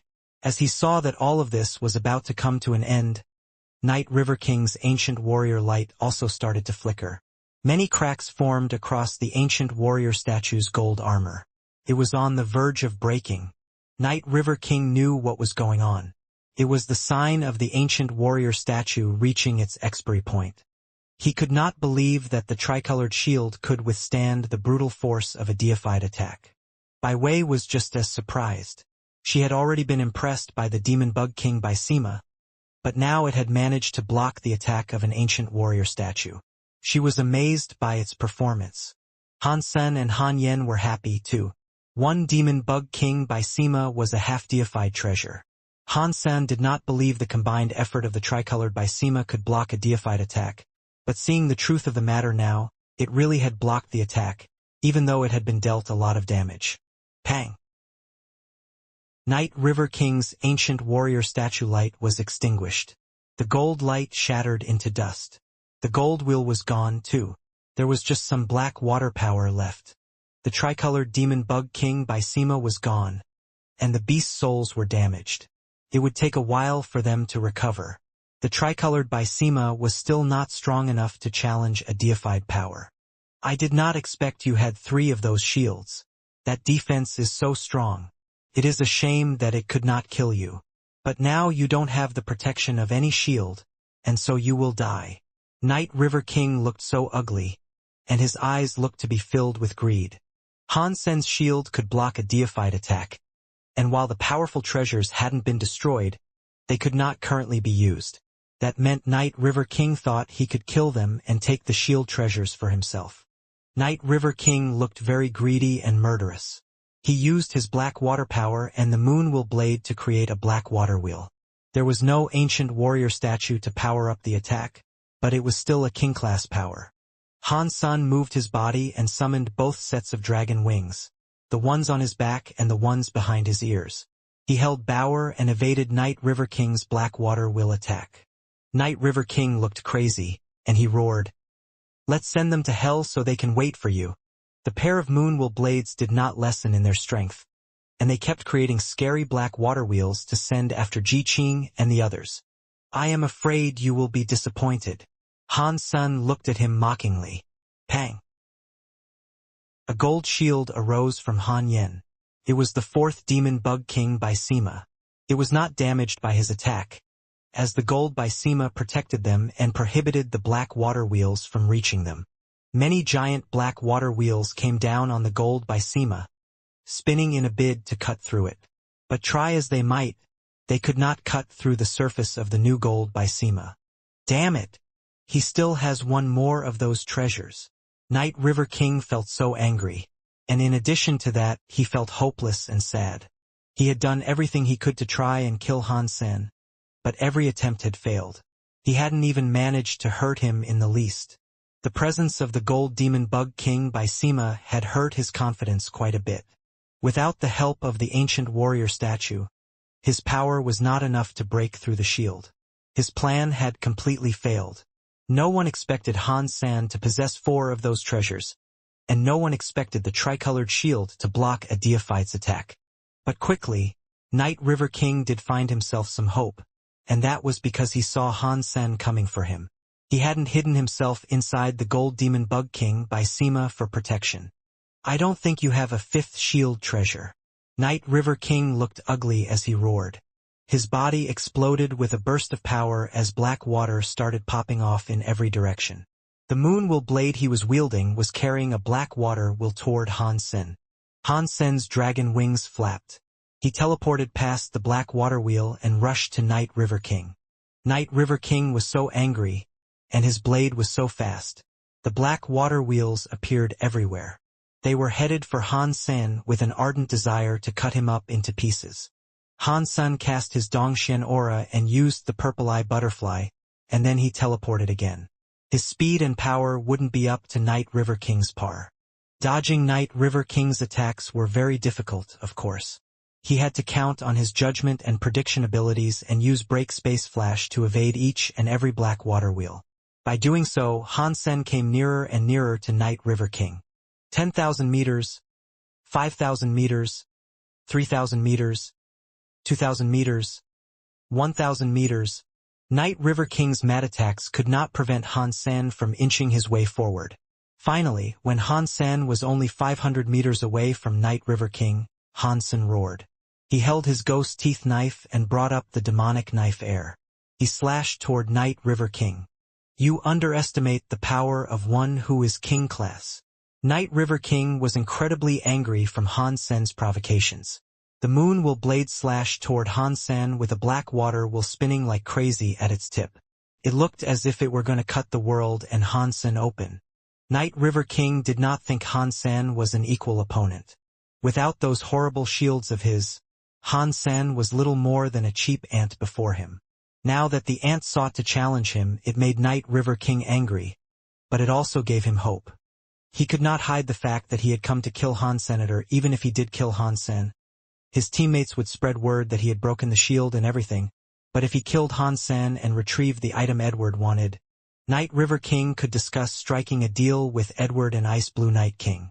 Edward was willing to sacrifice an ancient god statue for the item he wished to retrieve, so the item must be something good enough to keep him alive. As Han Sen's knife air came to hit the black water wheel, Han Sen put away the knife air and teleported. This time, Han Sen teleported behind Night River King by a distance of about 10 meters. Death Wish. Night River King knew exactly where Han Sen had appeared, and the moment Han Sen did appear, he slashed backwards toward him. It was too close, Night River King thought. He didn't believe Han Sen could teleport away now. When he slashed, Night River King moved and saw Han Sen exactly there. He had only just finished teleporting, so it was too late to avoid the slash. Die! Night River King roared like mad. Bower! Han Sen did not move. His red body floated in the air, and he did not dodge Night River King. He only called Bower's name. Bower was sitting on Han Sen's shoulder, and she was clutching a white jade drum. Her little hand hit the drum. Night River King acknowledged the jade drum was from planet Jade Drum, and it made his face change. He had spent all his power on the attacks, and he did not have enough reserves to repel the jade drum's sonic power. But Night River King did not think a jade drum could do much of anything because it was only Duke class. It was difficult for one to ever be King class. With a King class body, he should have totally been able to withstand the jade drum sonic force and then kill Han Senator. It was okay to allow himself to be hit by the sonic power. While Night River King was thinking, he saw Bower's hand fall upon the jade drum, but the jade drum was different to the ones he could recall. There was a red scorpion printed on it. Before Night River King could think again, though, a loud drum noise sounded inside his head. Dong! Night River King felt as if his head had been pierced by a steel rod all the way from his head right through his entire body. He felt as if his head were empty, and he could not compose a clear thought after listening to the noise. He brought his hands up to clutch his head as he screamed. While Night River King was broken, the black water wheel that was about to hit Han Sen faded. At that close range, a King-class elite could not hope to block the power of a blood scorpion jade drum, especially without a defensive effort. Han Sen knew this because he had tested it while he was on planet Jade Drum.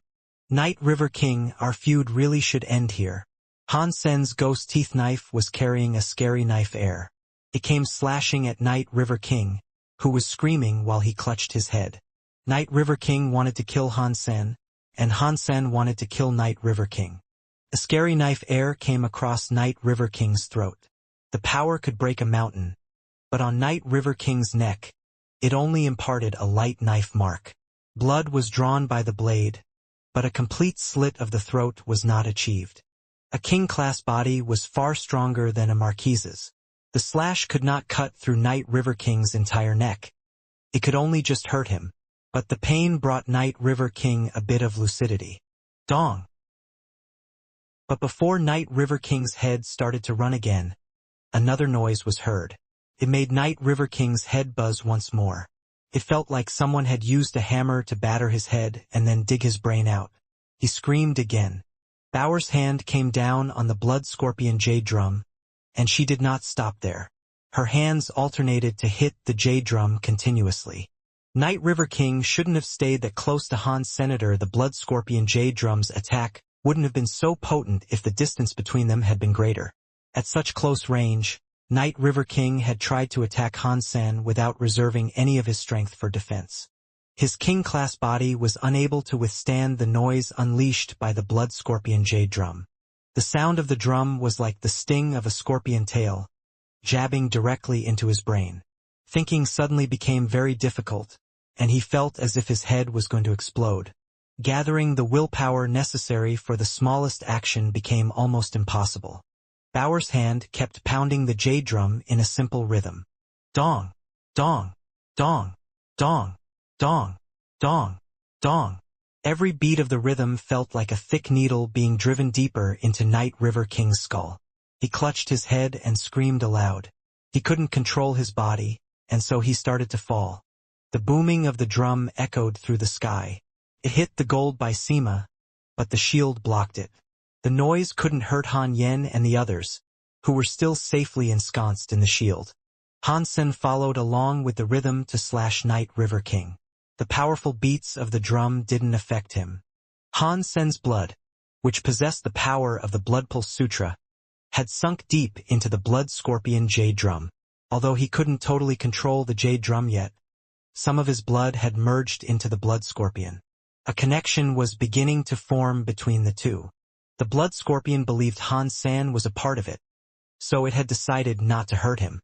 Han Sen wielded his knife like a ravaging demon. He stood directly over Night River King and slashed the rebate's neck over and over. The knife let out a shrieking metal noise every time it struck, and a light mark began to split the neck. But that wasn't Night River King's biggest problem. Bower's drum went on, and as long as it continued to beat, Night River King would be unable to fight back. He clutched his head, and he was soon bleeding from every orifice. Han Sen kept striking the same spot, making the wound a little larger with every blow. The purple knife air was scarier than ever. If one slash didn't work, then 100 slashes were sure to.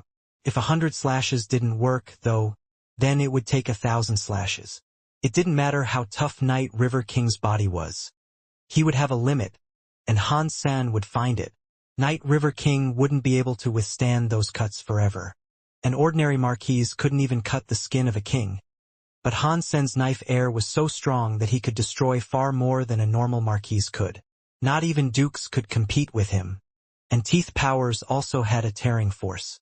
As Han Sen slashed the wound, he let that teeth power build up. The purple wound became deeper and deeper, while the tearing force became stronger and stronger. Bai Wei was still standing inside the Bai Sima.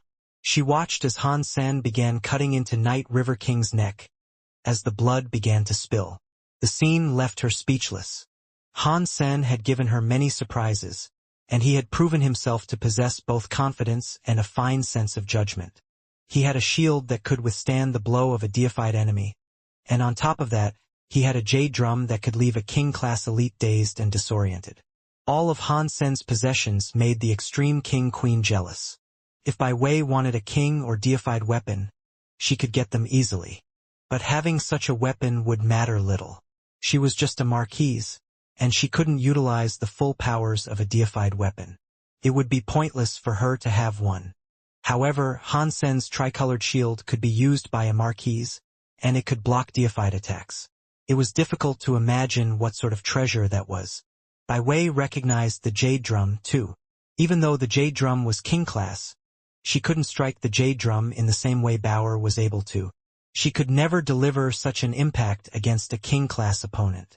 Even more frightening, the person using the jade drum to unleash such devastating attacks was just a child. She looked like a 5-year-old kid. Han Sen kept slashing, and eventually, Night River King's neck was cut open. Blood spilled out freely, and even the bone was marked by his blows. Han Sen slashed at it endlessly. The teeth power was sinking in the bone, ripping at it. Marks covered the bone now. Catcha! Han Sen slashed again, and his ghost teeth knife split the bone open. Night River King's head dangled. Night River King had been dazed by the drum, and he couldn't fight back. Blood trailed from his eyes, nose, and mouth. Han Sen waved for Bauer to stop hitting the blood scorpion jade drum. He looked at the half-dead Night River King. "Who sent you to kill me?" Han Sen didn't believe Night River King had the pull to come to planet Ice Blue and attempt to assassinate him alone. If Night River King owned the ancient god statuette, he wouldn't have saved it for that day.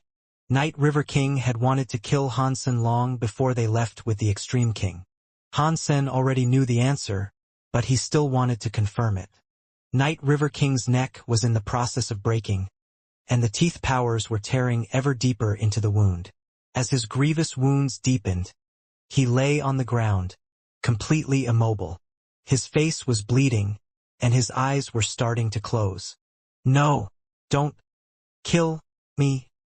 Night River King's eyes turned white as he mumbled. He had blood leaking out of his mouth, so his words were garbled. "Who sent you to kill me?" Han Sen repeated his question. Inspector, don't kill me." Night River King's words were clear enough to remove all doubt. Upon hearing what the man said, Han Sen just slashed.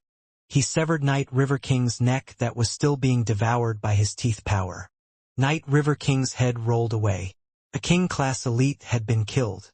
Hansen had needed to know who was behind all of this, but no good would come from keeping Night River King alive. His word alone wouldn't be strong enough to take down Edward. Edward might have had more opportunity to distort the truth if Night River King was left alive. Saving Night River King would have been possible. After killing Night River King, Hansen looted the corpse. There were 2 king-class moon-will blades to take, and a bunch of other things as well. But these weren't beast souls that could go in his sea of soul. Hansen had to physically carry them. He was already carrying many of his own things, so there was a limit to how much he could take. The 2 moon-will blades had to be extraordinarily expensive. He should be able to swap them and some of the other items for king-class xenogenic genes. After killing Night River King, Hansen couldn't search anymore. So, he destroyed the camera and took Night River King's body back to base.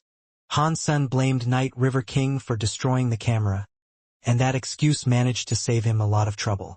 Ice Blue Night King was enraged upon Hansen's return. It wasn't because Night River King had sought to kill Hansen, though. He was angry because Bai Wei had almost been killed. Ice Blue Night King wanted to find out what had happened. He knew someone inside the Ice Blue Knights had assisted Night River King. Otherwise, the rebate wouldn't have been able to sneak onto planet Ice Blue. But there was no evidence to implicate anyone, and as for Edward, nothing could be done at the moment. Hansen and his team were put on call at the base. They wouldn't have to do any wilderness cleanup for a while. That stupid Night River King. He used an ancient warrior statue, and he still couldn't kill a few marquises, said an Ice Blue Knight who looked ill. Night River King wasn't very smart, but he wasn't stupid either. There must have been a good reason for him to lose so dramatically, Edward said flatly. It looks like Hansen poses a graver threat than I first assumed. The Ice Blue Knight frowned. What do we do now? Ice Blue Night King is on high alert. It will be harder for us to move. If they find the tablet, then all our work will have been for naught. Edward shook his head. Don't be such a negative Nancy. We've learned that Hansen didn't give the item to Ice Blue Night King or Mr. White, at least. Even if he did find the tablet, we still have a chance to claim it. Hansen was playing with the items he had taken from Night River King. The most valuable trinkets were the 2 moon-will blades. They were a good pair of weapons for a king to wield. Hansen didn't need them because he already had his ghost teeth knife, but he was in no rush to sell them. So, he decided to save them for Han Yen. Little Angel, Zero, and Han Menger had their own weapons. They didn't need an extra pair of knives. Night River King had also been carrying a king-class shield. Sadly, he hadn't gotten to make use of it. Those were the only king-class treasures that Night River King had with him. Perhaps he was poor, or maybe he just didn't like carrying his riches around on assassination missions. The few Duke treasures and materials that Hansen found were already in storage. Hansen was going to save them for himself and use them to top up his Duke gene tally. There was one more thing that caught Hansen's attention, though, and it wasn't a treasure. Among the things he had stolen from Night River King, he found a box that was around the size of a hand. It drew Hansen's attention because the box itself had been made from a king-class gene. The material seemed to be horn or antler, and it was unusually hard. But instead of being turned into a treasure itself, it had merely been used as a storage container. Strangely, there was nothing precious inside the box. There was only a simple diary. Hansen opened the diary, and indeed it was exactly what it appeared to be. The diary recorded everything Night River King had going on, even the unimportant details of his days. Hansen couldn't believe someone like Night River King would write entries in a diary each and every day. It didn't make much sense for the man to place a mere diary inside such a precious box. Because of this, Hansen assumed that the diary must be special in some way. He used his Dongxian aura and the purple eye butterfly, but the outcome was disappointing. It really was just a diary. The purple eye let him see how it was created, and the production was average. It didn't even come with a bookmark. It had been made from materials that were extremely common in the Geno universe. Even the brand that made it was well known. Many people used their products. If the diary is really just a diary, maybe its contents harbor a secret? Han Sen had difficulty believing that Night River King would write entries in his diary every day for no special reason. Han Sen skimmed through the contents, but there was nothing interesting. He started to doubt his own judgment. Was Night River King really a very sensitive man? Is that why he wrote in his diary each day? Han Sen put down the diary and looked into the box. The box was simple. It was made from a king-class xenogeneics material, and it had no secrets or hidden compartments. It was very plain, not even decorated with any symbols. Brother-in-law, is that a diary that you're reading? Is that what you've been doing all day? Ji Qing approached and smiled at him. I found it in Night River King's possessions. I think there must be something important inside, but I can't find anything, Han Sen said. Let me see. Maybe I can spot something? Ji Qing said. Han Sen handed it over. Ji Qing examined the paper and binding briefly, then turned her attention to the content of the entries. A while later, she said, If I'm not mistaken, he's been writing in code. What sort of code? Han Sen asked with some confusion. The diary was written in the common language of the Geno universe. He knew every word. Ji Qing pointed at one of the diary entries. This is the common language of the Geno universe, but when you look closer, there's a pattern to how he writes. It's a code of some sort. If you can look the words up, perhaps you will find out what he's actually saying. Can you break the code for me? Han Sen asked. I only know the basics of cryptography. If I had a list of code words, I could probably make some progress. I can't do it without a list, though. You should probably contact the G family for help with this. We have a code-breaking team, and they are real professionals when it comes to this stuff. They can help you. Ji Qing passed the notebook back to Han Sen. Han Sen thought she was right. After he put the diary away, he took the time to pop back to the sanctuary. He gave the diary to Ji Yanran and told her about the difficulty he was having in breaking the code. After that, Han Sen went to visit his warehouse.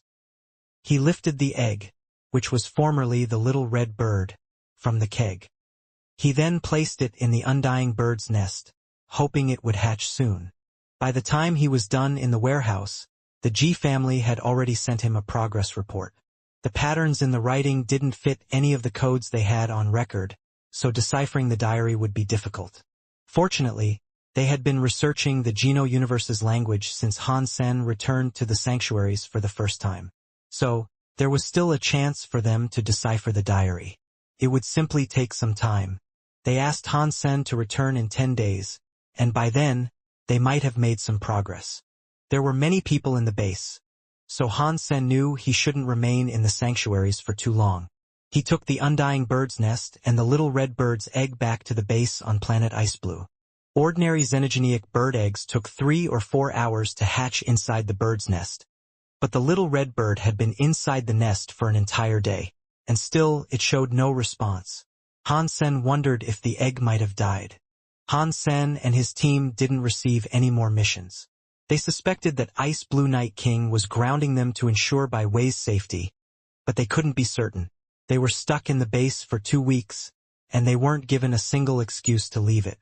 But for Han Sen, that was ideal. After what happened with Night River King, who knew if other assassins might be lurking outside the base with ancient warrior statues, just waiting for their chance to kill him. The tricolored demon bug king by Sima had been heavily damaged. Only Han Yan's gold demon bug king by Sima was currently usable. If the same thing happened to them again, they'd have nothing left to repel such a horrible attack.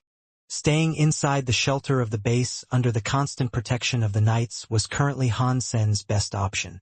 These thoughts lasted until the G family returned the diary to him. The G family's code crackers were quite skilled. After they managed to decode the diary, they translated Night River King's messages in short order.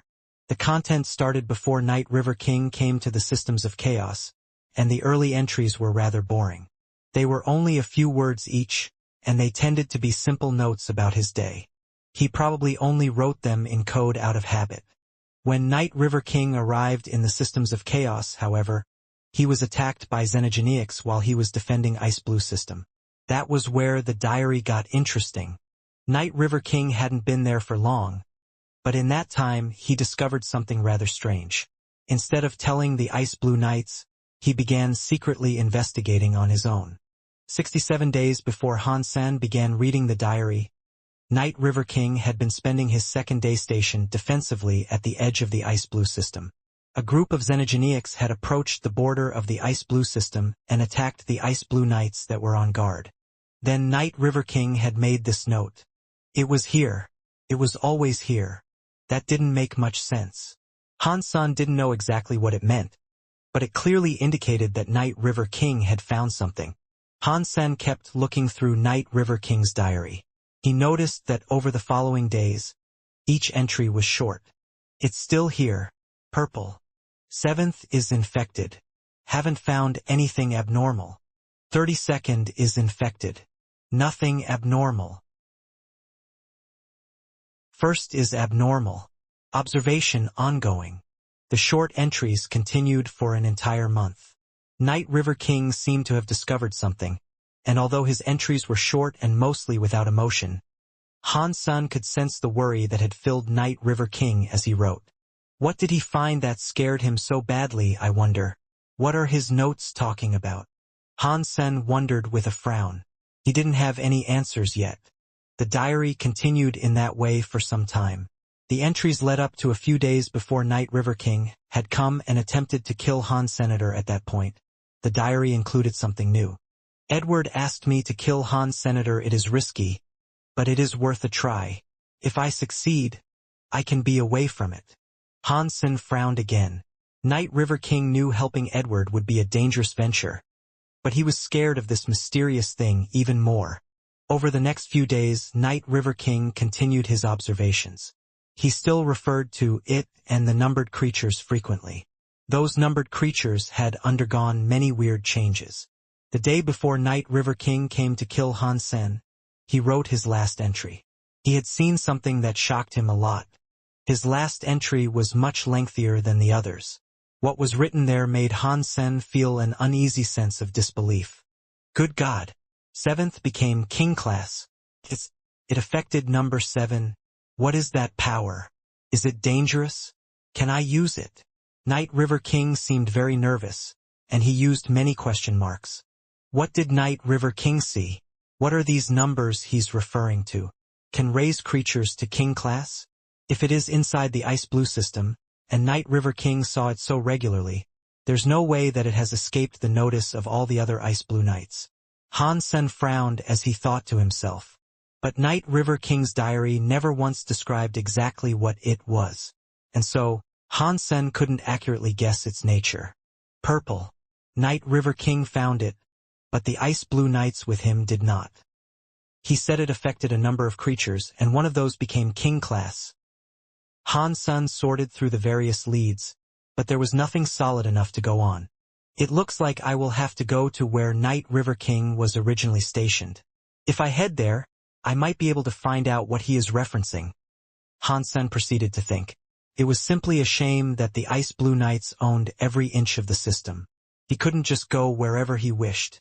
Hansen used Night River King as an excuse to ask for more information about the borders of the system.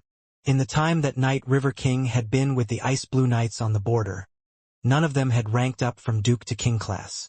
Hansen had thought that the numbers might have indicated the Ice Blue Knights that were working with Night River King, but that seemed to have been an incorrect assumption. What are these numbers referencing? If I can just figure that out, they shouldn't be too difficult to find, Hansen said with a groan.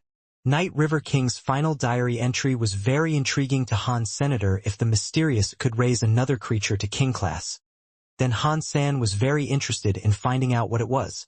But since it had terrified Night River King to such a degree, it was probably quite dangerous as well. How do I get to where Night River King was stationed as a guard? Hansen tried to think of a way to get there, but no ideas seemed to stick. Hansen needed to get to the very edge of the Ice Blue system, and only proper Ice Blue Knights were allowed to fill those posts. Hansen was just a backup knight, so he wasn't qualified for the position. He wouldn't receive permission to go, even if he really wanted to. Plus, Hansen didn't think going there on his own would be a good idea. Edward would find a way to deal with him in order to retrieve that tablet. and Edward could definitely take advantage of such a place. But being stuck in the base, unable to discover what Night River King was talking about, left Han Sen with an itchy feeling. If the thing was as dangerous as Night River King indicated, there was every chance it was a threat to the entire Ice Blue system. Han Sen was included in that threat as well. A backup knight knocked on Han Sen's door. Han Sen, Night King has asked you to meet him at his office. Okay, I will be there, Han Sen said, waving his thanks. He got up and went straight to Ice Blue Night King's office. He had no idea why Ice Blue Night King had summoned him. When Han Sen arrived at Ice Blue Night King's office, the Night King and Mr. White were already there. They both looked at Han Sen with strange intensity as he entered. Ahem, Mr. Night King. Is there something you require of me? Han Sen asked with a cough. Ice Blue Night King squinted while he looked at Han Sr. Kid, you are good. You are just like me in the days of my youth. Mr. Night King, what is that supposed to mean? Han Sen looked at Ice Blue Night with a modicum of confusion. Ice Blue Night King handed Han Sen a form with a blank space for his signature. Queen Bai Wei would like to invite you to go to the Extreme King homeworlds with her. The request has been approved. If you sign this, you can leave with Queen Bai Wei. After giving Han Sen a quick rundown on the relevant details of the trip, Ice Blue Night King smiled and said, you were good. It only took you a few days to attract the desire of the arrogant little Queen Bai Wei. She is a uniquely talented girl. Many nobles of the Extreme King wish to marry her, but she has rejected the advances of every one of them. I sure didn't see this coming. You misunderstand. I think Queen Bai Wei only admires my power. Han Sen didn't really agree with Ice Blue Night King's description of her talents. But still, Bai Wei was strong. Her body wasn't any weaker than Han Sen's, and she was a top marquise by all accounts and measurements. It was an exaggeration to say she was uniquely talented. Though, Lone Bamboo's fitness was just as strong as Bai Wei's, and it'd be fair to say he was more skilled. It seemed that Mr. White could see right through Han Sen, though. The man smiled and said, you might not have heard this, but there is something special about the Extreme King. Being accepted amongst the 3 highest races has its perks. Right now, Queen Bai Wei is top class. She might not be the strongest in the universe, but if she becomes king class and activates her king body, killing a half-deified enemy won't be a difficult task for someone like her. She might even be able to hold her own against a fully deified opponent. King body? Han Sen looked at Mr. White with shock. That is no secret. Although the Extreme King may not be born deified like those of the ancient god, we have king bodies. As long as we achieve king class, we can activate king bodies. That power makes us stronger than those of the same level. That being said, it does cost a lot of energy, and it cannot be used infinitely. Still, it is quite powerful. Plus, once we become deified, the king body can give us a boost. That makes a deified Extreme King stronger than the average deified. Mr. White paused briefly, then resumed by saying, it has been discovered that Queen Bai Wei possesses a very brilliant king body. She is one of the most gifted you can find amongst the Extreme King. If she becomes king class, she can become deified. It's that great. Han Sen was surprised. Mr. White seemed quite willing to discuss the subject in depth. Ice Blue Night King looked at Han Sen and said, Mr. White has spoken a great deal to you, so you should understand our situation. I understand. I will stay away from her. Han Sen nodded. With talent like Bai Wei's, she would be very important to the future of the Extreme King, and her marriage would be a very complicated political matter. The 2 men before Han Sen were giving him a warning. They didn't want him chasing after Bai Wei.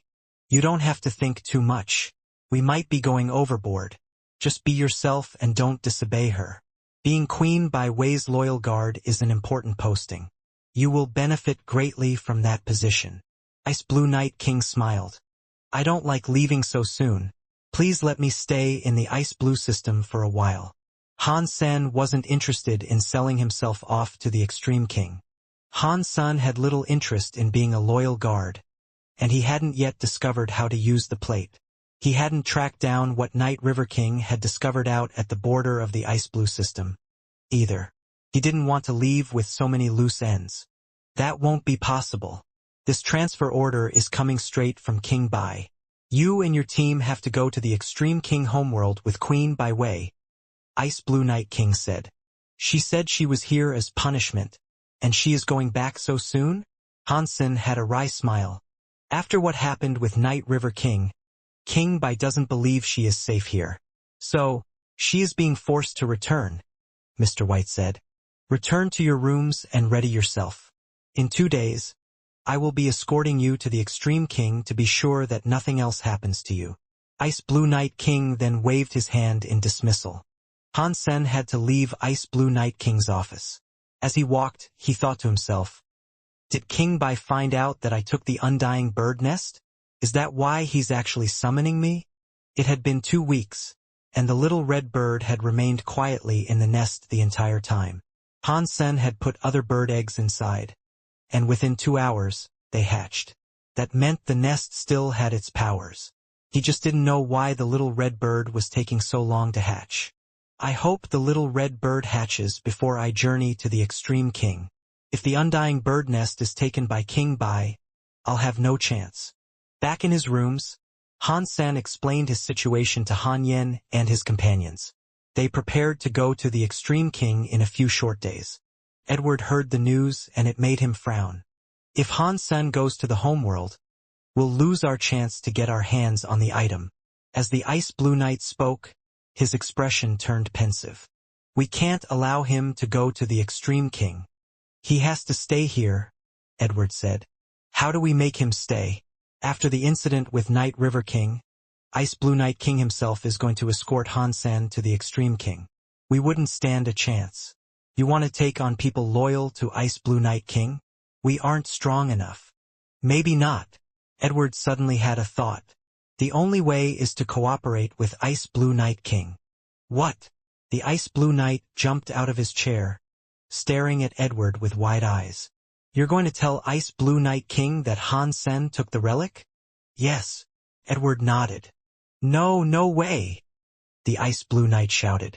It is the only way. That is how we keep Hansen and the item, Edward stated coldly. But, before the Ice Blue Knight finished, Edward interrupted. There is no but. This is the only way. Edward squinted in thought. Do not forget that Ice Blue Night King doesn't know about the relic. The Ice Blue Knight was shocked. He sat down and forcibly calmed himself, then said, You mean we are going to tell Ice Blue Night King that Hansen has a relic, but we won't tell him what it is? Hansen was sleeping on his bed with Little Silver lying next to him. Little Silver suddenly got up, and silver lightning sparked to life across his body. It grew in volume, illuminating the room in chaotic flashes. His silver eyes stared toward the door. Hansen woke up, and across the room, Little Star was shaking off sleep as well. Han Yen and the other girls were sleeping in the next room down the hall. When Hansen scanned the hall with the Dongxian aura, his face hardened. Before he could react, there was a knock on the door. Hansen, Night King wishes to see you, said the knight delivering the message, his voice coming from just outside the door. Ordinarily, Hansen wouldn't mind the intrusion, and he would politely open the door. But this time was different. Little Silver was very smart, and he could always discern who was a friend and who was a foe. If he was showing hostility to an Ice Blue Knight in the base, then he must have had a reason. He was gathering up power as if he was prepping for a fight. Hansen used his Dongxian aura to scan outside the room, and a lump formed in his throat. It felt as if a mountain-sized stone had dropped into his heart. Ice Blue Night King is outside, Hansen thought. Although he couldn't see or feel the presence of Ice Blue Night King, Hansen's senses were telling him that the man was looming out there like a mountain. Although Hansen didn't know why Ice Blue Night King had come personally, he knew it was for nothing good. Plus, the knight who knocked on the door had said that the Night King wished to see Han Senator. He made no mention of him already being there. Now, Ice Blue Night King was standing outside the room and masking his presence. In addition to being abnormal, it was simply impolite. Okay, wait a second. I'll be right there, Hansen called back, pretending to get dressed. Hansen used his Dongxian aura to peer outside the room again. There, he found other Ice Blue Knights knocking on the door of the girl's room. Han Sen's nerves were starting to make him ill. Thinking fast, Han Sen picked up Little Silvernan and set him down on Little Star's back. Little Star knew what Han Sen wanted, and so he immediately activated his Star Sea Travel and took them through the wall to the next room. Han Yen and the others jumped slightly as Little Star came through the wall with Han Sen and Little Silver. They looked surprised, but they quickly realized what was going on. Han Sen didn't have time to explain, so he summoned Destiny's Tower and quietly said, "Get in." Zero and Han Menger leaped inside without a word. Ji Qing started to ask something, but before she could, Han Yen pulled her inside. Huang Fujing was very fast, and she jumped in without a moment's hesitation. Han Sen tossed Little Silver and Little Star in as well. Only Bauer remained on Han Sen's shoulder. Little Angel was standing very still, peering at the door. "Get in," Han Sen hissed under his breath. He wasn't sure what was wrong with Little Angel. She had never disobeyed a command before. Little Angel didn't enter Destiny's Tower. Instead, she just approached Han Sen and spread her wings. The angelic halo glowed to life over her head. Her youthful body suddenly transformed into a busty angel with blonde, waving hair. A crystal feather sword appeared in her hand. Little Angel had triggered her angel mode. She had sensed danger. "I can deal with this. You just need to get inside." Han Sen sensed that Ice Blue Night King was right outside the door. He knew Han Sen had moved to the other room. Before Han Sen could say anything more, Little Angel flapped her angel wings, flew in front of Han Sen, and spread her angelic wings wider. Her clear eyes peered right into Han Sen, and then her red lips came down toward his own. She kissed him firmly. Han Sen felt a raw surge of power enter him through his mouth. Little Angel's entire body was glowing with holy light, and that holy light rushed right into Han Sen. Boom! Angel wings spread from Han Sen's back as a halo appeared over his head. His entire body shone with white light, and a feathery, angelic sword slid into his hand. Pure angelic power was combining with Han Sen's own strength. Han Sen felt his power rise by an insane amount. Han Sen was surprised by this. Little Angel hadn't demonstrated this power since she stopped being a mere beast soul. Since she now had a genuine body, he hadn't thought that she could still combine herself with him. Han Sen and Little Angel were both marquises, but Little Angel's power was so clear. It was almost as strong as Han Sen's. The two marquis' powers mingled together, and Han Sen's power shot past the power ceiling of a marquis. His entire body felt incredible. Han Sen knew Little Angel had combined herself with him because she had sensed imminent and extreme danger. If it wasn't for that, she wouldn't have taken such drastic action. The moment Han Sen put Destiny's Tower back in the Sea of Soul, the room door was forced open. Han Sen saw Ice Blue Night King enter. He didn't use any power, but Han Sen felt waves of pressure rolling off of him. This was the power of a half-deified being. He was no weaker than Isha. Bauer! Han Sen didn't hesitate.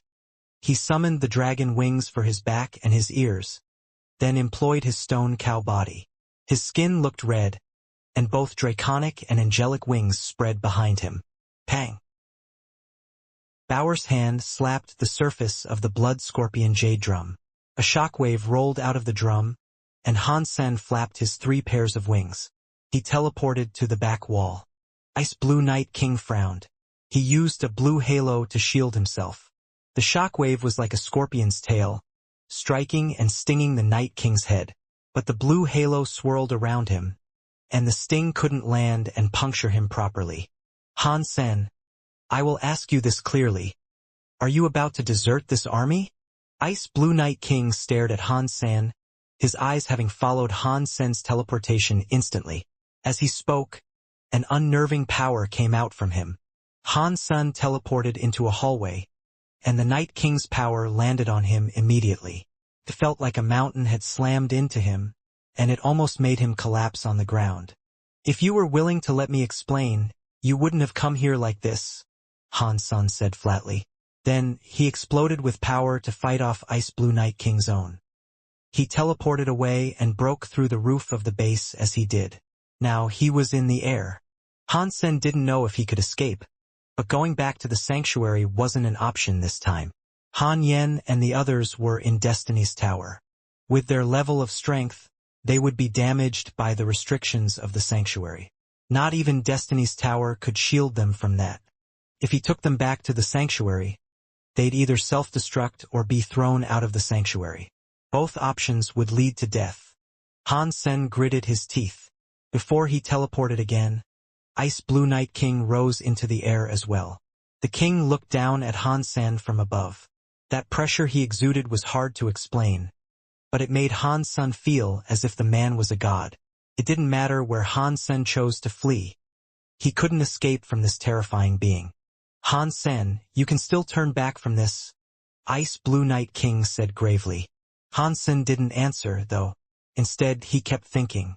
Ice Blue Night King had no personal vendetta against Han Senator actually.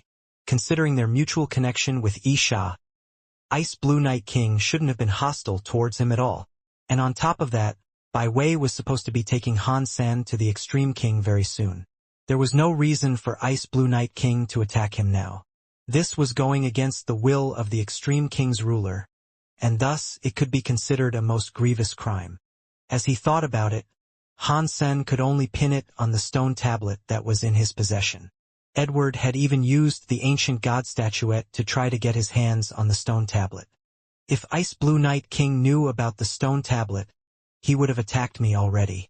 Why would he have waited until this very moment? He must have just learned about this, and only Edward knows that I took the stone tablet. But if that is the case, what would prompt Edward to suddenly tell Ice Blue Night King that I have the stone tablet? Hansen thought, racing to figure it out. Right, it has to be because Bai Wei now wants to take me away. Edward must know that there is nothing he can do to stop me.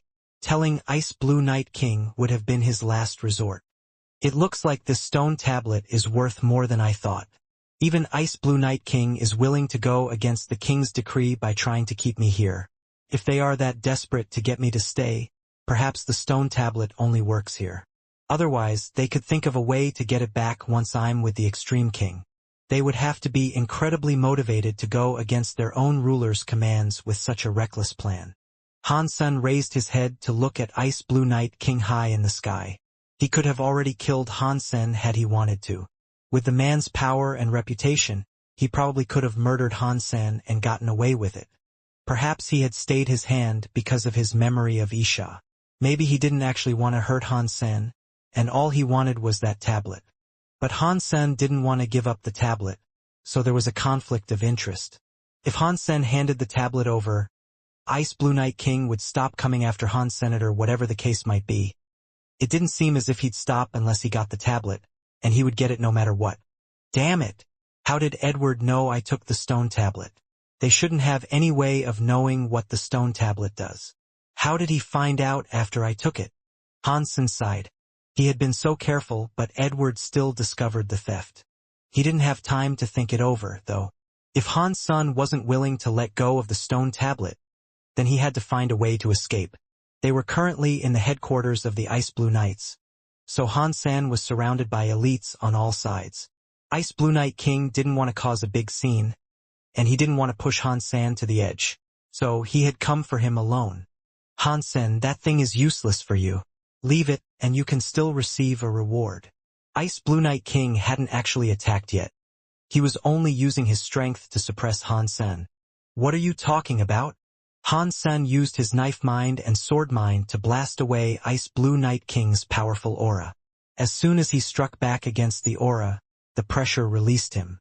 His knife and sword mind were half deified, and so they were just as good as Ice Blue Night King's. But there was such a difference in physical power between the two that there was no chance of any real competition between them. If you insist on this course, then I will have to take you back myself.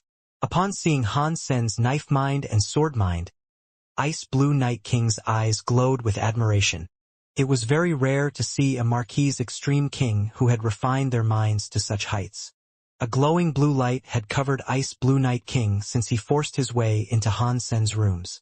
It was only a passive effect, but the longer it ran, the wider the glow became. It looked as if the air itself was becoming blue. It surrounded Han San, and he felt a chilling energy radiating from it. He felt as if that aura was going to freeze him. The cold power would limit Han Sen's ability to fight back. Attempting to teleport would be useless inside of that blue light. Break space flash only let Han Sen teleport short distances, so he couldn't escape that radius.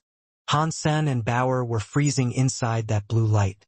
The two looked like a pair of frozen ice cubes floating in the blue. Inside the base, Edward watched the events unfold with a satisfied smile. Ice Blue Night King isn't a particularly talented member of the Extreme King, but he has faith in principles that others have forgotten. He is the only one who has brought the Ice Blue Geno art up to that level.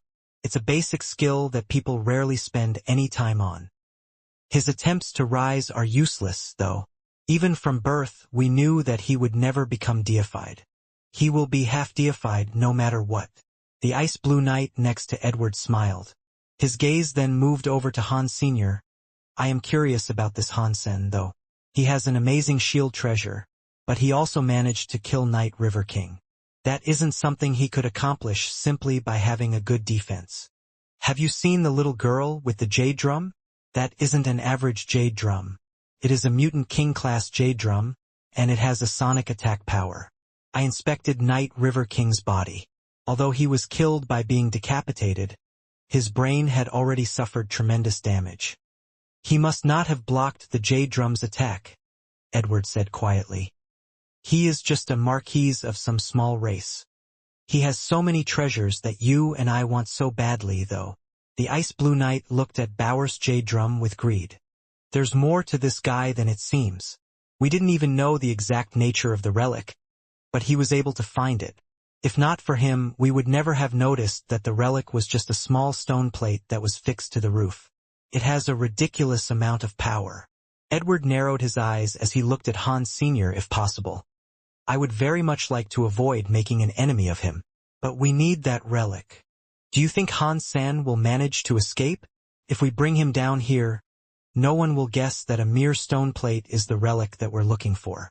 We'll have a perfect opportunity to grab it from among his things. Then again, if he escapes, that will present other opportunities.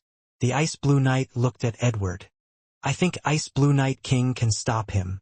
But even if Han Sen pulls another rabbit out of his hat to get past the Night King, I will ensure that things go our way. Edward looked confident. Ice Blue Night King can help us by explaining things to King Bai. We just need to wait, and we'll soon have our hands on the item. In another part of the base, Mr. White and Crime were also watching what was going on. Mr. White frowned, but he remained speechless. Crime asked with much curiosity, Mr. White, what is going on? Why is Ice Blue Night King attacking Han Sen? There's only one thing on this planet that could make Ice Blue Night King disobey orders and attack Han Sr. Mr. White looked at Han San with a strange expression. No way. Why would he have that? Crime's eyes opened wide in disbelief.